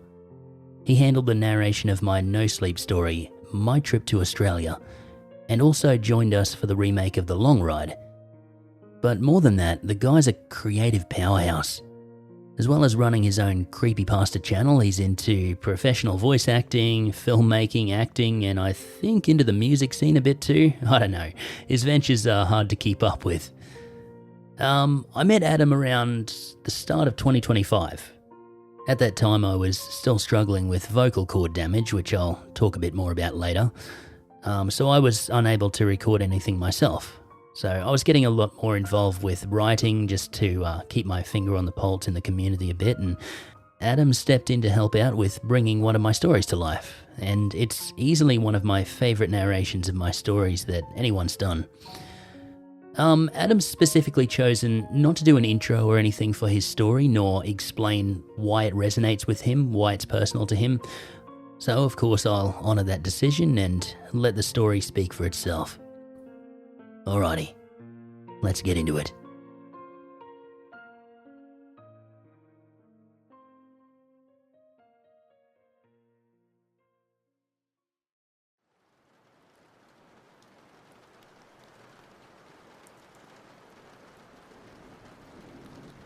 I don't know when you're going to read this, but I can tell you when it started. I was out for a walk alone in the woods when the entity came for me. It was beyond a blur. It was, for lack of a better term, absence of meaning. Where it hid, there were no trees. Where it crept closer, there was no grass. Through the arc it leapt at me, there was no breeze of motion. There was no air at all. As it struck, I felt the distinct sensation of claws puncturing me somewhere unseen, somewhere I'd never felt before. My hands and arms and legs and torso seemed fine, and I wasn't bleeding. But I knew I'd been injured somehow. As I fearfully ran back home, I could tell that I was less. I was vaguely tired, and it was hard to focus at times. The solution at that early age was easy. A big cup of coffee helped me feel normal again. For a while, that subtle drain on my spirit became lost in the ebb and flow of caffeine in my system. You could say my life began that week, actually, because that was when I met Mar. She and I got along great, though, to be honest, I'm pretty sure I fell in love with her over the phone before we even met. It was almost as if the strong emotions of that first week made the entity fight back. It was still with me, latched onto some invisible part of my being. The first few incidents were minor, and I hardly worried about them. The color of a neighbor's car changed from dark blue to black one morning, and I stared at it before shaking my head and shrugging off the difference. 2 days later at work, a coworker's name changed from Fred to Dan. I carefully asked around, but everyone said his name had always been Dan. I figured I'd just been mistaken. Then, as ridiculous as this sounds, I was peeing in my bathroom at home when I suddenly found myself on a random street. I was still in my pajamas, pants down and urinating, but now in full view of a dozen people at a bus stop. Horrified, I pulled up my clothes and ran before someone called the cops. I did manage to get home, but the experience forced me to admit that I was still in danger. The entity was doing something to me, and I didn't understand how to fight back.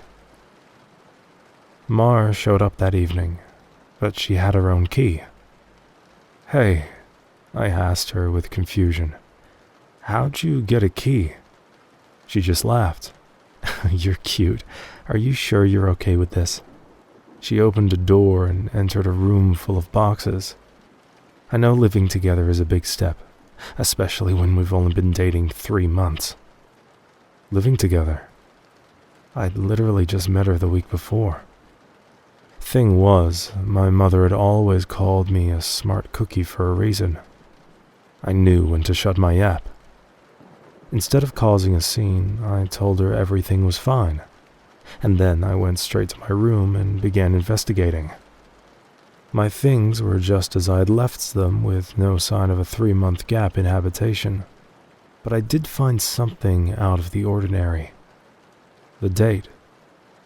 I shivered angrily as I processed the truth. The entity had eaten 3 months of my life. What the hell was I facing? What kind of creature could consume pieces of one's soul like that? I'd missed the most exciting part of a new relationship, and I would never understand any shared stories or in-jokes from that period. Something absurdly precious had been taken from me, and I was furious. The fury helped suppress the entity. I never had alcohol. I drank coffee religiously. I checked the date every time I woke up. For 3 years, I managed to live each day while observing nothing more than minor alterations. A social fact here and there, someone's job, how many kids they had, that sort of thing. The layout of nearby streets, the time my favorite television show aired, that kind of thing. Always, those changes reminded me the creature still had its claws sunk into my spirit. Not once in 3 years did I ever let myself zone out.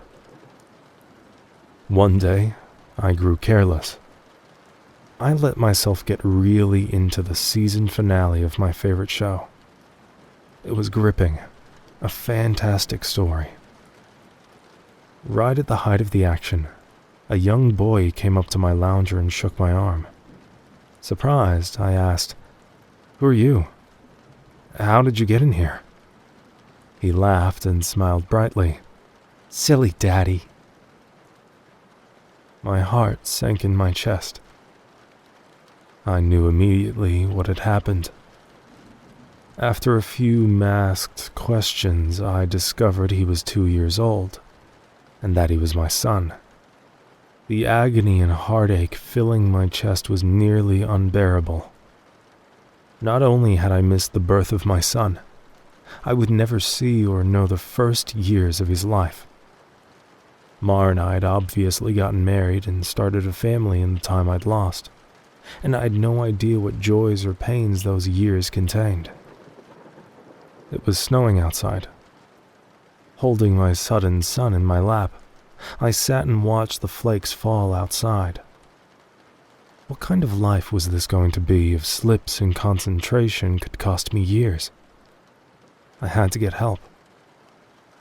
The church had no idea what to do.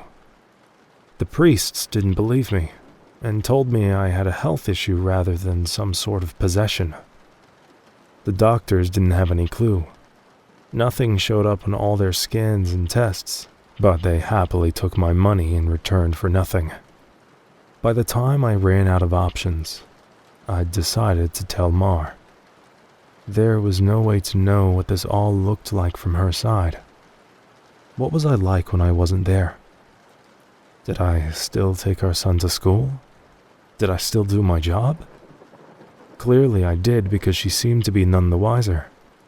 But I still had a horrible feeling that something must have been missing in her life when I wasn't actually home inside my own head. But the night I set up a nice dinner in preparation, she arrived not by unlocking the front door, but by knocking on it. I answered and found that she was in a nice dress. She was happily surprised by the settings on the table. A fancy dinner for a second date. I knew you were sweet on me. Thank the Lord I knew when to keep my mouth shut. If I'd gone on about being married and having a son, she might have run for the hills. Instead, I took her coat and sat down for our second date. Through carefully crafted questions, I managed to deduce the truth. This really was our second date. She saw relief and happiness in me, but interpreted that as dating jitters. I was just excited to realize that the entity wasn't necessarily eating whole portions of my life. The symptoms, as I was beginning to understand them, were more like the consequences of a shattered soul. The creature had wounded me, broken me into pieces. Perhaps I was to live my life out of order, but at least I would actually get to live it. And so it went for a few years, from my perspective. While minor changes in politics or geography would happen daily, major shifts in my mental location only happened every couple of months. When I found myself in a new place and time in my life, I just shut up and listened, making sure to get the lay of the land before doing anything to avoid making mistakes. On the farthest flung leap yet, I met my 6-year-old grandson, and I asked him what he wanted to be when he grew up. He said, "Writer." I told him that was a fine idea. Then I was back in month 2 of my relationship with Mar, and I had the best night with her on the riverfront. When I say best, I mean the best. Knowing how special she would become to me, I asked her to move in. I got to live through what I'd missed the first go-around, and I came to understand that I was never mentally absent. I would always be there, eventually. When we were moving our boxes in, she stopped for a moment and said she marveled at my great love, as if I'd known her for a lifetime and never once doubted she was the one. That was the first time I'd truly laughed freely and wholeheartedly since the entity had wounded me. She was right about my love for her, but for exactly the reason she'd considered a silly romantic analogy. I had known her my whole life, and I'd come to terms with my situation and found peace with it. It wasn't so bad to have sneak peeks at all the best parts ahead. But of course, I wouldn't be writing this if it hadn't gotten worse. The entity was still with me. It had not wounded me and departed like I wanted to believe. The closest I can describe my growing understanding was that the creature was burrowing deeper into my psyche, fracturing it into smaller pieces. Instead of months between major shifts, I began having only weeks. Once I noticed that trend, I feared my ultimate fate would be to jump between times in my life, heartbeat by heartbeat, forever confused, forever lost. Only an instant in each time meant I would never be able to speak with anyone else, never be able to hold a conversation, never express or receive love. As the true depth of that fear came upon me, I sat in an older version of me and watched the snow falling outside. That was the one constant in my life. The weather didn't care who I was or what pains I had to face. Nature was always there. The falling snow was always like a little hook that kept me in place. The pure emotional peace it brought was like a panacea on my mental wounds, and I'd never yet shifted while watching the pattern of falling white and thinking of times I'd gone sledding or built a snow fort as a child. A teenager touched my arm. "Grandpa?" "Hey?" He startled me out of my thoughts, so I was less careful than usual. "Oh, who are you?" He half grinned, as if not sure whether I was joking. Handing me a stack of papers, he said, "It's my first attempt at a novel. Would you read it and tell me what you think?" "Ah, of course. Pursuing that dream of being a writer, I see." He burns bright red. "Trying to, anyway." "All right. Run off. I'll read this right now." The words were blurry and, annoyed, I looked for glasses I probably had for reading. Being old was terrible, and I wanted to leap back into a younger year. But not before I read his book. I found my glasses in a sweater pocket and began leafing through. Mar puttered in and out of the living room, still beautiful, but I had to focus. I didn't know how much time I would have there. It seems that we had relatives over. Was it Christmas? A pair of adults and a couple of kids I didn't recognize tromped through the hallway. And I saw my son, now adult, walk by with his wife on the way out the door. As a group, the extended family began sledding outside. Finally, I finished reading the story and I called out for my grandson. He rushed down the stairs and into the living room. "How was it?" "Well, it's terrible," I told him truthfully. "But it's terrible for all the right reasons. You're still a young man, so your characters behave like young people. But the structure of the story itself is very solid." I paused. "I didn't expect it to turn out to be a horror story." He nodded. "It's a reflection of the times. Expectations for the future are dismal, not hopeful like they used to be." "You're far too young to be aware like that," I told him. An idea occurred to me. "If you're into horror, do you know anything about strange creatures?" "Sure. I read everything I can. I love it." Warily, I scanned the entrances to the living room. Everyone was busy outside. For the first time, I opened up to someone in my life about what I was experiencing. In hushed tones, I told him about my fragmented consciousness. For a teenager, he took it well.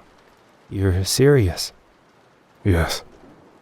He dons the determined look of a grown man accepting a quest. I'll look into it, see what I can find out. You should start writing down everything you experience. Build some data.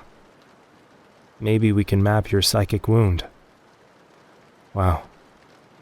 Sounds like a plan. I was surprised. That made sense, and I hadn't expected him to have a serious response. But how will I get all the notes in one place? Let's come up with somewhere for you to leave them, he said, frowning with thought. Then I'll get them, and we can trace the path you're taking through your own life, see if there's a pattern. For the first time since the situation had gotten worse, I felt hope again. How about under the stairs? Nobody ever goes under there. Sure. He turned and left the living room. I peered after him. I heard him banging around near the stairs. Finally, he returned with a box, laid it on the carpet, and opened it to reveal a bursting stack of papers. He exclaimed, "Holy crap!" But of course, being a teenager, he didn't really say crap. Taken aback, I blinked rapidly, forgiving his cussing because of the shock. Did I write those? He looked up at me with wonder. Yeah. Or you will. You still have to write them and put them under the stairs after this. He gazed back down at the papers, then covered the box. So you probably shouldn't see what they say. That could get weird. That much I understood. Right. He gulped. There are like 50 boxes under there, all filled up like this. Deciphering these will take a very long time. His tone dropped to deadly seriousness. But I will save you, Grandpa, because I don't think anyone else can. Tears flowed down my cheeks then, and I couldn't help but sob once or twice. I hadn't realized how lonely I'd become in my shifting prison of awareness until I finally had someone who understood. Thank you. Thank you so much. And then I was young again, and at work on a random Tuesday. Once the sadness and relief faded, anger and determination replaced them. After I finished my work, I grabbed some paper and began writing. While the weeks shifted around me, while those weeks became days and then hours, I wrote every single spare moment about when and where I thought I was. I put them under the stairs out of order. My first box was actually the 30th, and my last box was the 1st. Once I had over 50 boxes written from my perspective, and once my shifting became a matter of minutes, I knew it was up to my grandson to take it from there. I put my head down and stopped looking. I couldn't stand the river of changing awareness any longer. Names and places and dates and jobs and colors and people were all wrong and different.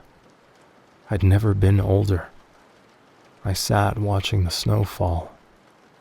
A man of at least 30 that I vaguely recognized entered the room. Come on. I think I finally figured it out. I was so frail that moving was painful. Are you him? Are you my grandson? Yes.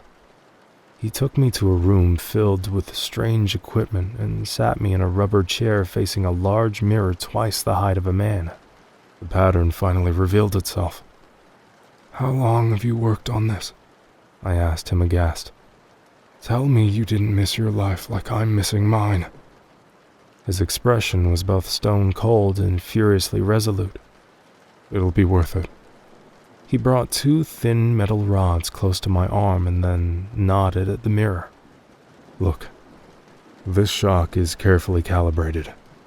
The electric zap from his device was startling but not painful. In the mirror, I saw a rapid arcing light silhouette appear above my head and shoulder. The electricity moved through the creature like a wave, briefly revealing the terrible nature of what was happening to me. A bulging leech-like mouth was wrapped around the back of my head, coming down to my eyebrows and touching each ear. and its slug-like body ran over my shoulder and into my very soul. It was a parasite, and it was feeding on my mind. My now adult grandson held my hand as I took in the horror. After a moment, he asked, "Removing it is going to hurt very badly. Are you up for this?" Fearful, I asked, "Is Mar here?" His face softened. "No. Not for a few years now." I could tell from his reaction what had happened, but I didn't want it to be true. "How?" "We have this conversation a lot," he responded. "Are you sure you want to know? It never makes you feel better." Tears brimmed in my eyes. "Then I don't care if it hurts, or if I die. I don't want to stay in a time where she's not alive." He made a sympathetic noise of understanding and then returned his machines to hook several wires, diodes, and other bits of technology to my limbs and forehead. While he did so, he talked. "I've worked for 2 decades to figure this out, and I've had a ton of help from other researchers of the occult. This parasite doesn't technically exist in our plane. It's one of the lesser spawns of Ubu, and it feeds on the plexus of mind, soul, and quantum consciousness, reality. When details like names and colors of objects changed, you weren't going crazy. The web of your existence was merely losing strands as the creature ate its way through you. I didn't fully understand. I looked up in confusion as he placed a circlet of electronics like a crown on my head, an exact line where the parasite's mouth had ringed me. "What's Ubu?" He paused his work and grew pale. "I forgot you wouldn't know. You're lucky, believe me." After a deep breath, he began moving again and placed his fingers near a few switches. "Ready? This is carefully tuned to make your nervous system extremely unappetizing to the parasite, but it's basically electroshock therapy." I could still see Mar's smile. Even though she was dead, I'd just been with her a few moments ago. "Do it." The click of a switch echoed in my ears, and I almost laughed at how mild the electricity was. It didn't feel like anything, at least at first. Then I saw the mirror shaking, and my body within that image convulsing. Oh, no, it did hurt. Nothing had ever been more painful. It was just so excruciating that my mind hadn't been able to immediately process it. As my vision shook and fire burned in every nerve in my body, I could see the reflected, trembling light silhouette of the parasite on my head as it writhed in agony equal to mine. It had claws. 6 clawed, lizard-like limbs under its leech-like body, and it cut into me in an attempt to stay latched on. The electricity made my memories flare. Mar's smile was foremost, lit brightly in front of a warm fire as the snow fell past the window behind her. The edges of that memory began lighting up, and I realized that my life was one continuous stretch of experience. It was only the awareness of it that had been fragmented by that feasting evil on my back. I'd never managed to be there for the birth of my son. I'd jumped around it a dozen times, but never actually lived it. For the first time, I got to hold Mar's hand and be there for her. No. That moment had shifted seamlessly into holding her hand as she lay in a hospital bed for a very different reason. Oh, not this. God, why? It was so merciless to make me remember this. I broke down in tears as nurses rushed into the room. I didn't want to know. I didn't want to experience it. I'd seen all the good parts, but I hadn't wanted the worst part. The inevitable end that we would all one day face. It wasn't worth it. It was tainted. All that joy was given back 10,000-fold as pain. The fire in my body and in my brain surged to sheer white torture, and I screamed. My scream faded into a surprised shout as the machines and electricity and chair faded away. Snow was no longer falling around my life. I was out in the woods on a bright summer day. Oh God. I turned to see the creature approaching me. It was the same absence of meaning. The same blank on reality.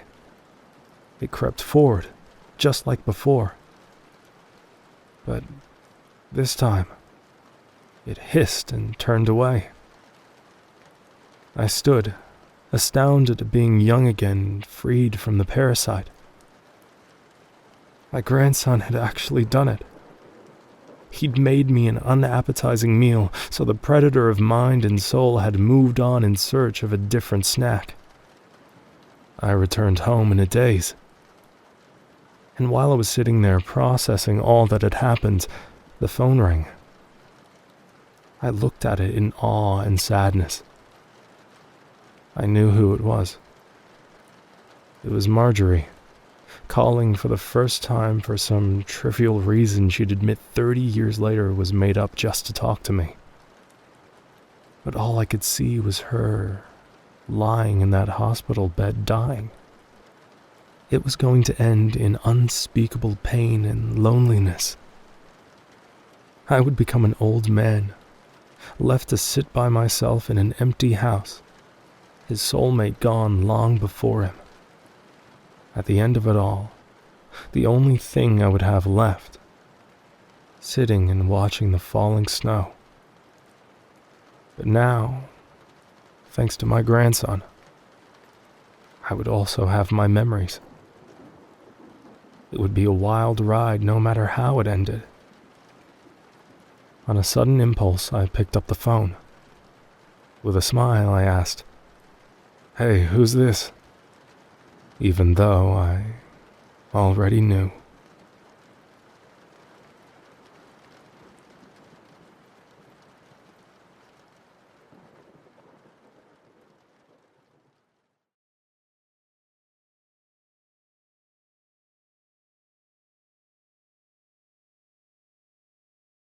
Next up tonight, I welcome another dear friend back into the spotlight.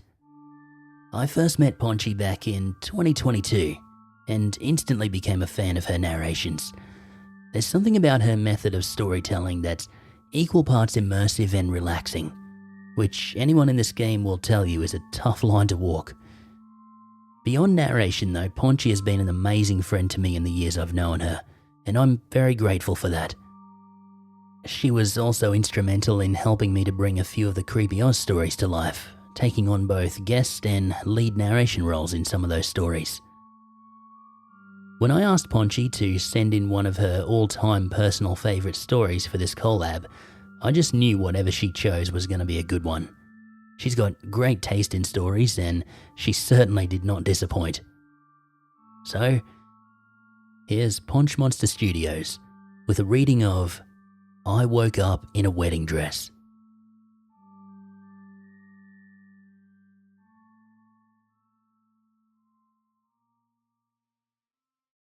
I woke up on the floor in a room with no windows, wearing white. The carpet smelled like perfume and rust. Not fresh perfume either. That old half-dried kind that sticks to thrift store curtains and dead people's pillows. My cheek was pressed against the seam where the wall met the floor, and for a second, I thought I was still dreaming. Then I moved. Every part of me ached. My fingers were sore, stiff, bruised like I'd been clawing at something. My nails were cracked, one bleeding slightly at the corner, and my dress. Ugh. The dress was still on. A full wedding gown, tight bodice, too clean, too fitted. The satin sleeves were slightly torn at the shoulder seams like someone had dragged me into it. Or I'd fought my way out. I didn't remember saying yes. I didn't remember getting engaged. I didn't remember who I was supposed to marry. But the dress fit perfectly. The mirror above the vanity was shattered. Not just broken, shattered.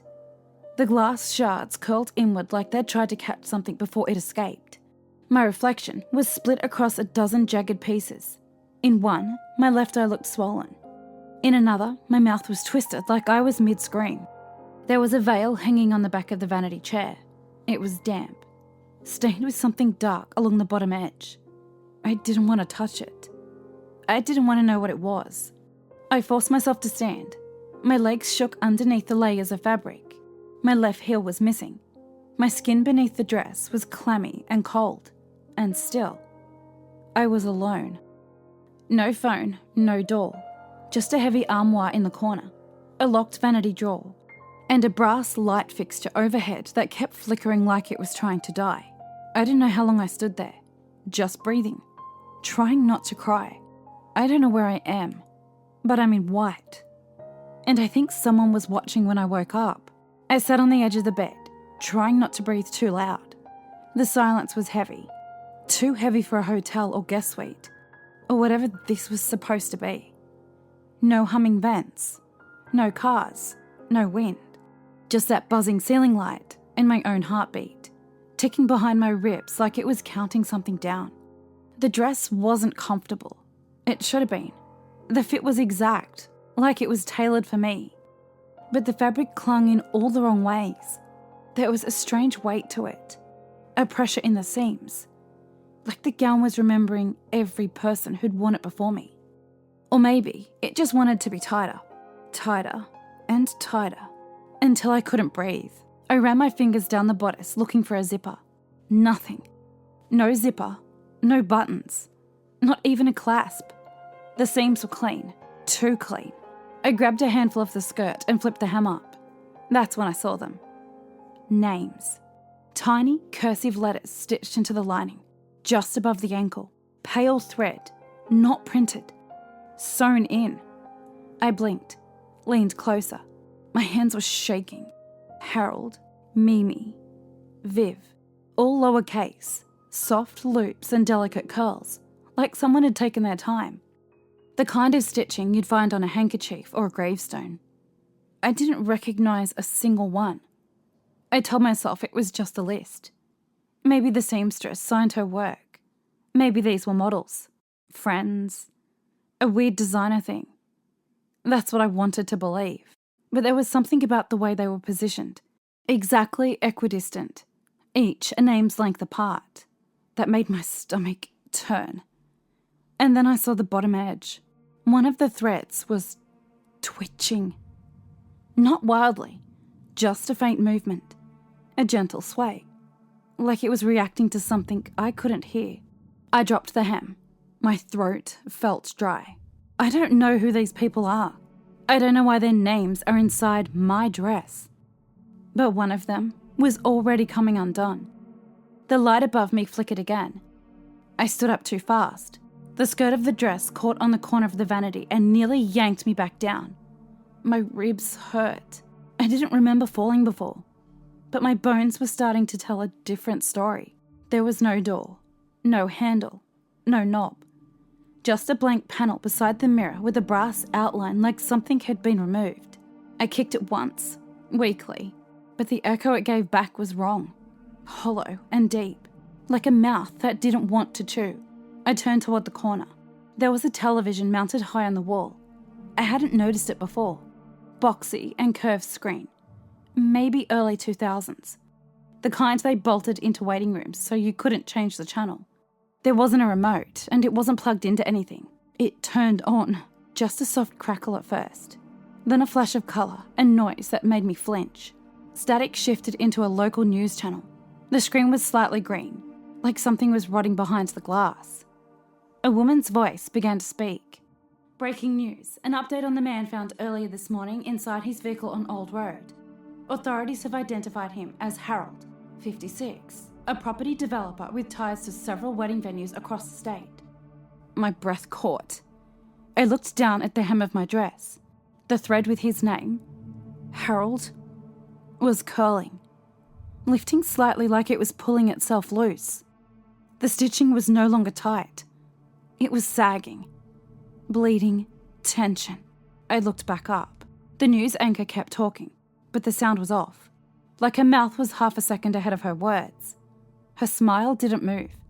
Her eyes didn't blink. But her voice pushed forward like it was stuck on a track that wouldn't stop.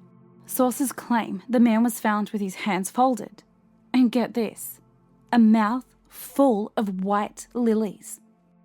Unclear whether the flowers were placed post-mortem. The image shifted.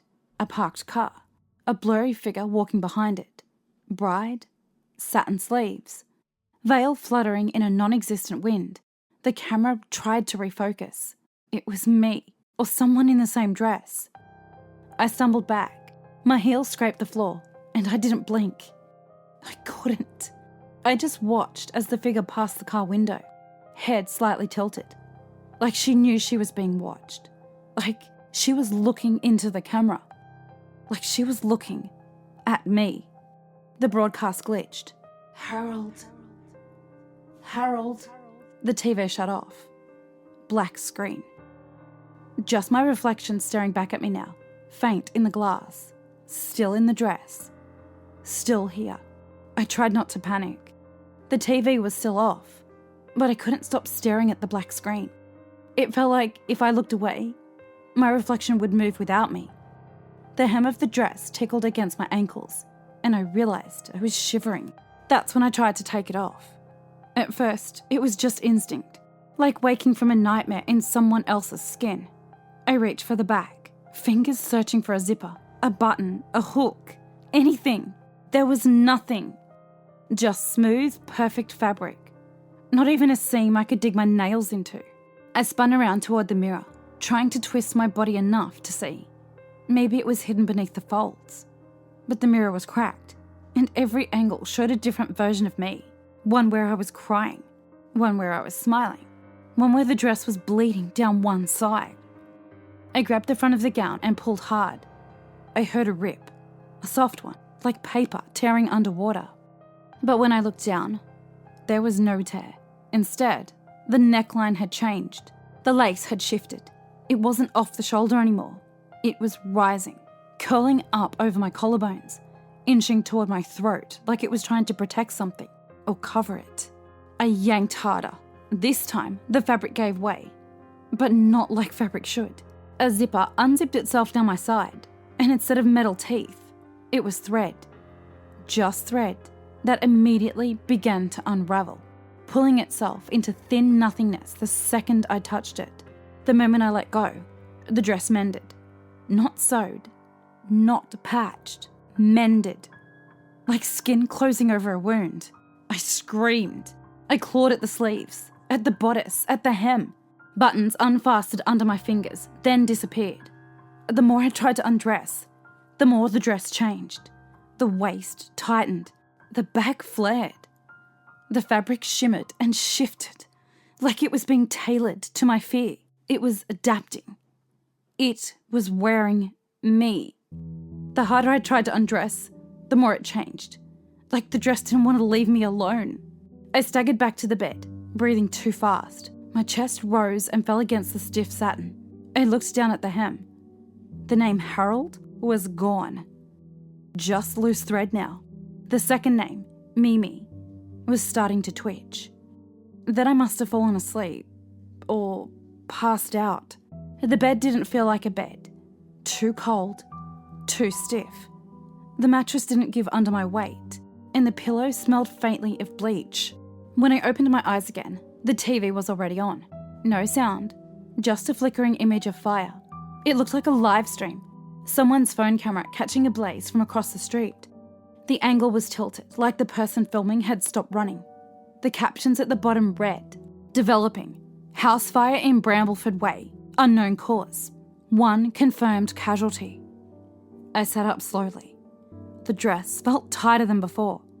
The neckline had climbed fully to my throat, like a mock turtleneck of lace and judgment. The broadcast jumped. Now it showed a close-up of the burning house. The fire wasn't orange. It was white.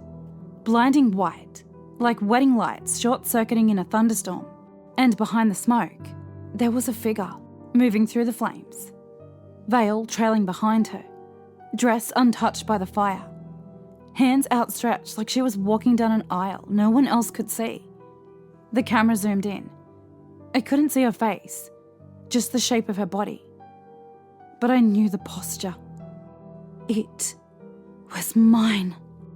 No sound, still, just silence and burning. Then, for a single frame, the image glitched. The veil lifted in the flames and her face turned toward the camera. It wasn't mine, but it was wearing my expression.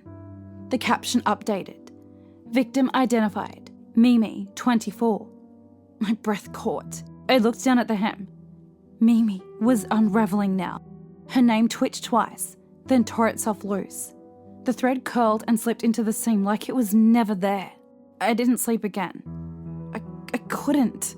The TV stayed off, but the silence had changed. It wasn't the same thick emptiness I woke up to. Now it buzzed, not with sound, but with something waiting. I sat cross-legged on the bed. The skirt of the dress pulled around me like a trap. I didn't want to touch it, but it was touching me, always. When I finally worked up the courage to lift the hem again, I found something new. Not a name, a lily. I stared at it, breath catching, heartbeat like a metronome in my throat. Harold. I hadn't touched him, I hadn't met him, but his name had vanished from the dress, and now this. It was like the gown had taken a piece of him and sewn it into itself. I reached further. Another fragment slid free. This one black, powdery at the corners, still warm in my palm. It smelled faintly of smoke. Ash. Mimi. My fingers curled around it before I could stop myself. It didn't crumble. It held shape, like it wanted to be kept, like it knew where it came from. I let it drop back to the floor and lowered the hem. No more pieces. Not yet. Viv's name was still stitched in clean, steady thread. But I don't think it could stay that way for long. I didn't scream this time. There was no point. No one was coming. But I knew now this wasn't a relic. It was a record. It was keeping pieces, tiny fragments of each name, stitched in deeper than thread. I walked to the mirror, or what was left of it. Most of the glass was still cracked, but one shard near the bottom had stayed clear. I crouched in front of it. My reflection was breathing harder than I was. I blinked. She didn't. I tilted my head. She was slower. For a full 3 seconds, we weren't the same. Then I remembered something even worse. The photo from earlier on the news. There was a still shot in the first broadcast. A crowd gathered behind the coroner's van. People pointing, filming, crying. One of the figures in the backyard, just out of focus, was looking straight at the camera. She wore white, and I could have sworn she had freckles. I backed away from the mirror. I didn't want to see her again. Me. Or whoever she was. The glass shard near the bottom went dark with my shadow, but I knew she was still in there. Just slower. Just waiting. Then I heard the click. A soft, wet-sounding pop, like a jar opening in reverse. The vanity drawer. I turned and it was open. Not fully. Just enough for me to see the edge of something white peeking out. A slip of glossy paper. I approached it like it might bite. My feet were bare, cold. The dress made a soft swishing sound with every step, like it was whispering to itself. I reached out and slid the drawer open. Inside was a photo. An actual, physical photograph. Matte finish. No date, no writing. Just a frozen image of a wedding. A bride in white. Me. Standing in front of the altar, bouquet in hand. Veil over my face. The lace matched the gown I was wearing down to the tiny details on the cuffs. My posture was rigid, spine too straight, like I was posing for someone I didn't want to see. There were people behind me, rows of them, all turned away from the camera. Their faces were blurred, not by the photo's focus, but by design, like someone had gone in and smudged them out with a fingerprint or heat. All except one, a girl in the back row, too far to make out clearly. Her shape looked familiar. Long dark hair, slight shoulders, head tilted, and even through the distortion, I saw a flash of something. Freckles. I blinked, and when I looked again, her face was gone. Scratched out, not smudged. Stitched. Like someone had taken thread and sewn directly into the photo, dragging a dark line across her features. Then I looked at the bride again, at myself, and I realised my own face had been tampered with too, but not erased. Covered. Beneath the veil sewn over my face was a tiny line of thread forming letters. I leaned closer, heart pounding in my throat. The thread spelled one word. Yes. The photo slipped from my fingers and landed face down on the vanity. I didn't pick it up. I didn't want to see my own stitched over face again. I didn't want to know what happened before that picture was taken. Or what I had said yes to. Or who had taken it in the first place. I backed away, chest tight, head swimming. That's when I heard the voice. Soft, urgent, barely more than breath. Don't say yes again. I turned sharply. The armoire was still shut. Tall, wooden, ugly. It had no handles, no hinges, just a dark seam down the middle. Please, don't say yes again. The voice cracked. I stepped toward it like I was sleepwalking. It sounded like Vivian, my best friend, the one who vanished last winter without a word. One day, she was texting me about Christmas dresses and bad dates. The next, she was gone. I never heard from her again. Until now.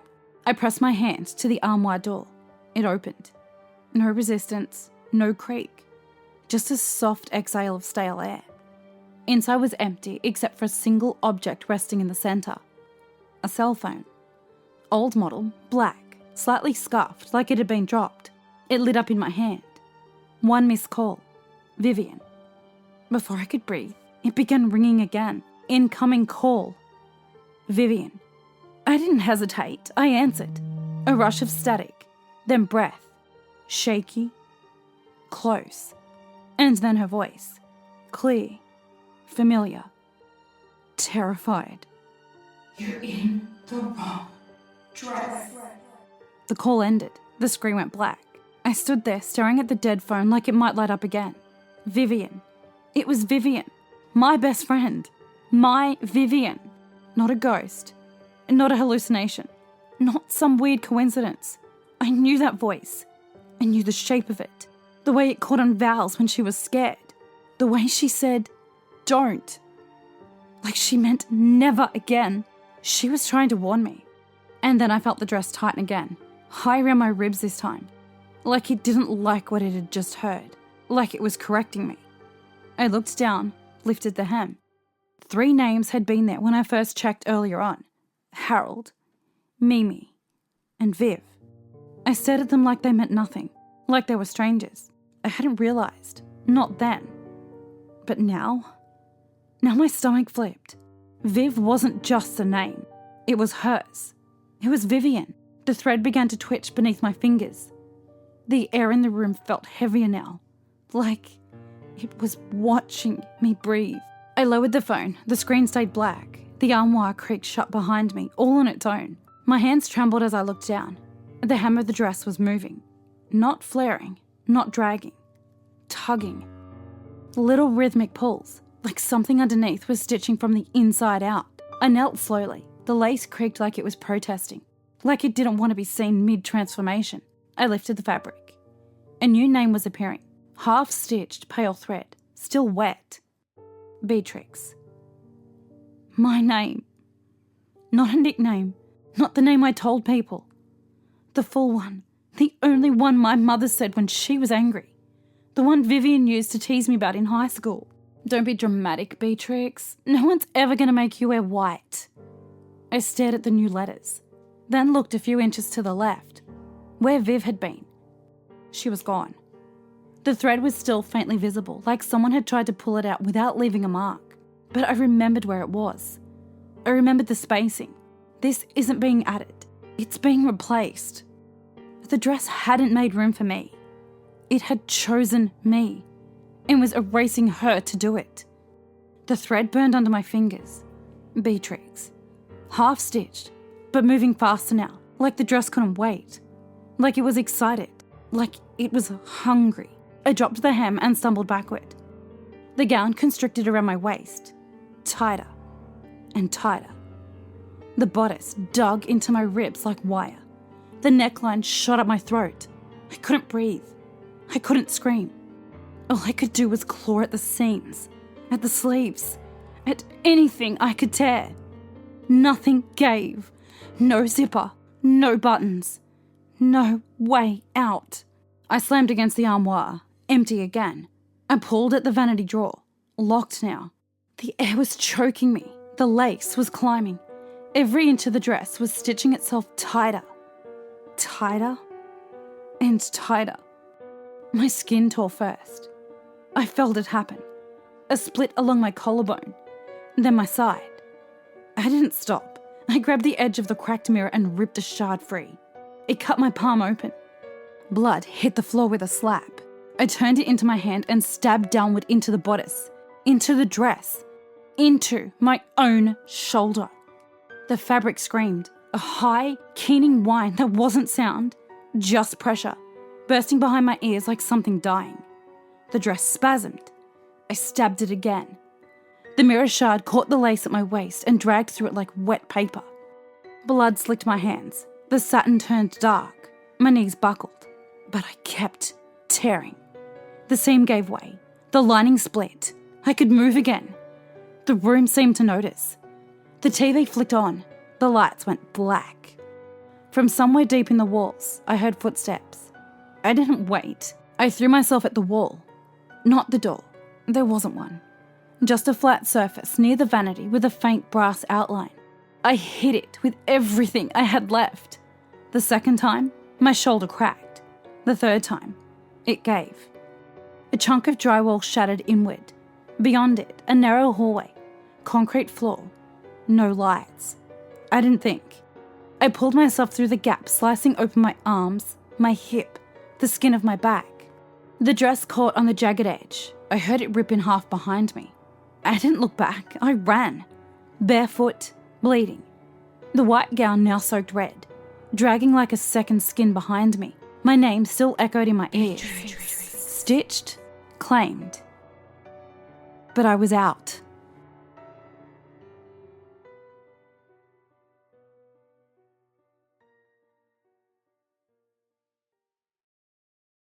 And would you look at that, it's Oz's turn again.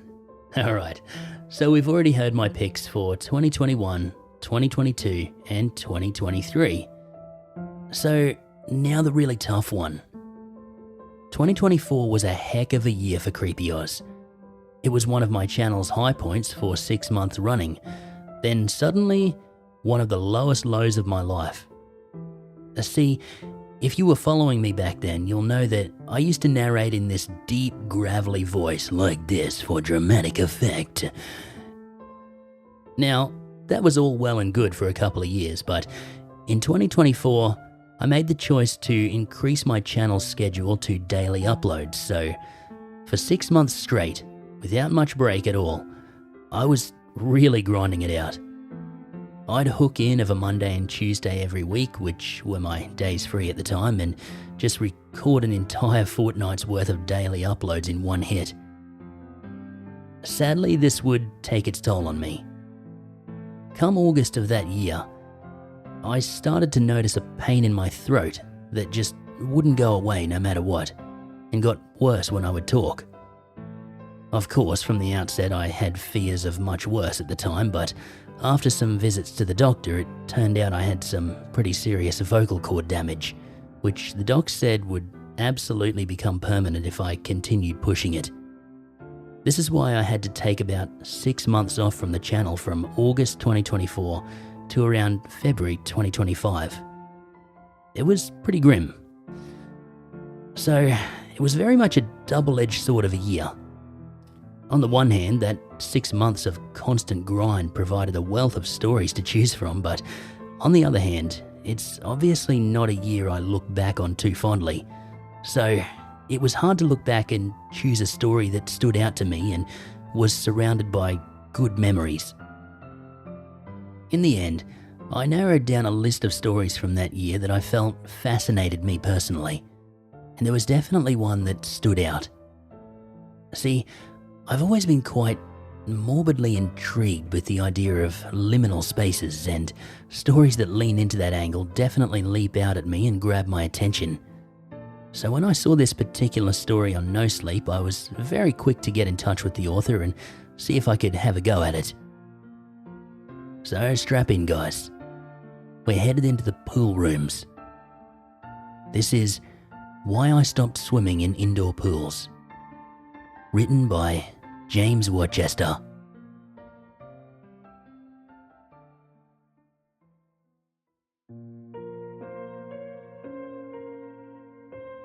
I'm not too ashamed to say that I made some stupid decisions in my teenage years. Most of them resulted in little more than scrapes and stories. Though on more than one occasion I found myself in the back of a squad car, pleading my case with an annoyed sheriff.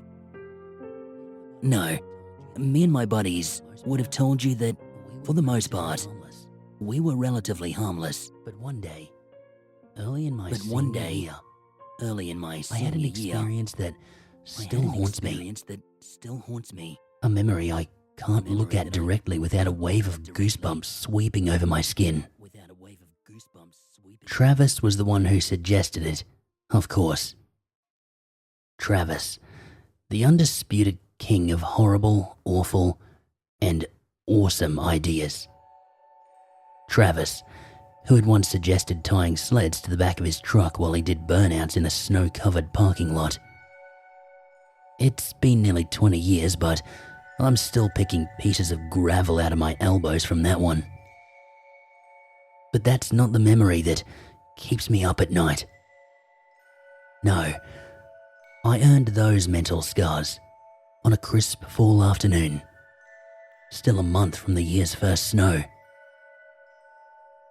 Travis had approached me and two other friends after football practice, his trademark chipped front tooth making him seem like a crazed moonshiner. "I know what we're doing tonight," he said. "The hotel down by Highway 43 got bed bugs. We're going there with Leah and her friends." I shot him a quizzical look.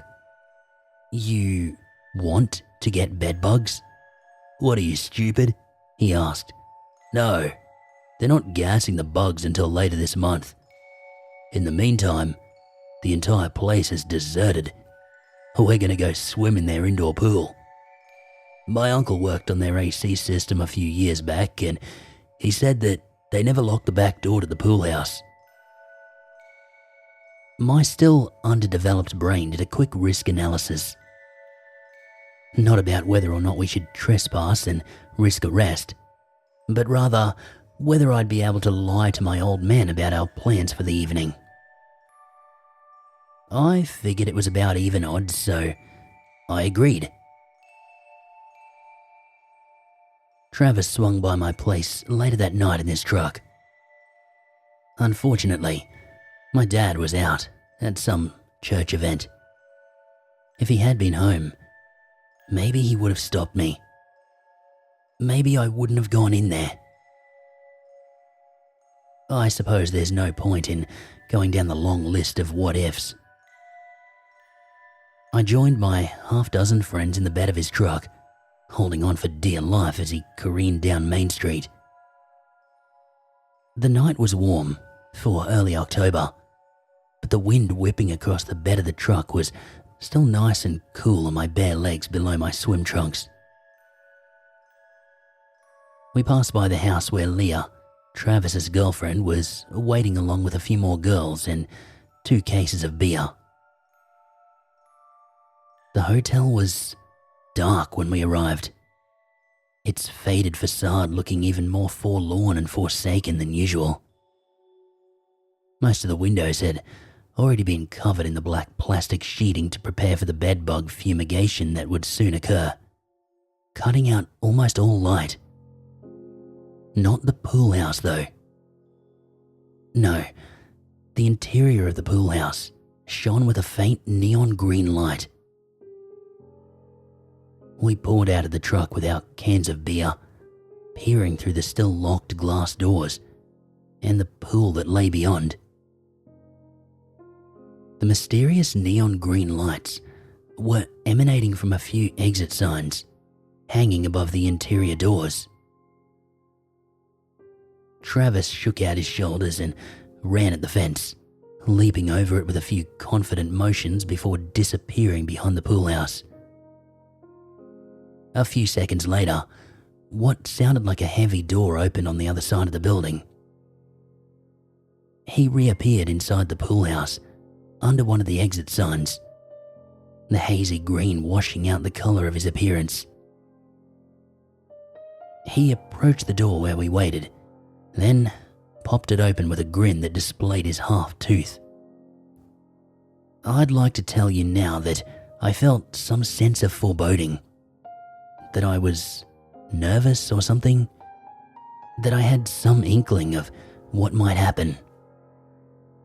I wish I'd felt something to clue me in. Maybe if I did, I would feel better about swimming nowadays. We all immediately jumped into the water in a cacophony of screams and shouts. A game of chicken was set up almost immediately. Jane, one of Leah's friends, hopped on my shoulders, fighting with Travis and Leah. We gave a valiant effort, but eventually lost when Travis swept my leg. At the time, it just felt like another night in our little small town. I got out of the water and downed another long sip of warm beer before walking over to the deep end. The signs along the side of the pool warned me in no uncertain terms that diving was prohibited, that the water was only 6 feet deep, that serious injury could occur. But perhaps due to the pleasant tipsy sensation I was beginning to feel, I dove on into the dark green water anyway. I opened my eyes underwater, expecting to see little more than green-tinged darkness. But instead of the dim bottom of the pool, I saw the shimmering surface of the water, and beyond that, bright lights. I swam towards it, immediately confused. Had I been turned around somehow? And had someone turned on the lights? I rubbed the water from my eyes as my head broke the surface of the water, pure confusion taking over me. I was floating in a pool, but I was no longer in the pool house, surrounded by my friends. Instead, I was treading water in a brightly lit pit, flanked by 4 high square walls that extended up at least 40 feet to several large fluorescent lights in the ceiling above. I swam over to one of the walls, looking for an exit or at least a place to rest. The walls consisted of smooth tiles and grout, the kind you might see in a nice bathroom. I slowly swam around the 4 sides, but I found no signs of an exit, no markings of any kind. "Hello?" I shouted. My voice bounced off the walls, returning my own greeting back at me from every angle. "Is anyone there?" Again, my voice echoed back for nearly 10 seconds before fading into silence. Not silence entirely. Even at this distance, the incessant buzz of the fluorescent lights overhead was faintly audible over the sounds of my own treading water. The next several minutes passed with me alternating between calling out for help and trying to wake up from whatever this nightmare was. My arms and legs were already beginning to ache now. If I didn't get help soon, I'd drown for sure. I thought back to my dive then, back to when I'd first seen the shimmering surface of the water. I had seen it where I'd expected to see the bottom of the hotel pool. That didn't make sense to me, but a new thought suddenly occurred to me. I I stuck my face into the water and I looked down. The water was at least 20 feet deep at a guess, but at least it was clear. The tile walls continued down below the surface, and there, way down at the dark bottom of the pool, the ground shimmered, almost as if it were the surface of water. I felt myself beginning to hyperventilate, so I took a deep breath and I leaned to float on my back. The water rushed over my ears, replacing the sound of buzzing lights with the thunderous pulse of my own heartbeat. I floated there on my back for what felt like an eternity, but what was probably no more than 90 seconds or so. When my heart rate had slowed from thundering to merely drumming, I took a few deep breaths, then dove down and began swimming towards the shimmering surface far below me. The pressure built up in my ears, but I knew enough to blow out my nose to equalize. After a few final, panicked strokes, I reached the surface of the water at the bottom of the pool, and thankfully, burst through. There was no neon green light on the other side, no sounds of my friends, nothing but pitch black darkness and echoing drips as my breath returned, gasping and spluttering. I appeared to be in a kind of cramped concrete tunnel. The walls were rough and met in an arch just a few inches over my head. Hello? I called out again. My voice shot down the tunnel in either direction, bouncing off the raw concrete as it travelled out into the distance. After a moment of terrified thought, I picked one direction as forward and I just started swimming, all too aware of my rapidly decreasing energy. I did my best to move straight, but in the pitch blackness, I still found myself bumping my head into the concrete arch when I drifted off course. I was bringing my arm forward to pull another stroke when my hand suddenly hit the tendrils of something organic and sticky. I jerked away in a panic, bumping my head hard against the concrete ceiling. My left hand swung towards the other wall of the tunnel, where even more organic tendrils awaited me. It reminded me of how the octopus tentacles at our local aquarium felt, wrapped around my hand when I visited back in elementary school. I paddled water there for a moment, slowly reaching out. The entire surface of the concrete walls below the water was covered in these tentacles. Then, off in the distance ahead of me, a distant, metallic clinking sound was growing steadily louder, like iron chains scraping against concrete. These tendrils on the walls, they seemed to respond to the sound, reaching out for me. The tunnel was still dark, pitch black, but I couldn't help but imagine some horrific creature making its way down the darkness of the tunnel towards me. Those horrible scraping sounds were rapidly getting louder, but the echoing made it almost impossible to tell exactly where or how far. I dove down into the water, searching desperately for any sign of light. There, some distance below me, I could see yet another shimmering spot. I came up for a quick breath of fresh air. That metal on concrete sound, coming from close enough now that I feared I'd touch it if I were to reach out a hand. I dove down once more, fighting off the organic stickiness that attempted to wrap itself around me. I burst through this new surface, and I was immediately grateful that there seemed to be at least some light in this new location, even if it wasn't the green neon light that I'd been praying for. I spun around, taking in my surroundings. Judging by the sudden lack of echoes, I was outside now, in a large, open body of water. It was still nighttime, just like it was back home, but I appeared to be inside a fog bank that was limiting my visibility just a few feet in every direction. A single hazy point of light.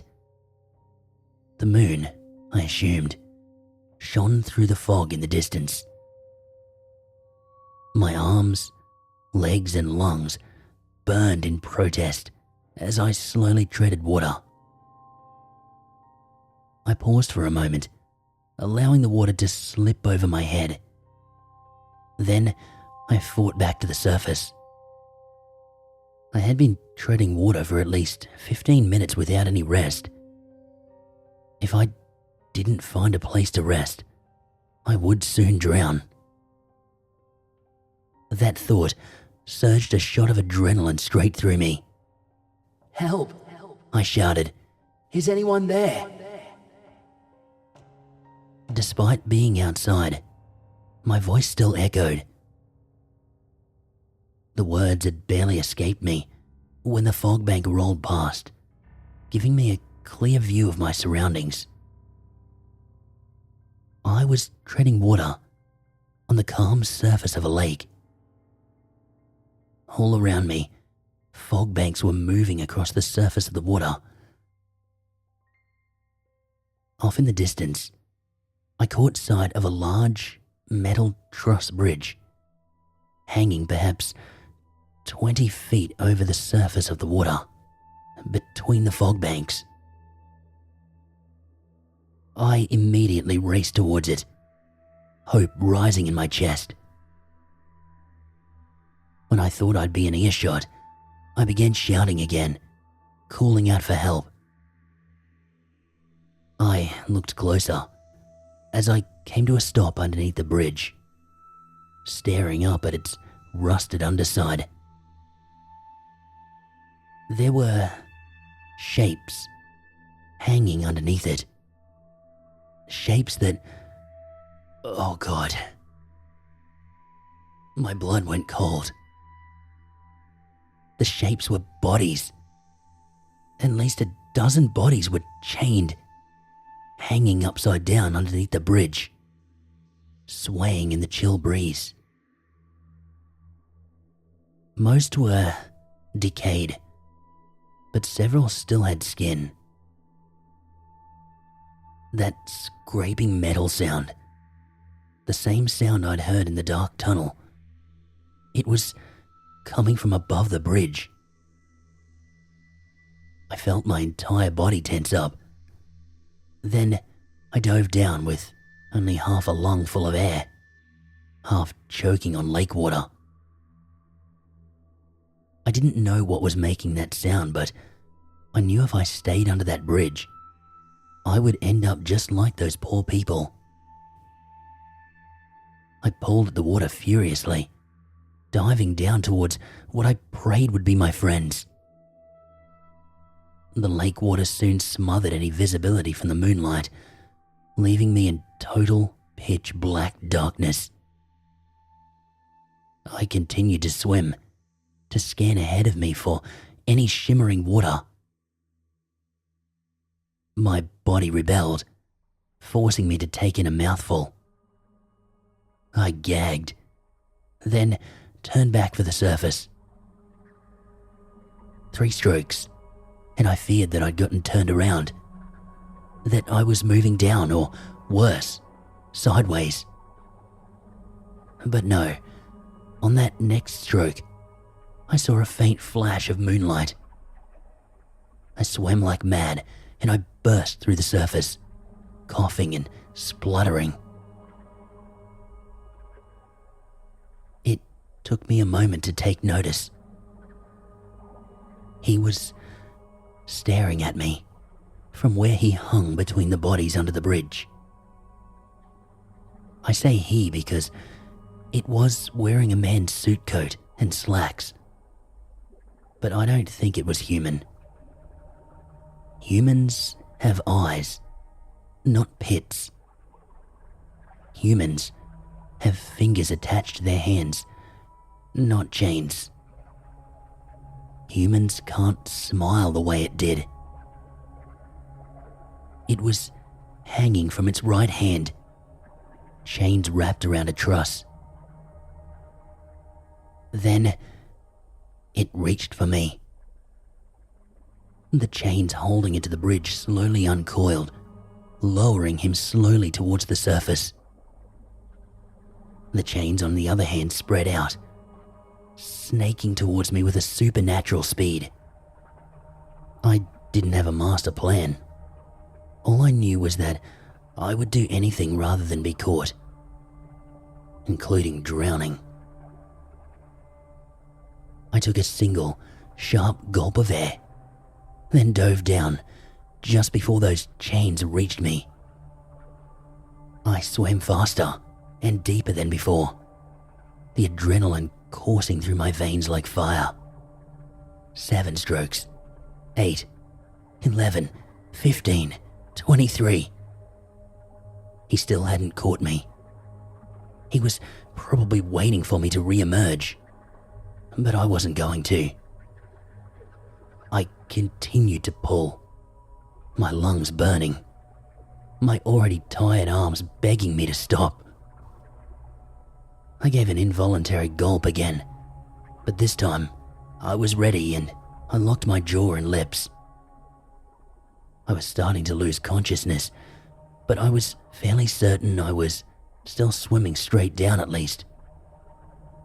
At last, there, I saw light, shimmering neon green light. Darkness began crawling at the edges of my vision, but I blew what little air remained in my lungs out. The next thing I knew, I was spluttering water and coughing on a cool, concrete floor. I spun around and I saw Travis, along with all my friends, each of them watching me with a concerned expression. "Dude," Travis said, "where have you been?"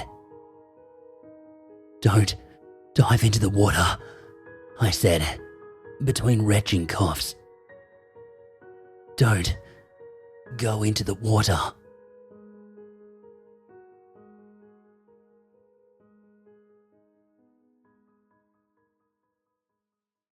Next up tonight, guys, is a creator who I've actually only very recently had the pleasure of meeting. Midnight Creepypasta is a channel hosted by the very talented published author, C.L. Portsmouth. My friend, I hope I've pronounced that properly. Please correct me if I'm mistaken. Like I said, guys, I've only very recently met this creator, but I've taken some time to listen to her narrations and gotta say I'm very impressed. Particularly, I've found myself quite enthralled with her original series, How I Became a Cryptid Conservationist, an episode of which she's kindly sharing with us tonight. So when you're done here, make sure you head on over to her channel and check out the rest of the series. And I hope you guys enjoyed as much as I have been. Alrighty, here's Midnight Creepypasta.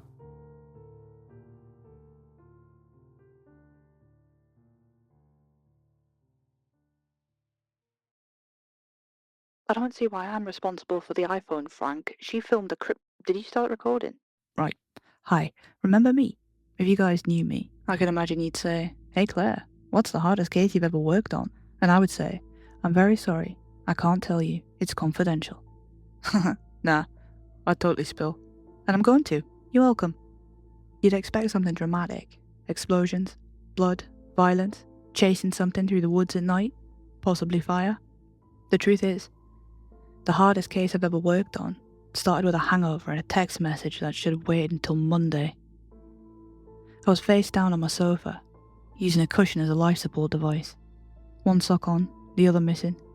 My mouth tasted like regret and poor decision making. Then my phone buzzed. I ignored it. It buzzed again. I groaned and rolled over and squinted at the screen with one eye open. Frank. Morning, Claire. You alive?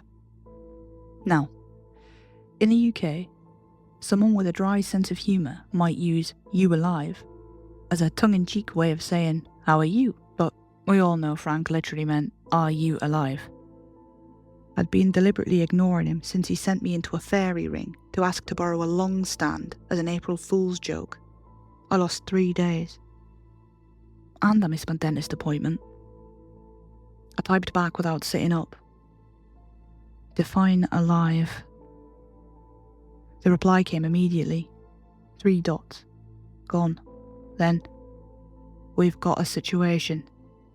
Pennines. I stared at the message. Waited. Nothing else came through. I was halfway through typing an excuse for the mess I'd left in Durham, just in case that's what he was on about, when the next message came through. Frank. Woman's frantic. Says she's seen a skinwalker. That woke me up properly. I sat up too fast and immediately regretted it. The room tilted, my head pulsed, and I had to breathe through my nose like that would help. I held my head in my hands, mostly to try and stop the spinning, but also because I didn't want to have to explain geography. He once thought East Anglia was a Nordic country. No. I typed back. Skinwalkers are Native American folklore. They're not indigenous to the UK. The reply came back almost instantly. Yes. Pause. Ellipses. Ellipses. Ellipses. I audibly groaned. He was using speech to text again. I could feel it. Frank. That's why I'm calling you. I stared at my phone, then at the empty water glass, then back at my phone. Something cold settled in my stomach, and it wasn't the hangover. An hour later, I was driving north, through fog thick enough to swallow the road. The Pennines have a way of making you feel watched, even on a good day. On a bad one, to feel like a place where things are allowed to go wrong. I hadn't even arrived yet, and my hands were already tight on the steering wheel. I kept thinking the same thing over and over. Skinwalkers don't belong here. Skinwalkers don't belong here. Which meant either the woman was crazy, or something had gone very, very wrong. I found her pacing by the dry stone wall, phone clutched in both hands. She looked sensible. She had sturdy walking boots. You know, the sort of person who didn't exaggerate things for attention. That scared me more than if she'd been hysterical. "Oh, thank God," she said when she saw me. "Are you the police?" "No, I'm from the council," I said unconvincingly. She didn't notice. She grabbed my arm. "I saw it an hour ago," she said. "A skinwalker." "A skinwalker, you say?" I said skeptically, pulling out my notepad. "Yes, definitely." Can you tell me how you know it was definitely a skinwalker when skinwalkers shape-shift?" She paused, a puzzled look on her face. "Well, madam," I interrupted, "I think you've been listening to too many creepypastas on YouTube. It stood on 2 legs, but it wasn't right. It moved like it was borrowing a body," she shot back. I nodded, keeping my voice steady, even as my pulse picked up. "Right," I said carefully. "Don't worry, madam. Skinwalkers are native to America. It's highly unlikely that's what you saw." "What?" I smiled, the polite one I use when I don't want to panic anyone. "You can leave now." But you're meant to say they're not real," she said slowly. "Yes," I said. "Yes, I am." Then I turned and continued to walk up the trail. "Hey!" she shouted after me. "Hey! You're supposed to say they're not real." I didn't stop. Because I'd seen it. It was standing in the fog, far out on the moor. Tall. And still. And watching us far too intently for something that wasn't aware. It didn't move as I approached. That was the moment the fear really hit. Most creatures react. This one waited. I stopped several meters away, my boots sinking slightly into the damp ground. Okay, I'm going to take a minute here as a trained professional to educate you on the one golden rule you must abide by if you ever encounter a skinwalker. Do not directly interact with it. So naturally, "Hi," I called. "I'm going to need you to stay right there," I said in my best police officer voice. Its head turned. Slowly. Its face shifted, not dramatically, just enough to make my skin crawl. Like it was adjusting something under its face. An involuntary shiver ran down my spine. You don't belong on this continent," I said before I could stop myself. It smiled. "That's racist." I blinked. "No," I said. "No, it's not. It's geographical." "You are telling me I do not belong," it replied calmly. "That is discrimination." I swallowed. "This isn't a conversation about feelings," I said. "It's about ecosystems." I stepped closer. The air thickened, like the fog was pressing in around us. "You smell afraid," it said. "Okay, now second golden rule. Yes, there's more than one. Don't show fear." "No, I don't," I replied, jamming my shaking hand into my pocket. "You can't tell me I smell. That's bullying." It tilted its head, studying me. "So you are racist, and I am a bully. So be it." "Listen, you," it lowered its head. "Sir," I added quickly, "just because you understand social framing doesn't make you right.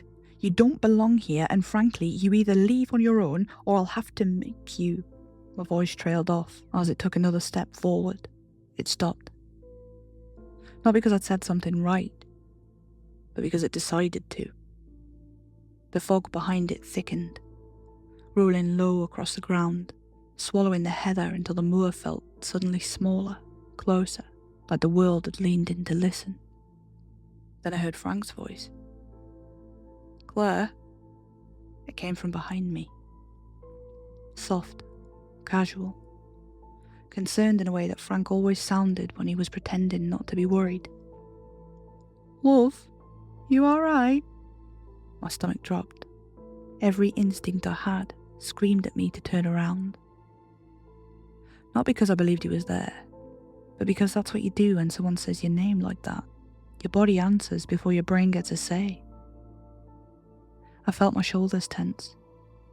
My head start to turn. And then I stopped myself halfway. Frank was 2 hours away. Frank hated the Pennines. Frank didn't wander foggy moorlands calling my name like a lost husband in a period drama. I forced myself to keep my eyes on the thing in front of me. Slowly I said, "You're doing a terrible Frank." The smile on its face didn't change. Behind me, Frank's voice sighed.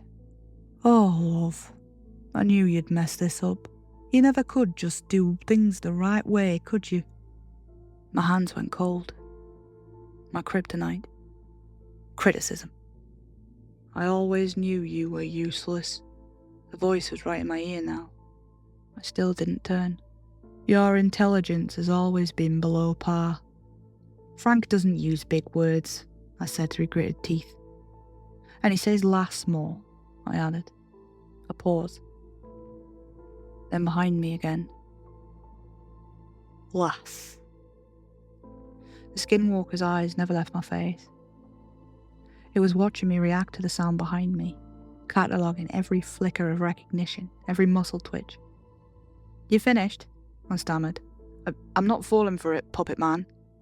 It tilted its head, curious, like I'd said something genuinely interesting. "I wear what is offered. Fear offers much." The voice behind me changed. Not Frank anymore. My mum. "Claire?" My breath caught despite myself. That one hurt.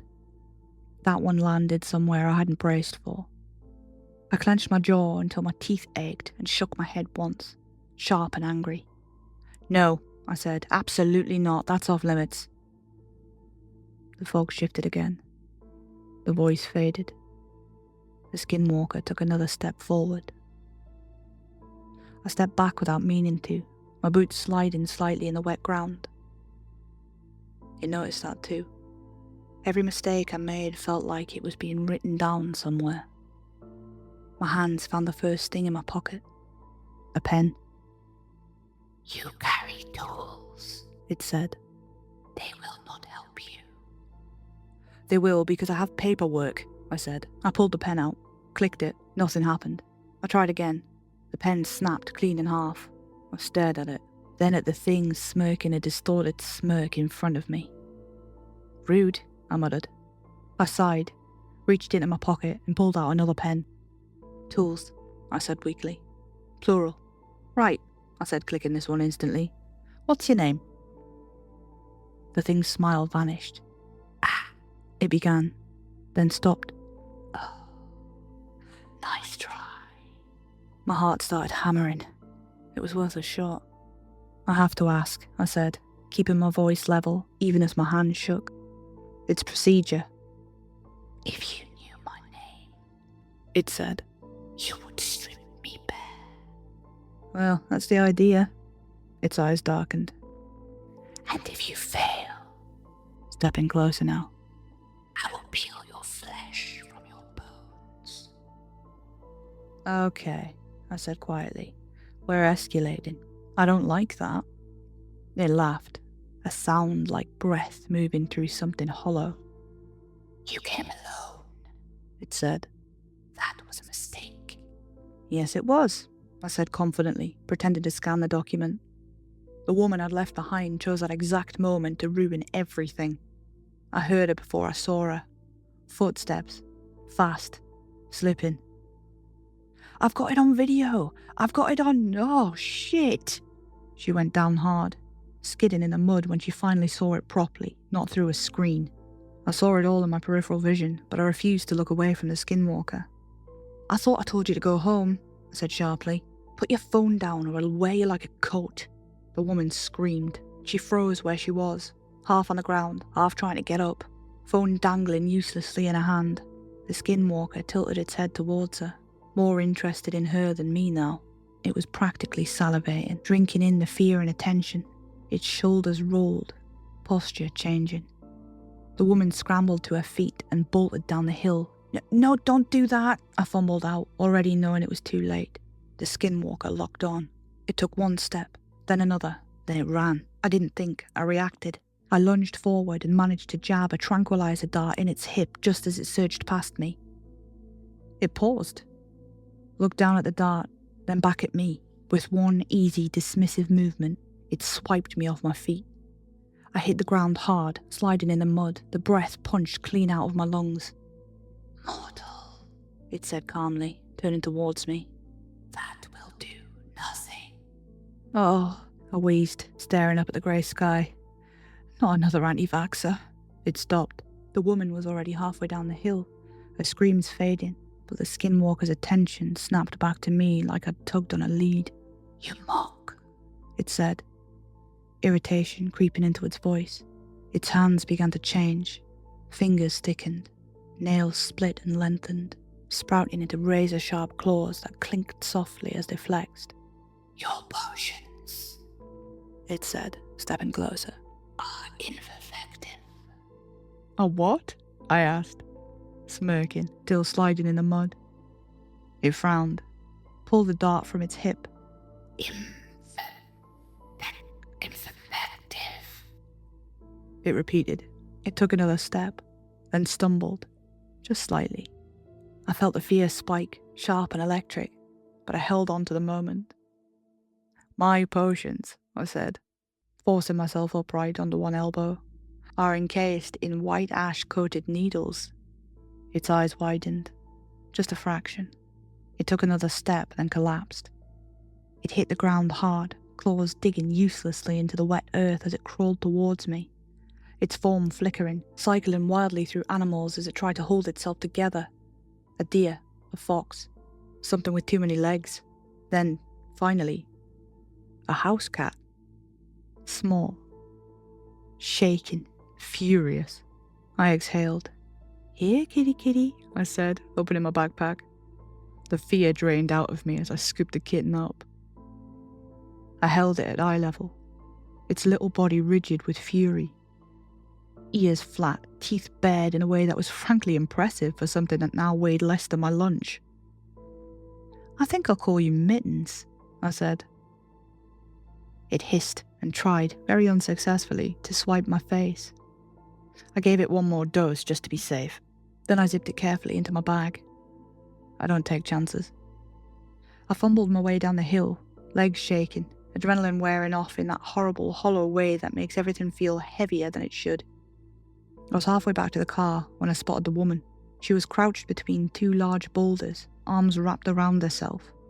Mud streaked across her jacket, eyes wide and glassy. "Come on," I said, offering her my hand. She flinched and took it.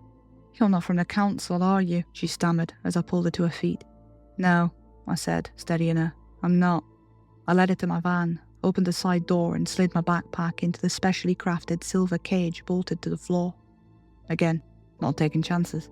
She peered inside, pale. "Is it safe?"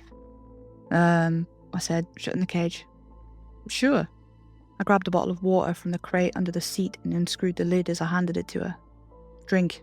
You're in shock." She hesitated, then took a long gulp. Good.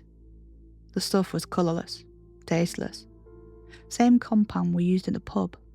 The same one Frank tried to dose me with the first time we met. Short-term memory disruption, drowsiness, confusion. Nothing permanent. I watched her swallow, then nodded toward her hands.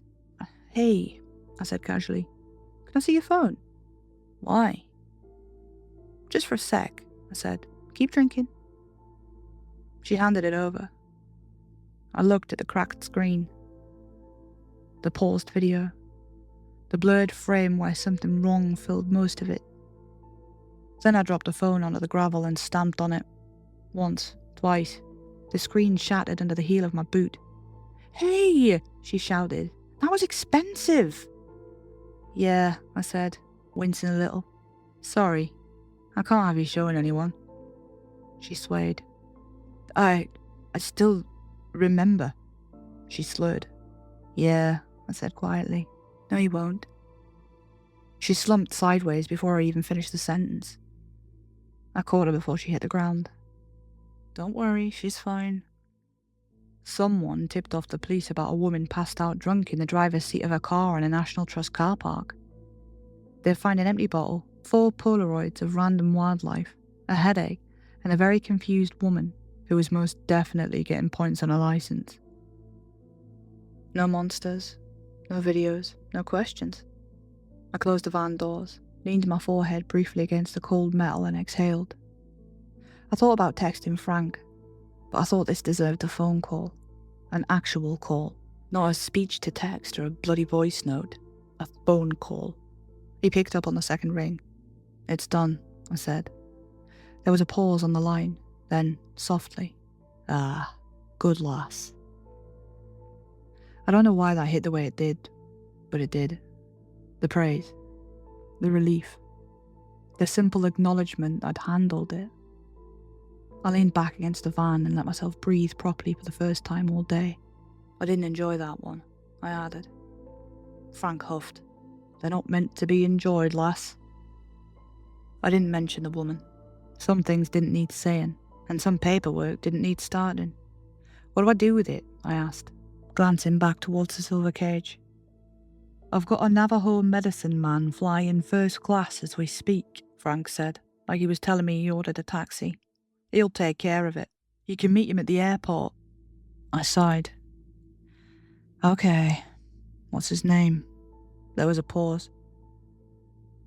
"John." I frowned. "John?" "Yup." I pinched the bridge of my nose. "Of course it is." "I thought it would be something like Flowing River," I said, "or Hidden Rabbit." "Claire," Frank said patiently, "that's racist." I stared out at the mist over the moors. "You know what?" I said slowly. "That's the second time someone's called me racist today." "What?" "Never mind. Long story." I hung up before Frank could say anything else.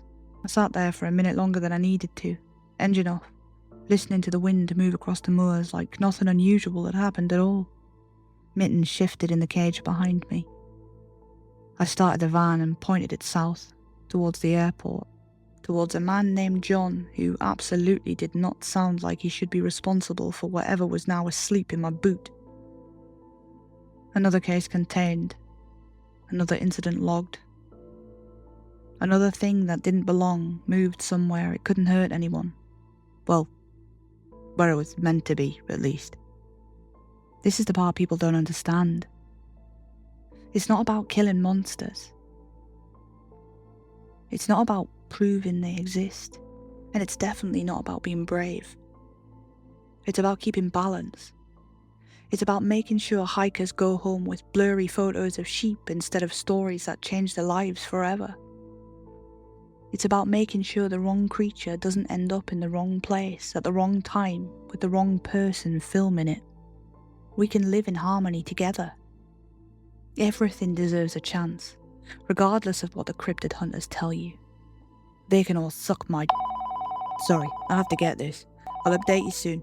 Bye.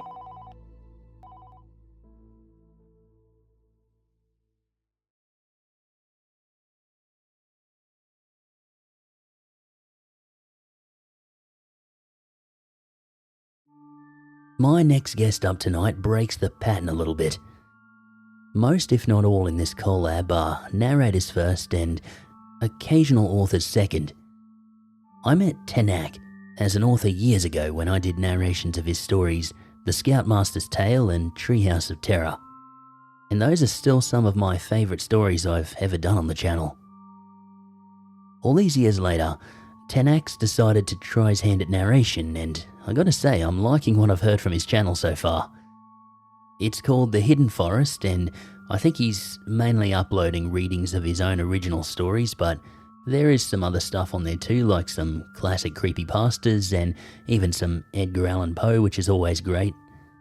But yeah, anyway guys, definitely head on over and have a look. He's a fantastic author and a great narrator, I think. So anyway, I'll hand over to Tenac now, and you can have a listen yourself. Enjoy.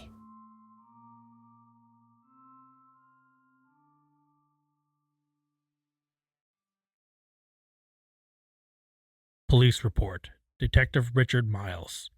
The following report is concerning the incident on the evening of July 13th, 2022. First, I wish to apologize for the tardiness of this report. I needed to make sure that I completely understood everything that took place that evening, and everything that I saw. I understand that my actions that evening have been called into question, and that many are requesting for my resignation. Herein, I will explain everything that I witnessed firsthand. I will leave it up to my superiors to determine whether my actions were called for, or if I become mentally unhinged after years of service. So here are the facts, in my own words. I ask not for forgiveness, but merely for understanding. It all started around 9:30. I was in my office working on a backlog of paperwork. It's funny. They tell you in the academy that the job is mostly paperwork, but I never believed it until I joined the force. I was about to wrap it up for the night when I got a call on the office phone. On the other side of the line was the receptionist at the Clark County General Care. As soon as I saw who was calling, I knew what this was about. There had been another attack. I wasted no time in throwing on my jacket and rushing towards the hospital. On my way there, my mind kept going back to the previous attacks. They started 6 months ago and seemed to happen randomly. At least once a month, we would get a call from the hospital saying that someone was in there injured and covered in blood. The victims' stories differed, but there were enough similarities that we were able to determine that these were related incidents. Some were in their car when something outside tried to force their way in. Other victims were attacked in a blitz on a nightly stroll. All of the victims, however, had been cut with multiple razor-sharp blades. The previous victim even had a pair of puncture wounds from an unknown tool. The only other thing they had in common was that no one ever seemed to see their attacker. It happened far too fast. We would search the surrounding area but find nothing. With no real evidence, all we could do was sit back and wait for another attack. I arrived at the hospital at 10:03 p.m. and found the receptionist in tears. She had been present for all of the previous attacks, so she should have known what to expect, and yet there was something different about tonight. She seemed more distraught, more scared. I asked her what was wrong, but all she could say was, so much blood. A moment later, Dr. Fred Donovan came out, and I was able to question him about his findings. He informed me that this victim was different. It hadn't just been attacked. It had been torn to shreds. He could confirm that it was likely the same tool. However, the brutality and the rage were like nothing he had ever seen before. The body was so mangled, they would not have been able to identify the victim had they not had their wallet in their pocket. I asked who had bought the victim in. He told me it was a stranger named Norma Fleming. I went out to the lobby to interview her. Below is the transcription of my audio interview with her. This is Detective Miles of the Clark County Police Department, interviewing Norma Fleming at 10:17 p.m. Miss Fleming, can I get you something to drink? No, thank you, Detective. I don't think I can stomach anything right now. Now, in your own words, could you please tell me what you experienced and how you came across the victim? I had just finished dropping my kids off for a sleepover at their friend's house. I was near the corner of Miller and Stanley when I thought I saw something across the road. I could see a mass of white and red shining in the moonlight, so I stopped the car. I was almost sick when I saw the man lying there. He was just on the ground, shaking. There was so much blood. I heard a gurgling sound. I thought it might have been a bullfrog, but then I saw his throat. He was trying to talk to me, but his throat was... In your own time, Nora. I knew this man was going to die, and I'm ashamed to say this, but part of me wanted to leave him there, to just drive away and hope I imagined the whole thing, hope that somebody else would come along and find him. But I couldn't do that. I couldn't let this man die alone. Now, Miss Fleming, did you see anything around the body? No, it was very dark though. But there was a moment. When I was getting him in the car, I felt like I was being watched. I know that's silly, but I swear to you on everything I am, something out there was watching me. There was something else too. A really powerful smell was there. I couldn't identify it, but it smelled like a dead animal. I don't know what it was, but it was strong. I know none of this is much to go on, and I'm truly sorry. It's all right, Miss Fleming. You've done a lot for us, and I thank you. Is there anything else you can tell me? Just promise me one thing. Promise me you're gonna get this maniac. Whatever did this, it wasn't human. And I don't think I'll get any sleep knowing it's out there. After my interview with Miss Fleming, I proceeded to the crime scene. Thankfully, my team had been working it already. Aside from the victim's blood, there was no other evidence to be found. The consensus was that the victim must have been attacked inside the swamp and must have stumbled their way towards the road. This theory did not sit well with me. To run with that level of injuries is insane. Someone or something must have put the fear of God into this man. I peered out into that dark swampland and could see nothing. But that didn't stop the feeling of eyes on me, the same as it did Miss Fleming. It was about 11:22 when my phone rang. On the other end was my research assistant, Joe Rodney. He told me that he'd been analyzing the attack sites, and with the newest victim, there might be a possible clue. All of the attacks were in a 5-mile radius of Holland Swamp, particularly a small patch of land known as Reg's Lot.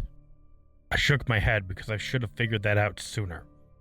Reg's Lot was a small patch of swampland owned by a man known only as Crazy Reggie.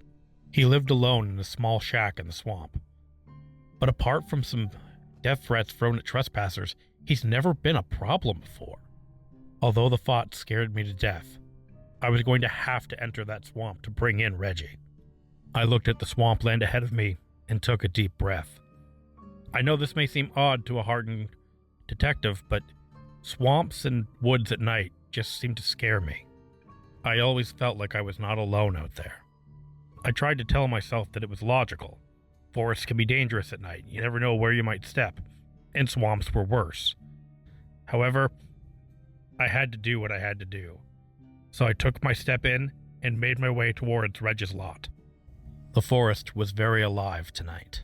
The sound of crickets chirping, frogs croaking, and branches cracking filled the air. It put me on edge, for it would be harder to hear someone sneaking up behind me with all this noise. I tried to keep my mind focused, but images of those destroyed victims just kept filling my mind. If Reg did this, then he is clearly much crazier than we gave him credit for. And here I was, inching my way towards his lair. I kept picturing myself torn to shreds like that last victim. Those images had me drifting towards my service pistol. I entered a small clearing when suddenly something changed. The woods became quiet, as if the critters that inhabited it were afraid.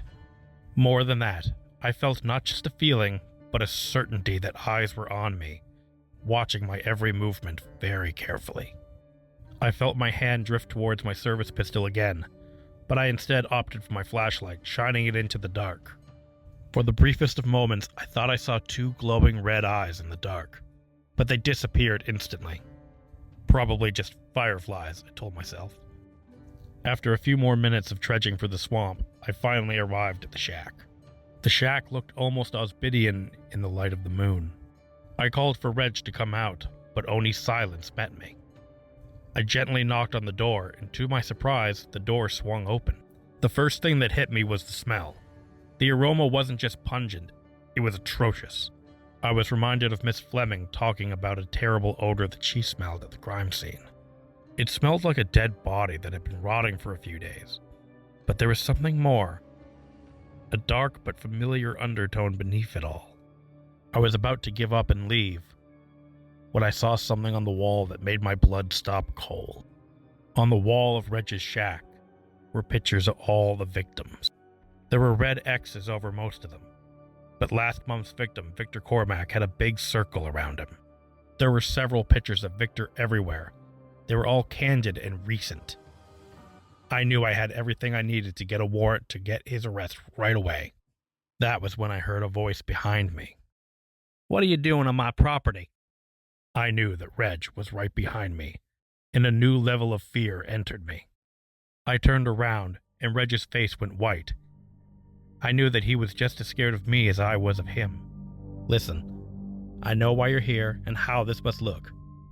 But you have to believe me, I was not responsible for tonight's attack." I was stunned silent. Did he just admit to all the other attacks? Also, how could he be responsible for the other attacks but not this one? I shone my light in his eyes, and he looked half mad, as if he's holding back intense rage. He slowly began reaching in his jacket pocket, and this time I did draw my service pistol. "I have no weapon on me, officer, but I need something in my jacket right away, please." He reached into his jacket and pulled out a small pouch. He retrieved some sparkling powder and started to ingest it. The powder seemed to calm him down immediately, and he looked almost sane. I decided to try to reason with him. "Listen, Reg, I know you're a harmless man, but if those drugs are causing you problems, we can help you. Why don't you come back to the station with me? Have a nice hot meal and we can just talk." The offer made Reg grow tense again. "I can't come with you, Richard. I've got work to do. If you truly care about the safety of this town, then you'll let me go, at least for tonight." I let out a sigh because I knew that there was no reasoning with him. "I'm sorry, Reg, but you know I can't do that. I'm sorry, but you're gonna have to come with me. I'm gonna have to bring you to the station." Reg's mouth began to quiver, and I swear I saw a tear in his eye. "Please," he begged. The following moments happened at such a pace that it's difficult to remember, but I'll do my best. Reg began to look distracted, and I would swear in all my years of service that I saw his ears twitch as if he heard something that I couldn't hear. Then Reg ran straight at me. I fired a shot, but it went high. He was just about upon me when I slammed the butt of my gun into his forehead. The blow took him down, and he fell limply to the ground below. I wasted no time in putting the cuffs on him, and began the slow process of taking him back to my car. I managed to get him into my car and began driving back to town, confident that I had finally caught the killer. On my way back into town, Reg started to come to. Where am I? You're in a car going to the police station. Can you tell me your name? Reginald Lawrence North. Or call me Reg. Or hell, Crazy Reggie, I don't care. Good. You don't seem to have a concussion. I'm sorry for hitting you back there, but I had to do what I had to do. I understand, officer. No offense taken. You think I did it, didn't you? Just so we're on the same page, what is this "it" you're referring to? If you want to confess, I'd be more than happy to take your statement at the station. I'll admit, I attacked those people, but that fella tonight, that wasn't me. And I never killed anybody. Then who did it, Reg? If you know something, tell us. Lives are at stake. More than you know, officer. Now, I just have one question. That fella tonight, is he dead? You know I can't tell you that, Reg. I know you officers have your rules, but I'm not asking the officer. I'm asking the man behind the badge. Is he dead? Yes, he died. Oh, thank the heavens for that. You consider it a good thing that a man is dead? In this case, yes, and you should be too. Now tell me what you know, Reg. A deal is a deal. Very well. I don't expect you to believe me, but... Reg began to act very erratically. My pouch. Where is my pouch? Did you take it from me? I need it now. Whatever drugs you're on, Reg, you don't need them. Trust me. You don't understand. I need it. Give it to me now! Before I could respond, something big smashed into our car. I thought it was another vehicle, but there were simply none around. We crashed into a set of dumpsters outside of a building. For a moment, I just sat there in complete shock. But then I could hear something attacking the backseat window. Someone was trying to get into Reg, so I sprung into action. I leapt from the car and pointed my service pistol at the assailant. Before I could get a good look at them, they ran away and vanished into the night. I forgot all about Reg and gave chase. The suspect proved to be very fast. Every time I tried to get a good look at them, they darted around another corner. There was no time to call in backup. There was no time to even think. All I could do was give chase. Finally, I managed to corner them in a small dark alley. I aimed my pistol down the alley and told them to come out. I could hear the suspect panting, but it sounded far too low. Sounded almost more like a growl. At last, we've reached the part of the report that I cannot fully explain. The next few paragraphs will determine my fate. I only hope you can keep an open mind. I wish I could give a simple excuse, but I must tell the truth in this. It was in this moment that the clouds parted and the moon shone into the alley. The attacker's silhouette was lit by the moonlight, and there was something very wrong with them. The man was abnormally tall, standing well over 7 feet. His body was long and roped with strong muscle. I knew in an instant that this was no man standing before me, but a beast. His head was oddly shaped, with long ears that stood straight up. Where his mouth should have been, there was a long snout with rows of razor-sharp teeth gleaming in the moonlight. His fingers were long and tipped with razor-sharp claws. He seemed to be naked, except it almost looked like he was covered in a thick brown fur. The beast tilted his head, and I could see red glowing eyes, the same ones that I saw in the forest. I know that glance couldn't have lasted more than a second, but it's stained in my memory. I see it every time I try to fall asleep. I was so surprised that I almost dropped my gun, and I think that was the moment the creature was waiting for. The creature lunged straight at me. I managed to re-grip my pistol and shot a shot straight into it. The beast didn't even flinch. Instead, it swiped at me with those long clawed fingers. I moved at the last second, and the beast swiped at my jacket pocket where I kept Reg's powder. The contents flew into the air, legitimately sparkling in the moonlight. As the powder fell upon the creature, it seemed to cause it great pain and yelped. I knew this was my one chance. I took aim and fired a bullet straight through the powder and into the creature's chest. This time, the creature fell back. It fell right into the darkness, and I could hear it panting until finally it went silent. I shone my flashlight down the alley. but I was not prepared for what I saw. The body lying there was not a beast, but the naked dead body of Victor Cormac. This couldn't be right. I know I shot a beast, not a short, stocky, naked man. But that's when the onlookers came by.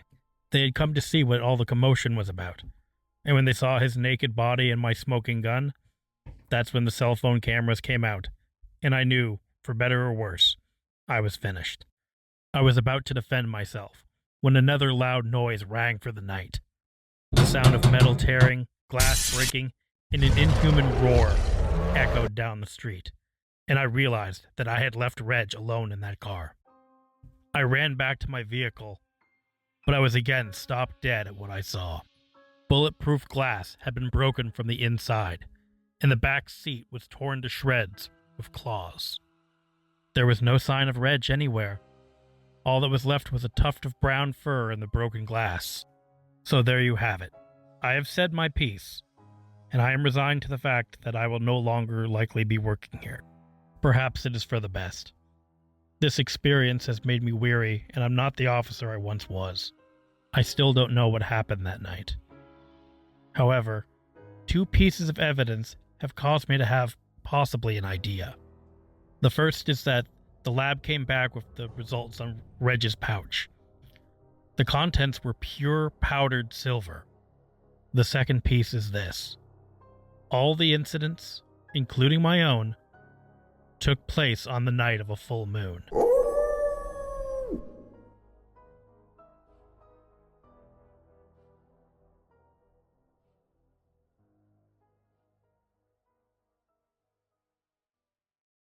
Hey everyone, me again. Surprise, surprise. At this point in the COLLAB, I wanted to shine the spotlight onto some smaller channels who are just starting out. I've not had the pleasure of getting to know these folks personally yet. I just put the message out on Twitter that the COLLAB was open for anyone who wanted to jump in, and these creators were kind enough to send submissions in. You'll now be hearing stories from Whispering Scream, Creepy Crowleys, and Narrative Strokes, in that order. I've had a listen to all these channels after they sent their submissions in, and I really, really like what I hear. And I hope you guys do too.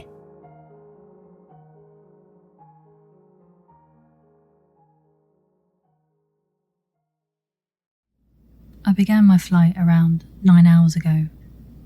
I left New York for Singapore, which would have me fly for around 19 hours, making sure to pack sleeping pills and chewing gum for my horrifying ear and jaw pain. My sinuses always act up when the pressure changes, and I dreaded this flight, especially because I had to do it alone for some conference. I listened absently to the instructions the flight crew gave us, gestures to oxygen masks, emergency exits, first aid, and so on. They mentioned Wi-Fi, the food menu. The closest attendant was a girl with a tight bun and bubblegum pink lipstick. She had an overly sober expression plastered on, and even though her lips were stretched into a smile, her eyes weren't. After the usual part, some other specifications followed. Ladies and gentlemen, please keep in mind that we will be flying very high and the pressure change might affect you.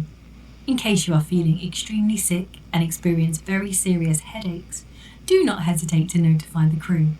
We might experience turbulence when we reach a certain point, and should a critical moment occur, please do listen to the instructions of the crew and the captain and follow them precisely. I didn't really care about whatever they had to say. I doubted the crew would help my piercing sinus pain.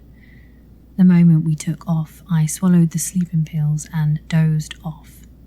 I had some music on and my sleeping mask on, so I got completely cut off by the rest of the plane. I remember some dreams that seemed to clog my head the way fever dreams do, of shapes twisting and convulsing, bigger than I wanted them to be, stretching and taking up space, straining my mind. I remember the feeling of being held down by shapes as heavy as lead, the feeling of hotness and itchiness. This bleak and irritating obscurity was soon completely ravaged by a sharp, explosive pain reverberating directly through my jaw. The pain pierced through my sleeping pill magic and startled me awake, wide-eyed and confused at the darkness that was actually my sleeping mask, sweating and nauseous.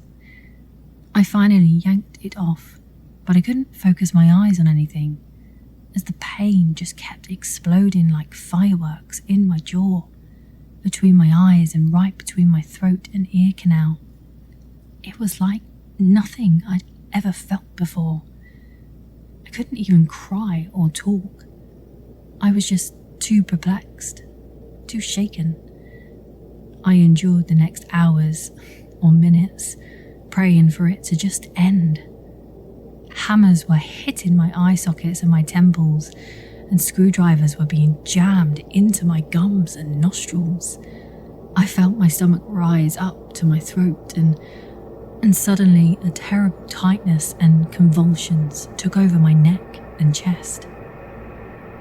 My agony ended so abruptly that I could still feel the marks the pain had left, like the moment when you look directly into the sun and then luminous spots plague your vision for a few minutes. I stood there in shock, processing and cursing my stupid sensitivity.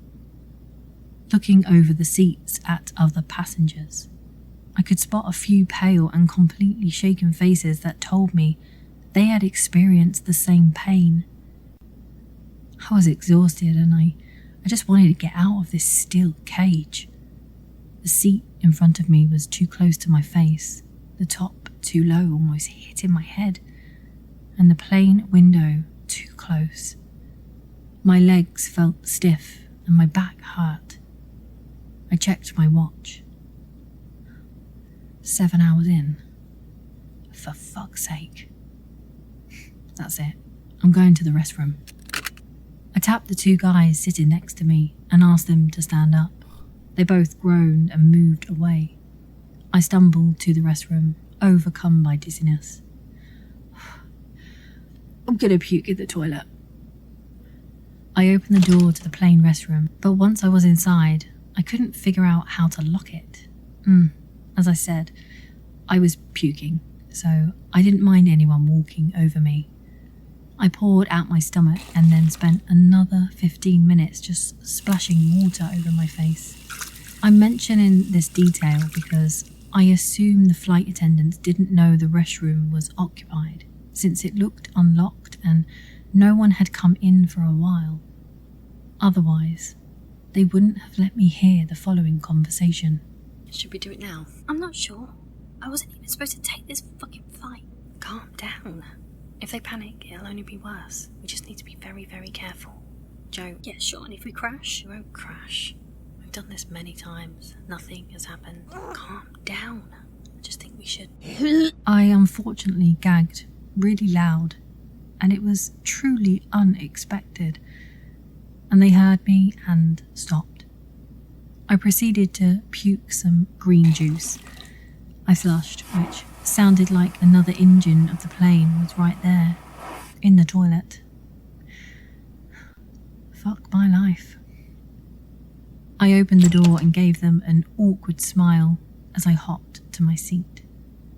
The two attendants looked at me as if I were at a family function and had walked in on them talking shit about me. I went back to my seat and wanted to die. I was quickly reminded of my awfully claustrophobia-inducing seat. I just wanted to go back to sleep, so I swallowed a pill and slapped the mask over my face. Ladies and gentlemen, please close off your window shades immediately. This is mandatory and for your safety, and the safety of other passengers. I couldn't drift off, however, because I felt a hand over me. Hey, what the fuck are you doing? Please close your blind. The flight attendant chick is going crazy over this, mumbled the boy next to me while pulling the shade down. All of the flight attendants were watching over their own seat section. The girl watching over us was biting her lip nervously and gripping her seat with her tense fingers, her knuckles almost white. She noticed I was staring at her and gave me a grimaced smile. In the dim lights of the plane, the tension was almost palpable. No one was talking. All blinds were closed. All was silent. The little tablet on my chair showed me we were flying over the North Atlantic, entering the polar zone. Open ocean. No land. What exactly weren't we supposed to see? Some military ship? Military base? I suddenly felt pressure behind my eyes, and the feeling of nausea returned. I felt as if I was hanging upside down. I tried to swallow, and I popped some gum into my mouth. Another 11 hours to go. The plane was awfully silent, and if that didn't scare me, the look of the flight attendants sure did. Their eyes were constantly darting to each shade as they were breathing heavily. They wouldn't act like that for some fuck-ass military base. They looked the way animals do when they're desperate, when they're in danger. It's funny, we like to think that we're not animals, yet we get angry and nervous when someone stares at us for too long, even if they're doing that through a wall or an airplane shell. I felt a knot in my throat. Hey, why do we have to close the blinds? Some lady asked from behind. We're flying over a layer of atmospheric radiation. The glare can temporarily blind or disorient you. Came the automated response. So it's temporary. Please mind the instructions, otherwise you will receive a fee. That seemed to shut the lady up. 10 minutes passed, then another 10. I tried to play some music, but I couldn't doze off, and now I felt as if my skull vibrated. Maybe it did. So did my chest. After an hour of uncomfortable silence, I was certain of the low vibration in my chest and head. Somehow it felt familiar. A frequency so low, but so known to me. I had no idea what to think. The frequency went higher, and then everybody could hear it. Everybody could feel the whole plane vibrate. It was a different kind of turbulence. What the fuck was that? I couldn't really place it, but it seemed very, very familiar and very out of place. A young woman suddenly stood up and turned to the attendants. The look of recognition in her eyes ignited something inside me. When she spoke, her voice had a certain dryness. What is that? You tell me right now. The wind is very strong round here. The radiation is... Don't bullshit me. Don't you fucking bullshit me. This is my line of work. How is it possible? How? Were those screams outside? No. They couldn't be. They couldn't be. The woman plunged to open the blind, but the closest flight attendant grabbed her and yanked her out of her seat with a force that had to be illegal. He then pinned her down. What the fuck are you doing? What are you doing? I will sue you. Those sounds weren't human. No human can emanate those sounds. And how could they even be human? You're flying thousands of feet up in the sky. Let go of me. I need to look outside. I don't care if I get temporarily blinded. The attendants didn't flinch. They kept staring at us. And now I was more afraid of them than of what would happen if I opened the window shade. A match of screaming followed, and then the flight attendant leaned in and whispered something into the woman's ear. She went quiet. Another half hour followed while we all stood still, awake and watched over, like some naughty kids. The lights of the plane flickered, then turned off for a brief moment. But the moment they turned back on, a scream erupted from a flight attendant, who plunged and yanked down a window shade. Some old man had lifted it a little bit. I'd only seen a thin strip of light leaking, lingering on his face. Colourless and cold. What was that? Sir. He stood up. His lips moved, forming words without sound. Then the muscles in his neck tightened, and his jaw began to quake as if something were pulling it open from the inside. I've never seen someone so pale, shivering, teeth clattering and eyes wide. His pupils were almost non-existent. What the fuck was that? How can it be possible? I don't understand. I don't understand. I really don't. He kept repeating, then froze, mouth parted in wonder. Then he looked up at us and muttered, "We're all going to die here." That's it. Sir, you're being escorted to the end of the plane where you'll sit with You'd escort me to hell and I wouldn't care. You have no authority here. No one spoke after that. They restrained him and now he's in the back. I asked to go to the restroom and I was granted permission, while passing his figure, rocking back and forth and unblinking. I managed to sneak in one question that bended into the frequency that encapsulated the plane. He answered between his clenched teeth, and his response had me puzzled until I reached my seat. My question had been, "What did you see?" Another half-hour passed and I glanced at the old man, only to see him cold and pale, eyes forever open. He was discreetly pulled into the cabin by an attendant. All of us are afraid to speak, but it's clear that we will not open the blinds. I wrote this with trembling hands, my chest vibrating and the pressure behind my eyes nauseating. I still have many hours left of flying above the ocean, and I can feel the unblinking gaze of flight attendants on me. I feel something coming. I feel something approaching us. I'm afraid to experience the so-called turbulence they mentioned, and the old man's response still haunts me. Those were his last words, before he left us and remained unblinking.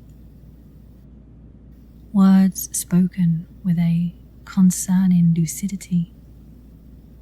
Tell me, have you ever stared into the eye of a blue whale?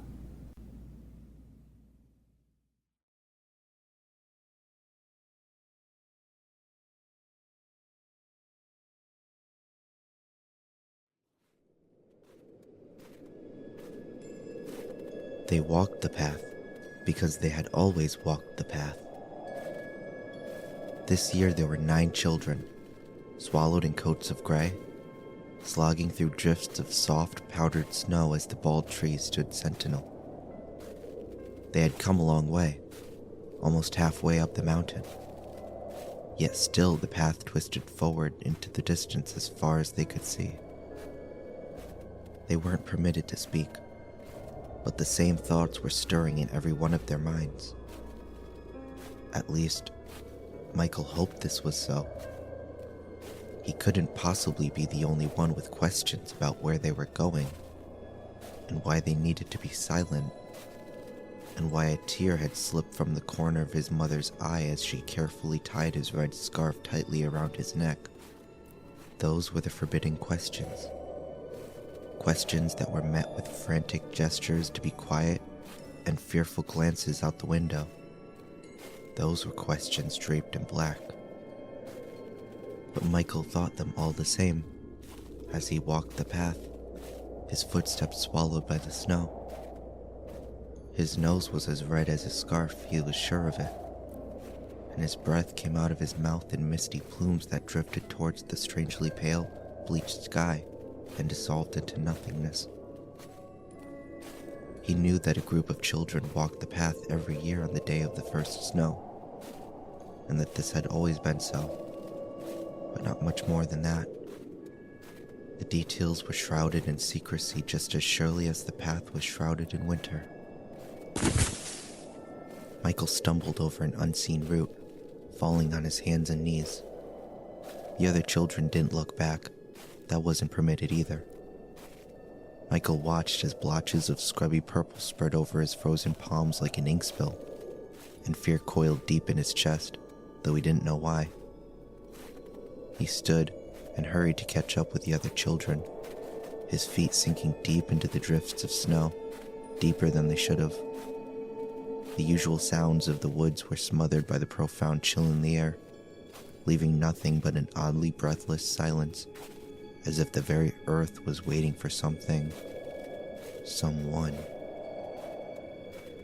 The peculiar fear in Michael's chest wedged tighter into a small ribcage, winding up his spine with an uncomfortable prickle as he slogged onward, his legs aching with the cold and exertion. All he wanted was to be back at home, sitting in front of the small fire. He breathed in the cold air, and it seemed to coat his lungs in ice. The path would lead home, for where else could it lead? And he could curl up with a blanket and forget about all of it. Forget about the naked trees that seemed to watch him. Forget about the peculiar silence. Forget about the dried-up-looking sky. A sharp crack from just behind him made him stop short, and the fear tightened so suddenly he clutched his chest. The other 8 children stopped too, stepping from foot to foot uneasily, but they didn't turn around. Nervous energy filled Michael's veins and made him want to run or hide or fight or something, anything but keep walking forward like nothing was wrong. But he knew that once you stepped onto the path, there was no stepping off of it. Those were the rules. Those had always been the rules.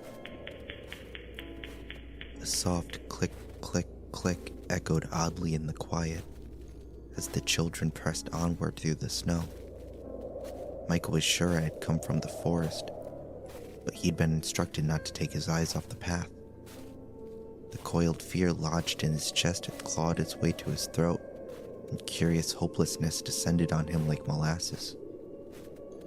His numbed legs moved of their own accord, dutifully placing one foot in front of the other and moving forward, up that cursed path for what could have been forever, or perhaps a few minutes. Here, on the mountain, time had lost its meaning.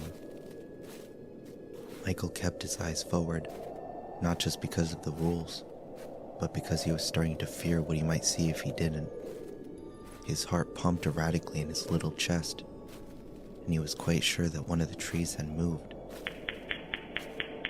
The click, click, click came again, but this time it wasn't soft or distant. It sounded as though it had come from just barely off the path, and grated sharply on his ears. Michael was scared, terrified, in the raw, hiccuby way that only children can be. His breaths came faster, so that the thick plumes of fog coming from his mouth nearly obscured his face entirely, giving him a peculiar blurred appearance that none of the children ahead would ever see, because they were obedient. They kept their gaze forward. The children followed the rules because they trusted their leaders. Michael trusted his leaders. Surely they wouldn't lead him into danger. Surely they would keep him safe. The thought comforted him, like a hot coal nestled in his belly. And when the next click, click, click came, he hardly even shuddered. And when a tall, impossibly thin creature stepped, bow-legged, out of the woods and picked up the first child in long, thin fingers, he looked around wildly without thinking, because surely this was not supposed to happen. Surely the village leaders would step out of nowhere, smiles on their faces, and declare that this was all a big joke. And yes, they could go home now, and sit in front of the fire wrapped in a blanket for as long as they pleased, sipping the broth made from last year's spring onions and talk cheerfully without anyone to hush them. But he did not see the village leaders. All he saw were more of them, eagerly clicking long, spindly fingers together. And when the creature unhinged its jaw and scooped the little girl in with a charred tongue, gray coat and all, in horrible, unnatural silence, Michael pushed the dawning truth deep into his subconscious and believed with all his heart that it was a mistake. And it was a mistake as the second child was seized. And it was just carelessness as the third was taken. And it was a tragedy as the fourth met the same fate as the others. But when the creatures at last turned to him, smiling widely with human teeth, eyes pale pinpricks in their narrow faces, the truth washed over him, as cold and bitter as a bucket of ice water thrown over his head to wake him. The uneasiness he'd felt when his name was called to walk the path multiplied by 1,000. Fractured images flooded his brain at top speed, and he understood his mother's strangled gasp as he was chosen was not of pride. He understood the stories of mysterious intruders long, long ago, who reached down chimneys and ate what they pleased, and why those stories were shushed by the village leaders. Michael understood everything, but it was too late for him. The red scarf, carefully tied by his mother that morning, crumpled to the snow as a blinding pain shot through his consciousness, cleaving it in two, and everything faded. If you didn't look, really look, you couldn't tell the creatures from the trees. And so a casual observer walking the path would see nothing strange, nothing out of the ordinary. They would, perhaps, come upon the red scarf, spilled onto the snow, pick it up, maybe, and wonder. They'd wonder.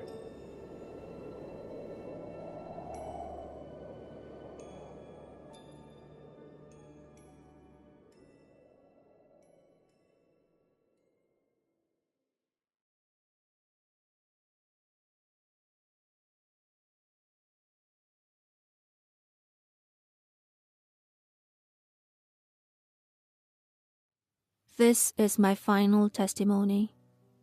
I stand trial for medical malpractice, the breaking of my Hippocratic oath, and deception of the greatest degree.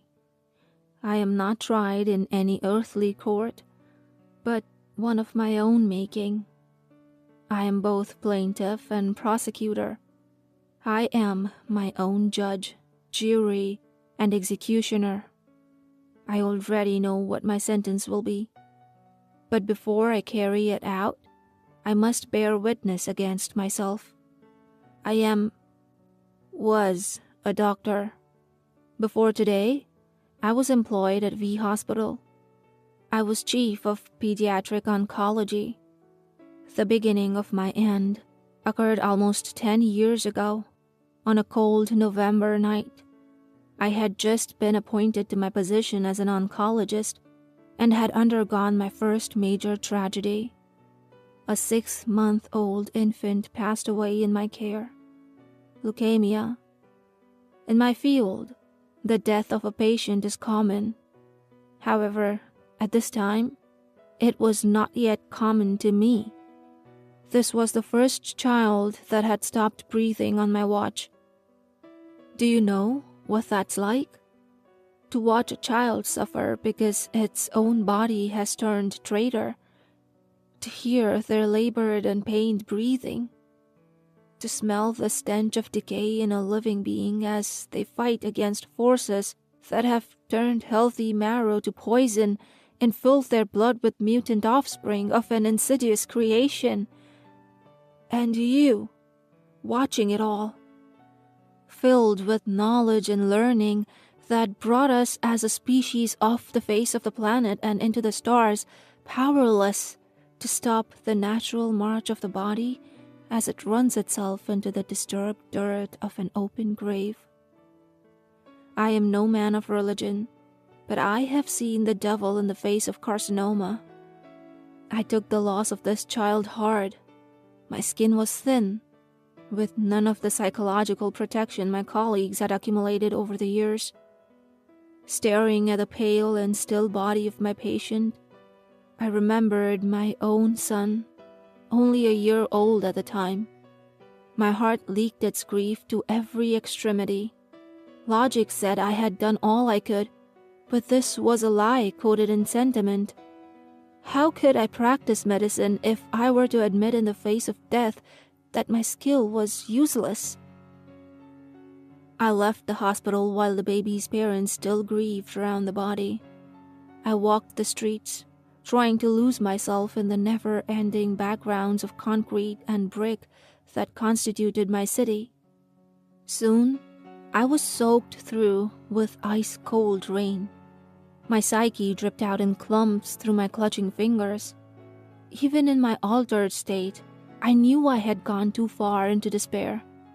I thought I would never return from it. But in a moment of unexpected clarity, I came back to myself. I wiped my cheeks of water and salt. I comprehended my surroundings.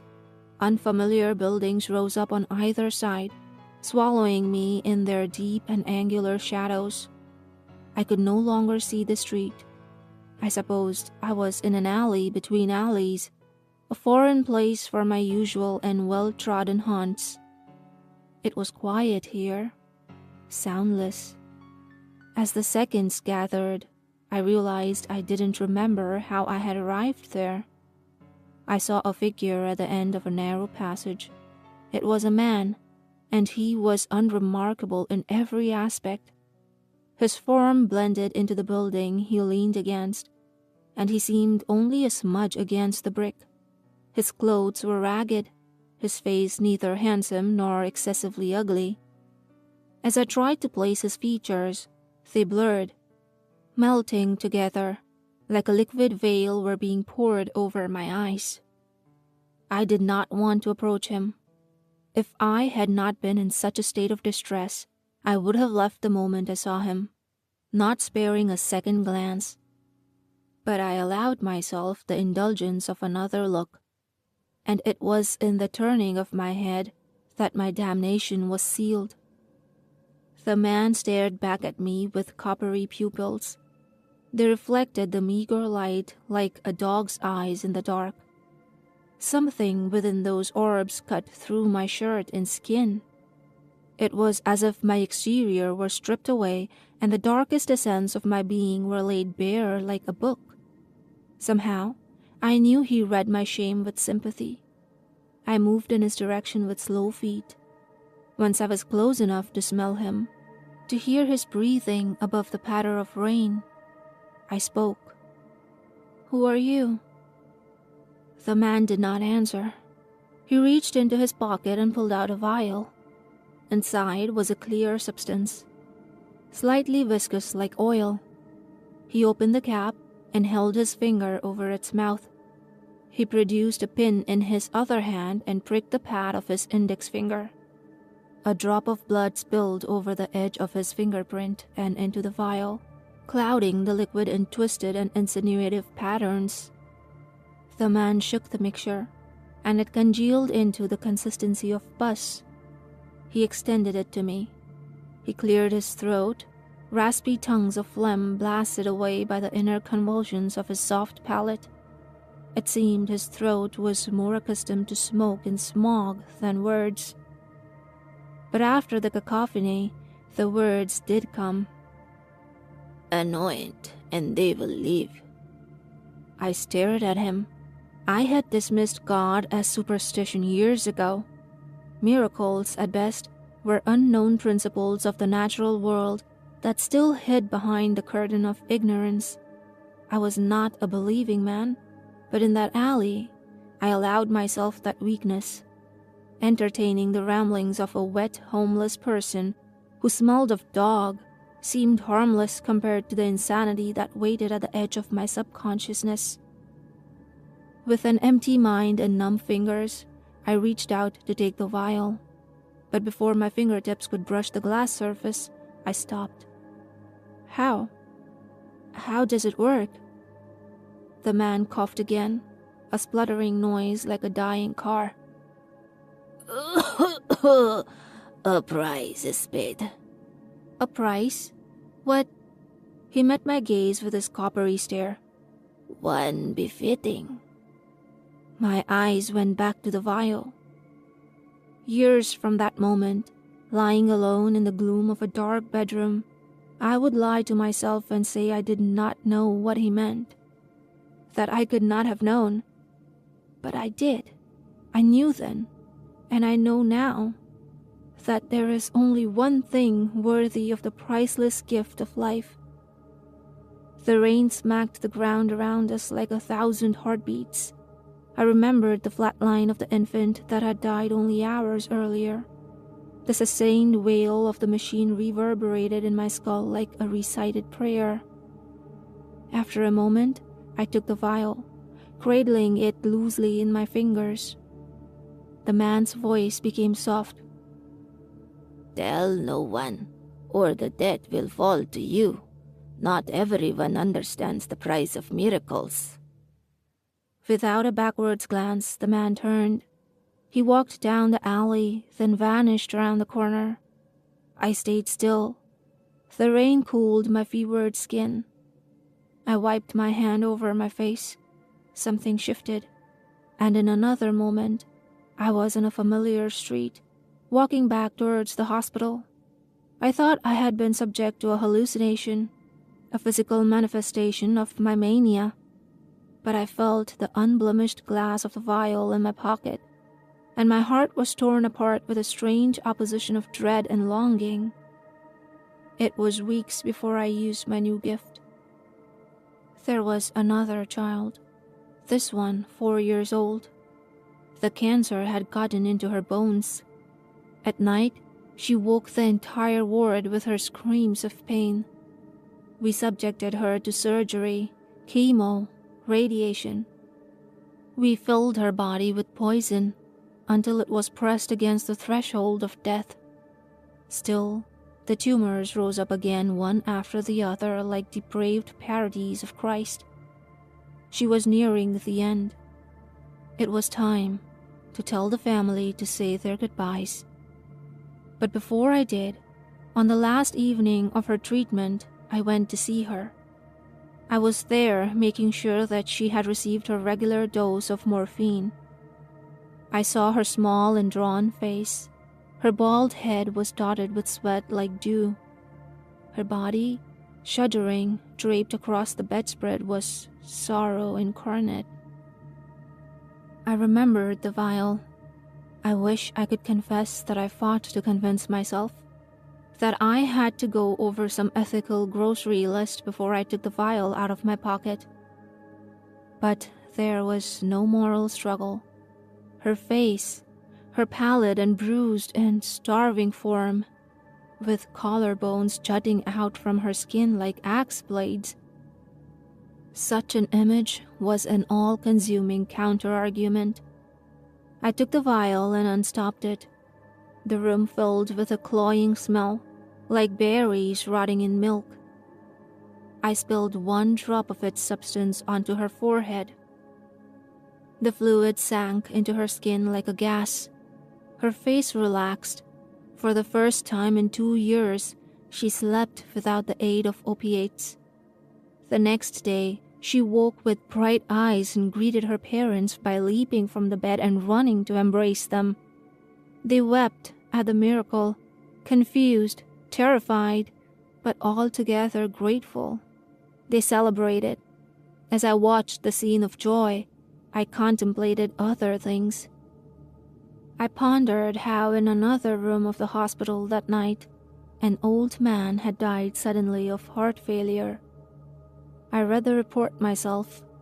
He had no family record of heart problems, no such previous issues in his history. He had been admitted for forgetting to take his diabetes medication and having a higher than average blood sugar. They were keeping him overnight strictly as a precaution, nothing more. He was 60, pushing 70. He had a wife and 5 children. In the same minute, perhaps the same second I had poured out the vial on the child, his heart had ceased beating. What would you have done? How was I supposed to reconcile the image of the young child, whole and healthy, with the image of a circle of siblings mourning their father as his casket was lowered into the ground? I attended the funeral from a distance. I told myself it was penance, but now I worry it was reassurance. I left that bleak gathering with resolve, not regret. I told myself that the old man probably would have lived for only another decade. 10 old years, exchanged for a lifetime of health. This was fair. Slowly, I found myself making more nightly visits to the sick children in our unit. I went to those near death, those who had not responded to treatment, those who grimaced in sleep with the pain of growths consuming their insides and pushing against their internal organs. Their recoveries were explained by the hospital as unexpected turnarounds, attributed to some latent effect of a new experimental treatment, or a thing equally esoteric. It is strange how we humans will explain away miracles, as if the thought of cosmic intervention is somehow more terrifying. I am ashamed to say I reaped the benefits of my healings. I accepted one promotion after another, telling myself it was for the greater good. I would donate my extra salary secretly to charitable causes, but it was an empty gesture. I should have stopped, refused, but it was not long until the entire unit was under my purview, and as the number of my patients increased, so did the bodies in my wake. I kept track of the names of my victims at first. I remembered their faces, their histories. As the list mounted, the weight became too much. I turned a blind eye to them. I let their identities slip from my thoughts. Most serial killers keep trophies. My only remembrances were empty spots in my memory, deliberately kept bare. Unexplained deaths accumulated in the hospital. Never enough to prompt investigation, but enough to inspire superstition. I saw nurses start wearing prayer beads, and doctors refuse non-essential patients based on nothing but a bad feeling. I could not see it, the carnage I wrought.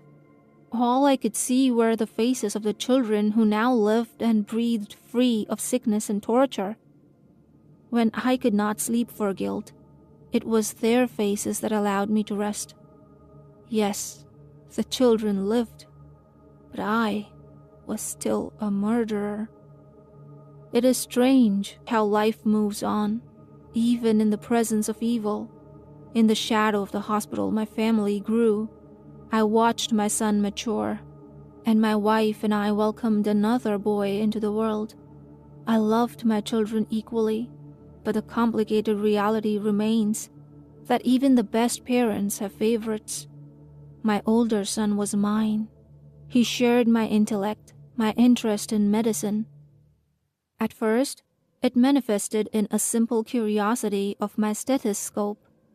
It grew into him reading medical textbooks the moment he could sound out words.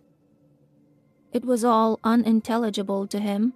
I'm sure he only looked at them for the pictures, but nothing gave me more pride than to watch him turn the thin pages, a look of concentration on his young face still lined with baby fat. He was 10 when he collapsed for the first time. It was my other son that found him. He was only 4. He came to me, his face red with effort and tears already soaking his shirt at the throat. He was the quieter of the two, but I still remember his wails as he begged me to come downstairs. He fell! He fell! He clutched on my leg, the reverberations of his sounded fear echoing in my bones. I pushed him off and ran down the stairs. My feet stumbled, and I almost broke my neck in a tumble. I righted myself and went searching for my son. I found him on the living room floor.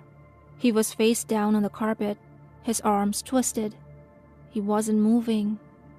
I ran to him and checked his pulse. It was there, faintly, but he wouldn't wake. Blood leaked from his nose, smashed in by his fall. I fumbled with my phone and called an ambulance. In the background, his brother continued to howl, begging him to open his eyes, to be okay. The doctors didn't know what caused it. After we arrived at the hospital, and after every test had been performed, all my colleagues could do was shrug their shoulders. They managed to rouse my son from his unconsciousness, but he was lethargic and weak. After a month of observation and experimentation, all they could tell us was that his blood was failing.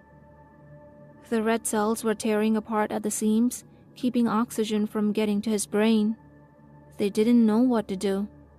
We went from hospital to hospital. We tried every experimental treatment known to man. His younger brother donated blood, plasma, and even marrow once we found him to be a good genetic match. His generosity was in vain. It all was. Nothing worked. My son was dying and there was nothing I could do about it. And it was in that hopelessness that I thought of the vial again. I had refused the thought before. I would not corrupt my family with its use. But that little vial grew heavier by the day in my pocket. I held on to hope in the medical system, gripping to it so tight until it felt like my fingernails were coming off at the quick. Each time my hand brushed the container's glass surface in my pocket, I felt the notion of some great evil hanging over my head, suspended by a single thread. No, I would not toy with the idea of cutting that string. I would see my son made well, but I would not resort to murder to do so. But after a doctor, the last we would see, instructed us to bring our son home, giving us nothing but a prescription for a bottle of liquid morphine, my convictions shattered. Do you see? They were leaving my son to die. Do you see that I had no other choice? Do you understand? That night, I crept into his room while he slept. In the dark, I heard thrashing. His brother, who slept above him in the bunk bed my wife and I had built years ago, had experienced night terrors ever since he had seen his brother collapse. I heard his whimpers, and they festered in my ears. If I had any questions regarding what I was about to do, they were wiped away in an instant. The sounds that came from my little boy echoed my pain. It all needed to end. I stood over my sleeping older son, his face contorted in half-realized pain. It had been hours since his last spoonful of drug. I dug the vial out of my pocket. Somehow, after all my use, a small portion remained. I unstopped it, then held it above his head. I allowed a drop to fall. The liquid descended and splashed on his forehead. Then it was gone. My son went from pain to peace in a moment. His face relaxed, his shoulders loosened. For the first time in a year, I saw him pass to untroubled sleep, breathing deeply. I sat down at his desk chair. I watched him rest for a long while. For a small moment, I felt relieved. But in the sounds of my older son's untroubled breathing, I heard something else. Silence. My younger son no longer thrashed in his bunk. I stood and went to him.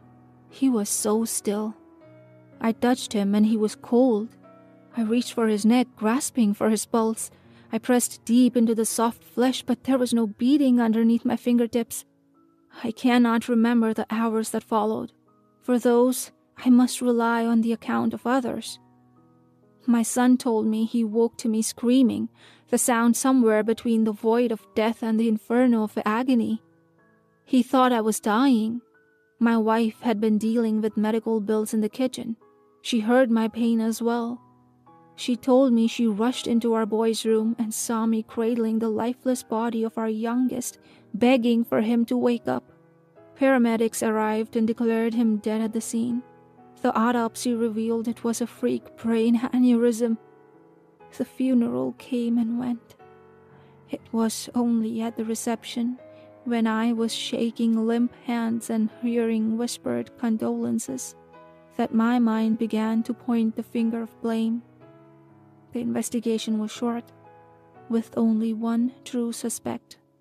The full implication of my actions were upon me, and I wanted nothing more than to hear a pronouncement of punishment.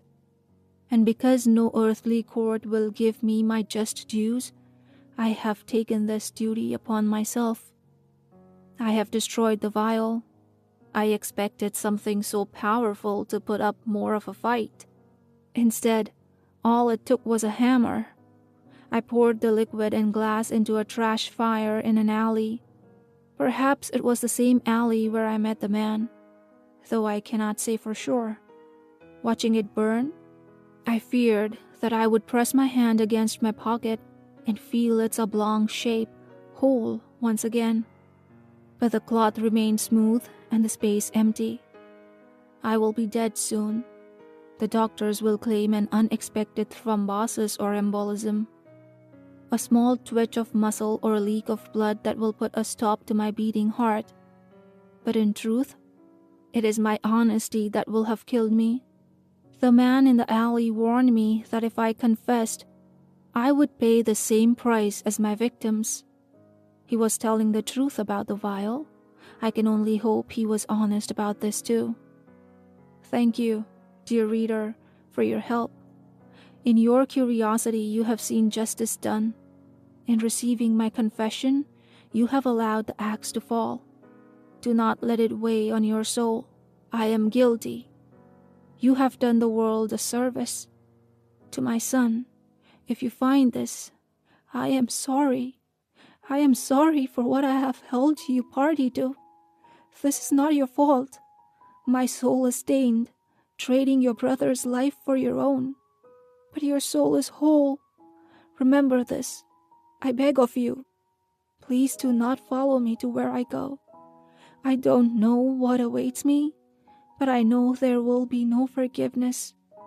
I do not seek for it. I will pay my debt, and that will be enough.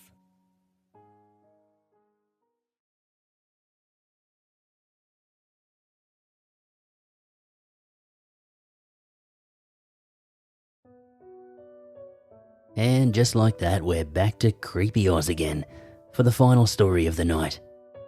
And look at that, we're up to 2025, which I can honestly say has been far and away my absolute favourite year on the channel. It was a transformative year for me. Come February, I was finally able to start narrating again and had ditched that low, gravelly, overly performative voice that messed up my vocal cords and saw a return to my more natural reading style that you hear today. As the year went by, I gradually started challenging myself to get more creative, put more effort into my thumbnails, start paying closer attention to the soundtracks.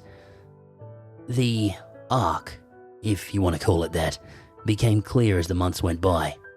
Where the focus the prior years had been quantity over quality, the opposite became true as I pushed on into the new year. 2025 would be the year I chose to completely overhaul my channel from the ground up and take a hard stance against AI.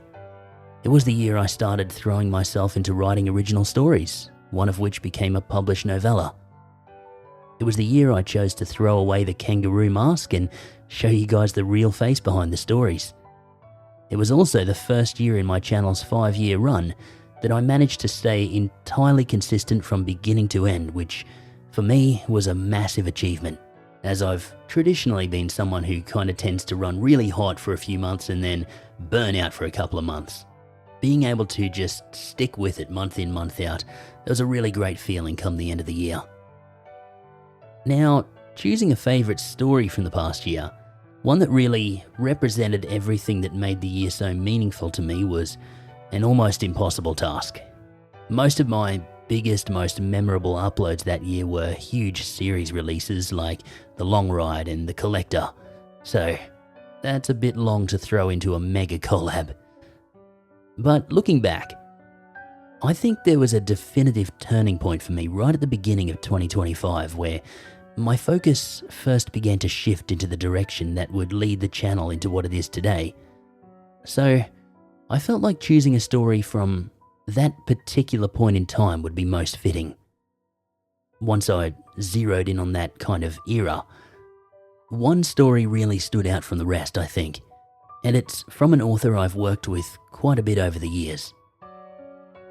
So, for my final installment for the night, and for the final story for the night, this is We Still Don't Know What We Found in the River, written by the Aurora Files.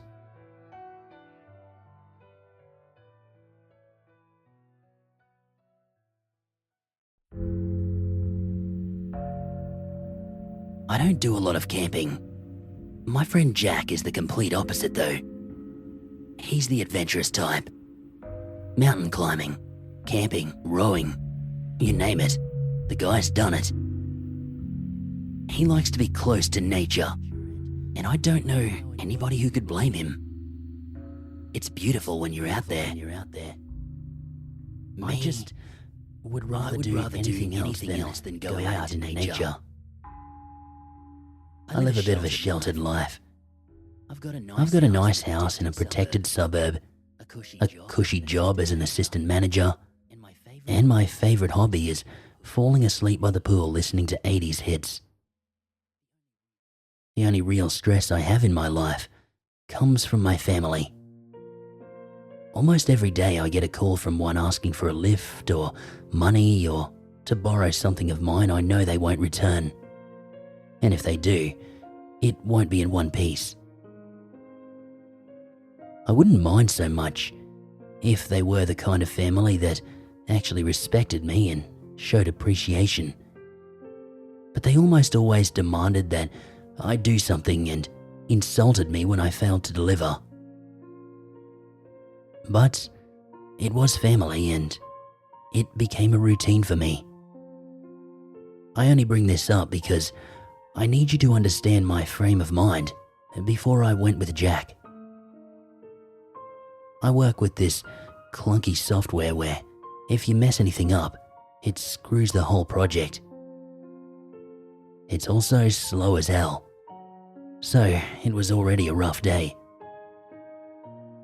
When I was at my most frustrated, I received a ping on my phone. It was my family.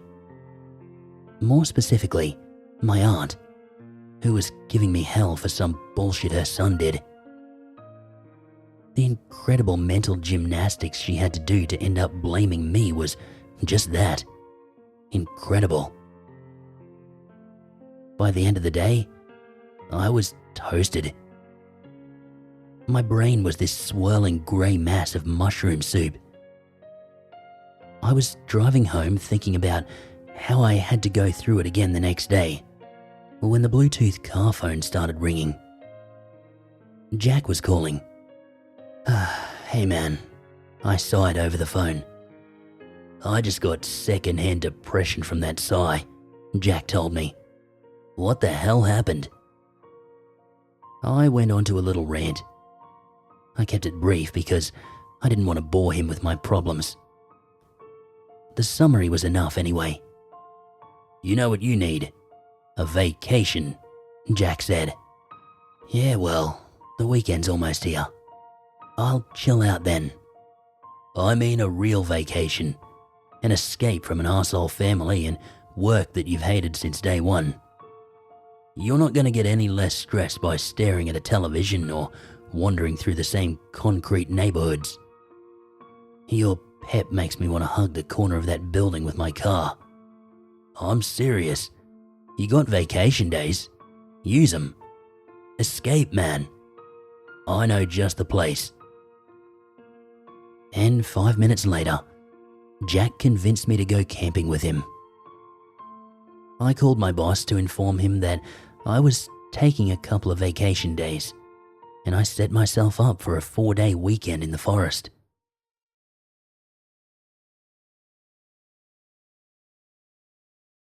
Jack, we've been walking for an hour, I said. How much longer do we have to carry a tent and a small kitchen before we get there? It'd go a lot faster if you didn't count every minute, he said over his shoulder. He brushed his long brown hair out of his face. I was glad to see that he was sweating as well. The guy may have been fit, but he was still human. He must have seen my smile or heard my soft chuckle because he looked at me. When our eyes met, he knew what I was smiling about. We both wheezed and took a breather. The spot he was talking about didn't seem so special to me. There were a lot of trees and dead orange leaves, but very few bushes and low-hanging branches. I asked him what was so great about it, but he just told me to help him set up the tent. It took about as long as I expected to get the tent up and make a fire. Too long. It was dark and we were staring at a pot of soup cooking over the flames. Jack was wearing this big grin on his face while he looked at the fire. My eyes kept darting to the trees and looking beyond them. The dark blue finally settled into pitch black, and it felt like we were sitting in a windy void. I heard a distant chittering of something. A bird? Some kind of bug. Soup's up, Jack said suddenly, and my heart skipped. You got the rolls? Yeah, they're a little squished though. That thermos was heavier than I thought. Just how I like 'em. Hey, Jack. What was that sound just now? Squirrel. There's also a few bats in this region, so if you hear squeaking or something flying a little close to the tent, well, it's probably that. Jack was the first to fall asleep.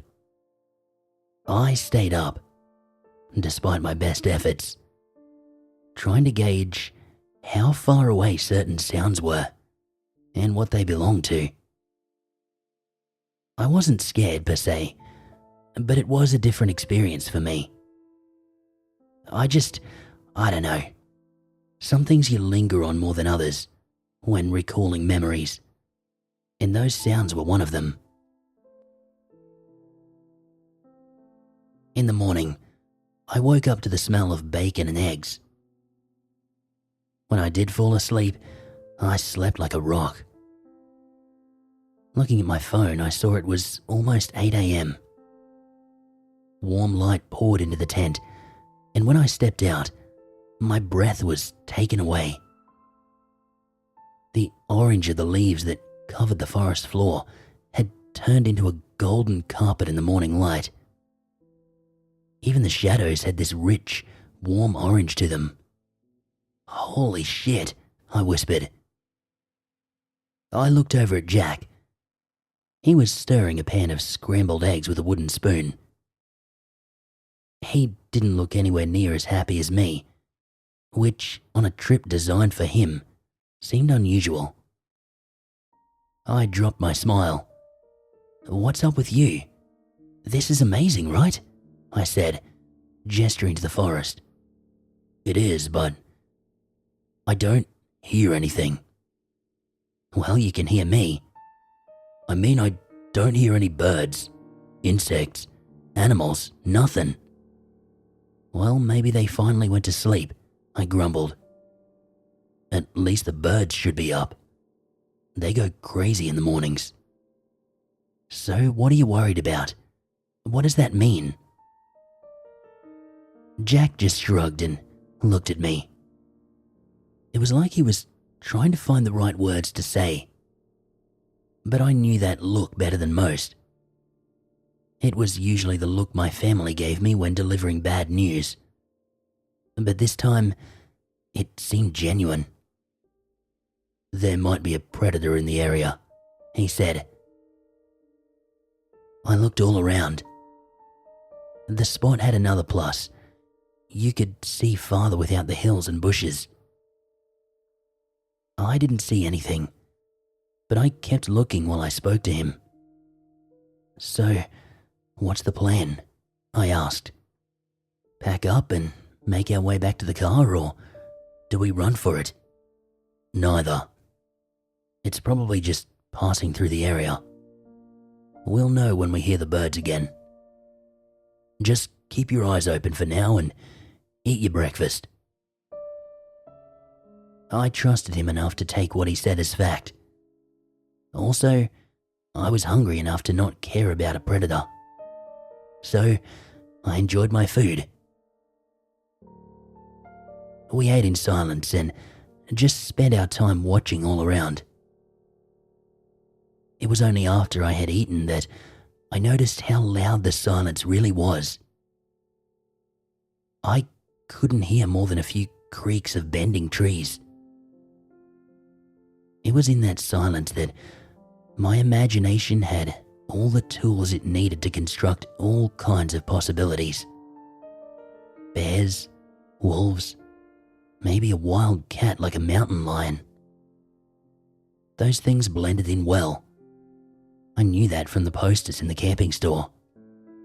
When your mind is devising a nightmare, your body can sometimes tense up without you knowing it. Mine tensed up in such a way that my breathing got weird.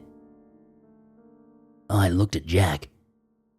He was shaking a canteen. Empty. We decided that sticking around was only making the feeling worse, and that we would walk to the river instead.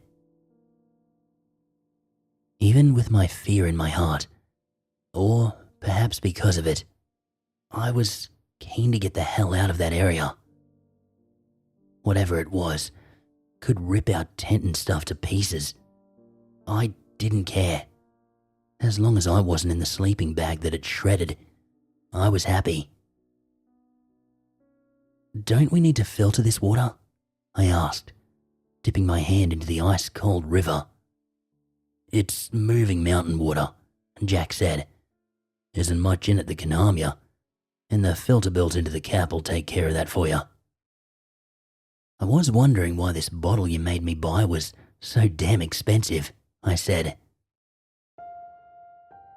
We heard some birds and other animals, so we were pretty relaxed again. We were also banking on the idea that the predator would move on by the time we got back. We put a pin in it and just tried to enjoy the morning, discussing the possibility of fishing, even though we didn't really bring any fishing equipment. I had almost completely settled when I noticed something in the dark waters. It was pale, with a cool hue thanks to the water. I didn't really know what to make of it at first, cocking my head to the side as if the different angle would help me understand. The object twisted, and it was only when it had completely spread out and floated to the top of the waters that I realized it was a body. What the fuck? Jack saw it too. Did somebody drown? I asked, that cold feeling filling me. Is that person? I don't know, Jack said, immediately taking action and walking alongside the river after it. I followed close behind him. We sometimes looked at where we stepped, but that didn't stop us from stumbling as we saw the figure twist and turn in the water. There was something wrong with it. The person didn't wear any clothing, and the body was deformed. It drifted close enough to the shore that Jack could reach one of the limbs. With a disgusted face, he grabbed an ankle and quickly pulled it, dragging the corpse onto the shore. He was quick to release it and to wipe his hands on his jeans. The two of us looked down at it, mute and disturbed. The body itself was scrawny, but the head was slightly large. The fingers appeared normal at first, but the way they curled in on each other, it was like they had far too many joints. As for the head itself, the eyes were just 2 dots. The mouth, no more than a slit. Not a single hair on its head either, making the flesh seem even more puffy. "Jack, we need to call somebody," I told him. "This guy's been in the water a long time. His flesh is all waterlogged." "Like, just his head?" "No, this guy isn't. I mean, look at his..." "What?" "Between his legs." I couldn't see what he was talking about, but when I moved over to where he was standing, I saw something that definitely was not on any anatomy poster I saw in a doctor's office. I don't know how to describe it, and frankly, I don't want to. I studied the face again, and I tried to comprehend how its nose could be so sunken, or the eyes so small. But when I came to the realization that that was just how it looked, I realized the same as Jack realized. It wasn't human. The inky dots that were its eyes seemed fixed on the sky. Its small mouth agape, unmoving. It looked sad, and we looked like a pair of fish staring at it. I don't know how many minutes of silence passed before we realized it was just that quiet. There were no birds or insects. By the time it finally registered, our thoughts were interrupted by the crunch of leaves under a large foot. Turning around, we saw a huge, brown bear lumbering from the tree line towards the river. I don't think I ever realized how large bears could get. I guess I could only ever compare it to the mooses I saw in the Brother Bear movie. But I've never even seen a moose either. It was huge. It had more muscle in one of its limbs than I had in my entire body. A walking, clawed tank. And it was looking right at us. "Okay, easy now," Jack said, speaking half to the bear and half to me.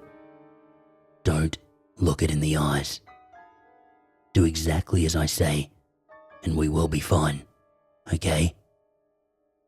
I nodded. Then I realized he couldn't see me nod, so I squeaked a yes. One paw was all it would take to crush me. Could I outrun a bear? Research after the encounter told me no.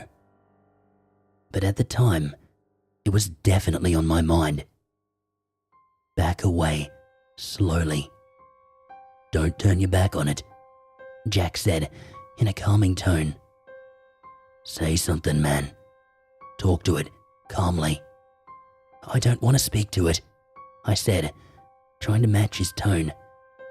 "I'm barely keeping it together." "Just keep backing away. You're doing fine. Stand tall. Don't shrivel up now. We're in hot water, not cold. Fuck, man." we had backed up a significant distance. The bear itself had slowed down a lot. I tried to keep from looking at it directly, but whenever it looked away, I couldn't help myself. Bears have almost human-like lips. It had them pursed, as if sighing, looking up towards the trees across the river. It didn't see us as a threat, and this thought was helping. I fed into it, whispering little things like, "It's going to be okay," and "Nothing to it. You're doing great." "Yeah, you are, man," Jack said. "Now, let's just hang around here for a moment. See if it'll leave us alone before we head back to camp." That wasn't something I wanted to do, but Jack took up a spot beside the tree and waited. I did the same, and we continued to watch the bear as it walked over to the pale corpse we found. It sniffed at it like a dog, and with bated breath, we watched as the inevitable happened.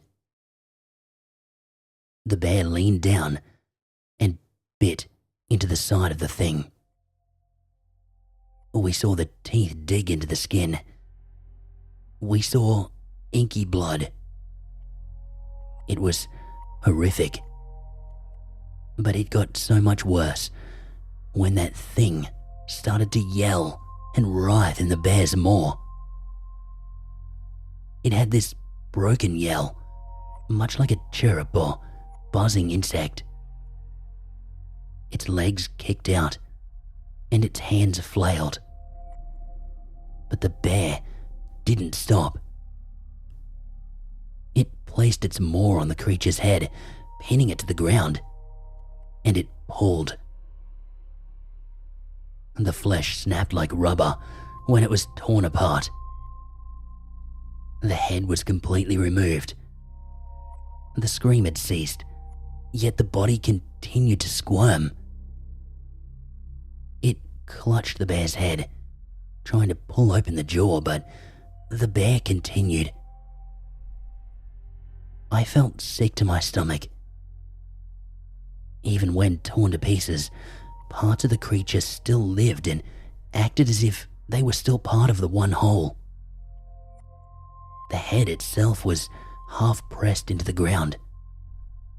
Those dark eyes, unable to look anywhere except in our direction. And that tiny mouth was moving. Still screaming, but without anything to fuel it. "Let's get the fuck out of here," I said to Jack. Without a word, I turned around and I left. Jack followed after. We made our way right back to camp, packed up, and began the walk back to the car. We encountered nothing more. No more bears or pale, human-like things. We just drove home. Right now, I wish I could give you more.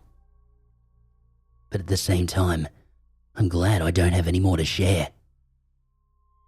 I'm happy enough to let this story become something that just happened. I would be happy if the thoughts going through my mind to be put on paper here were the last thoughts I have of it.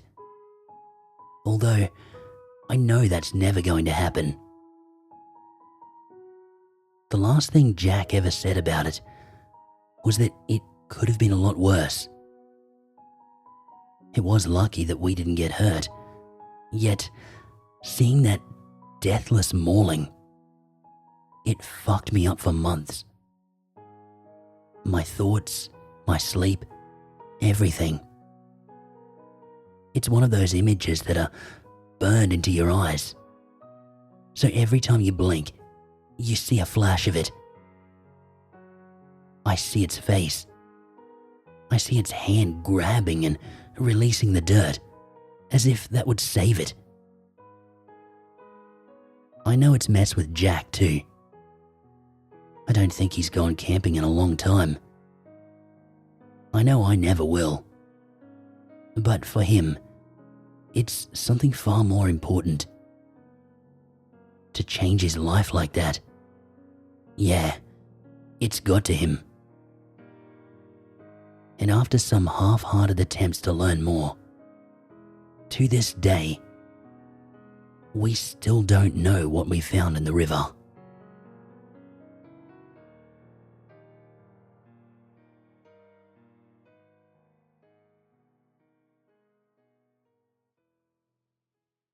Hey there, my friends. If you're still here, you are an absolute trooper, and I want to say thank you for sticking it out. I know this was a very long one. I honestly didn't expect it to be this long, but it felt fitting for the big 5-year event to get as many people as possible in to celebrate. And I'd like to sincerely thank those narrators who did so, from the bottom of my heart. To have so many people come together to help me mark the occasion has been genuinely heartwarming. I couldn't hope for a better bunch of mates. Before we head off tonight, guys, I do want to take a second to acknowledge some creators who were not present tonight but have still very much been a part of shaping my journey.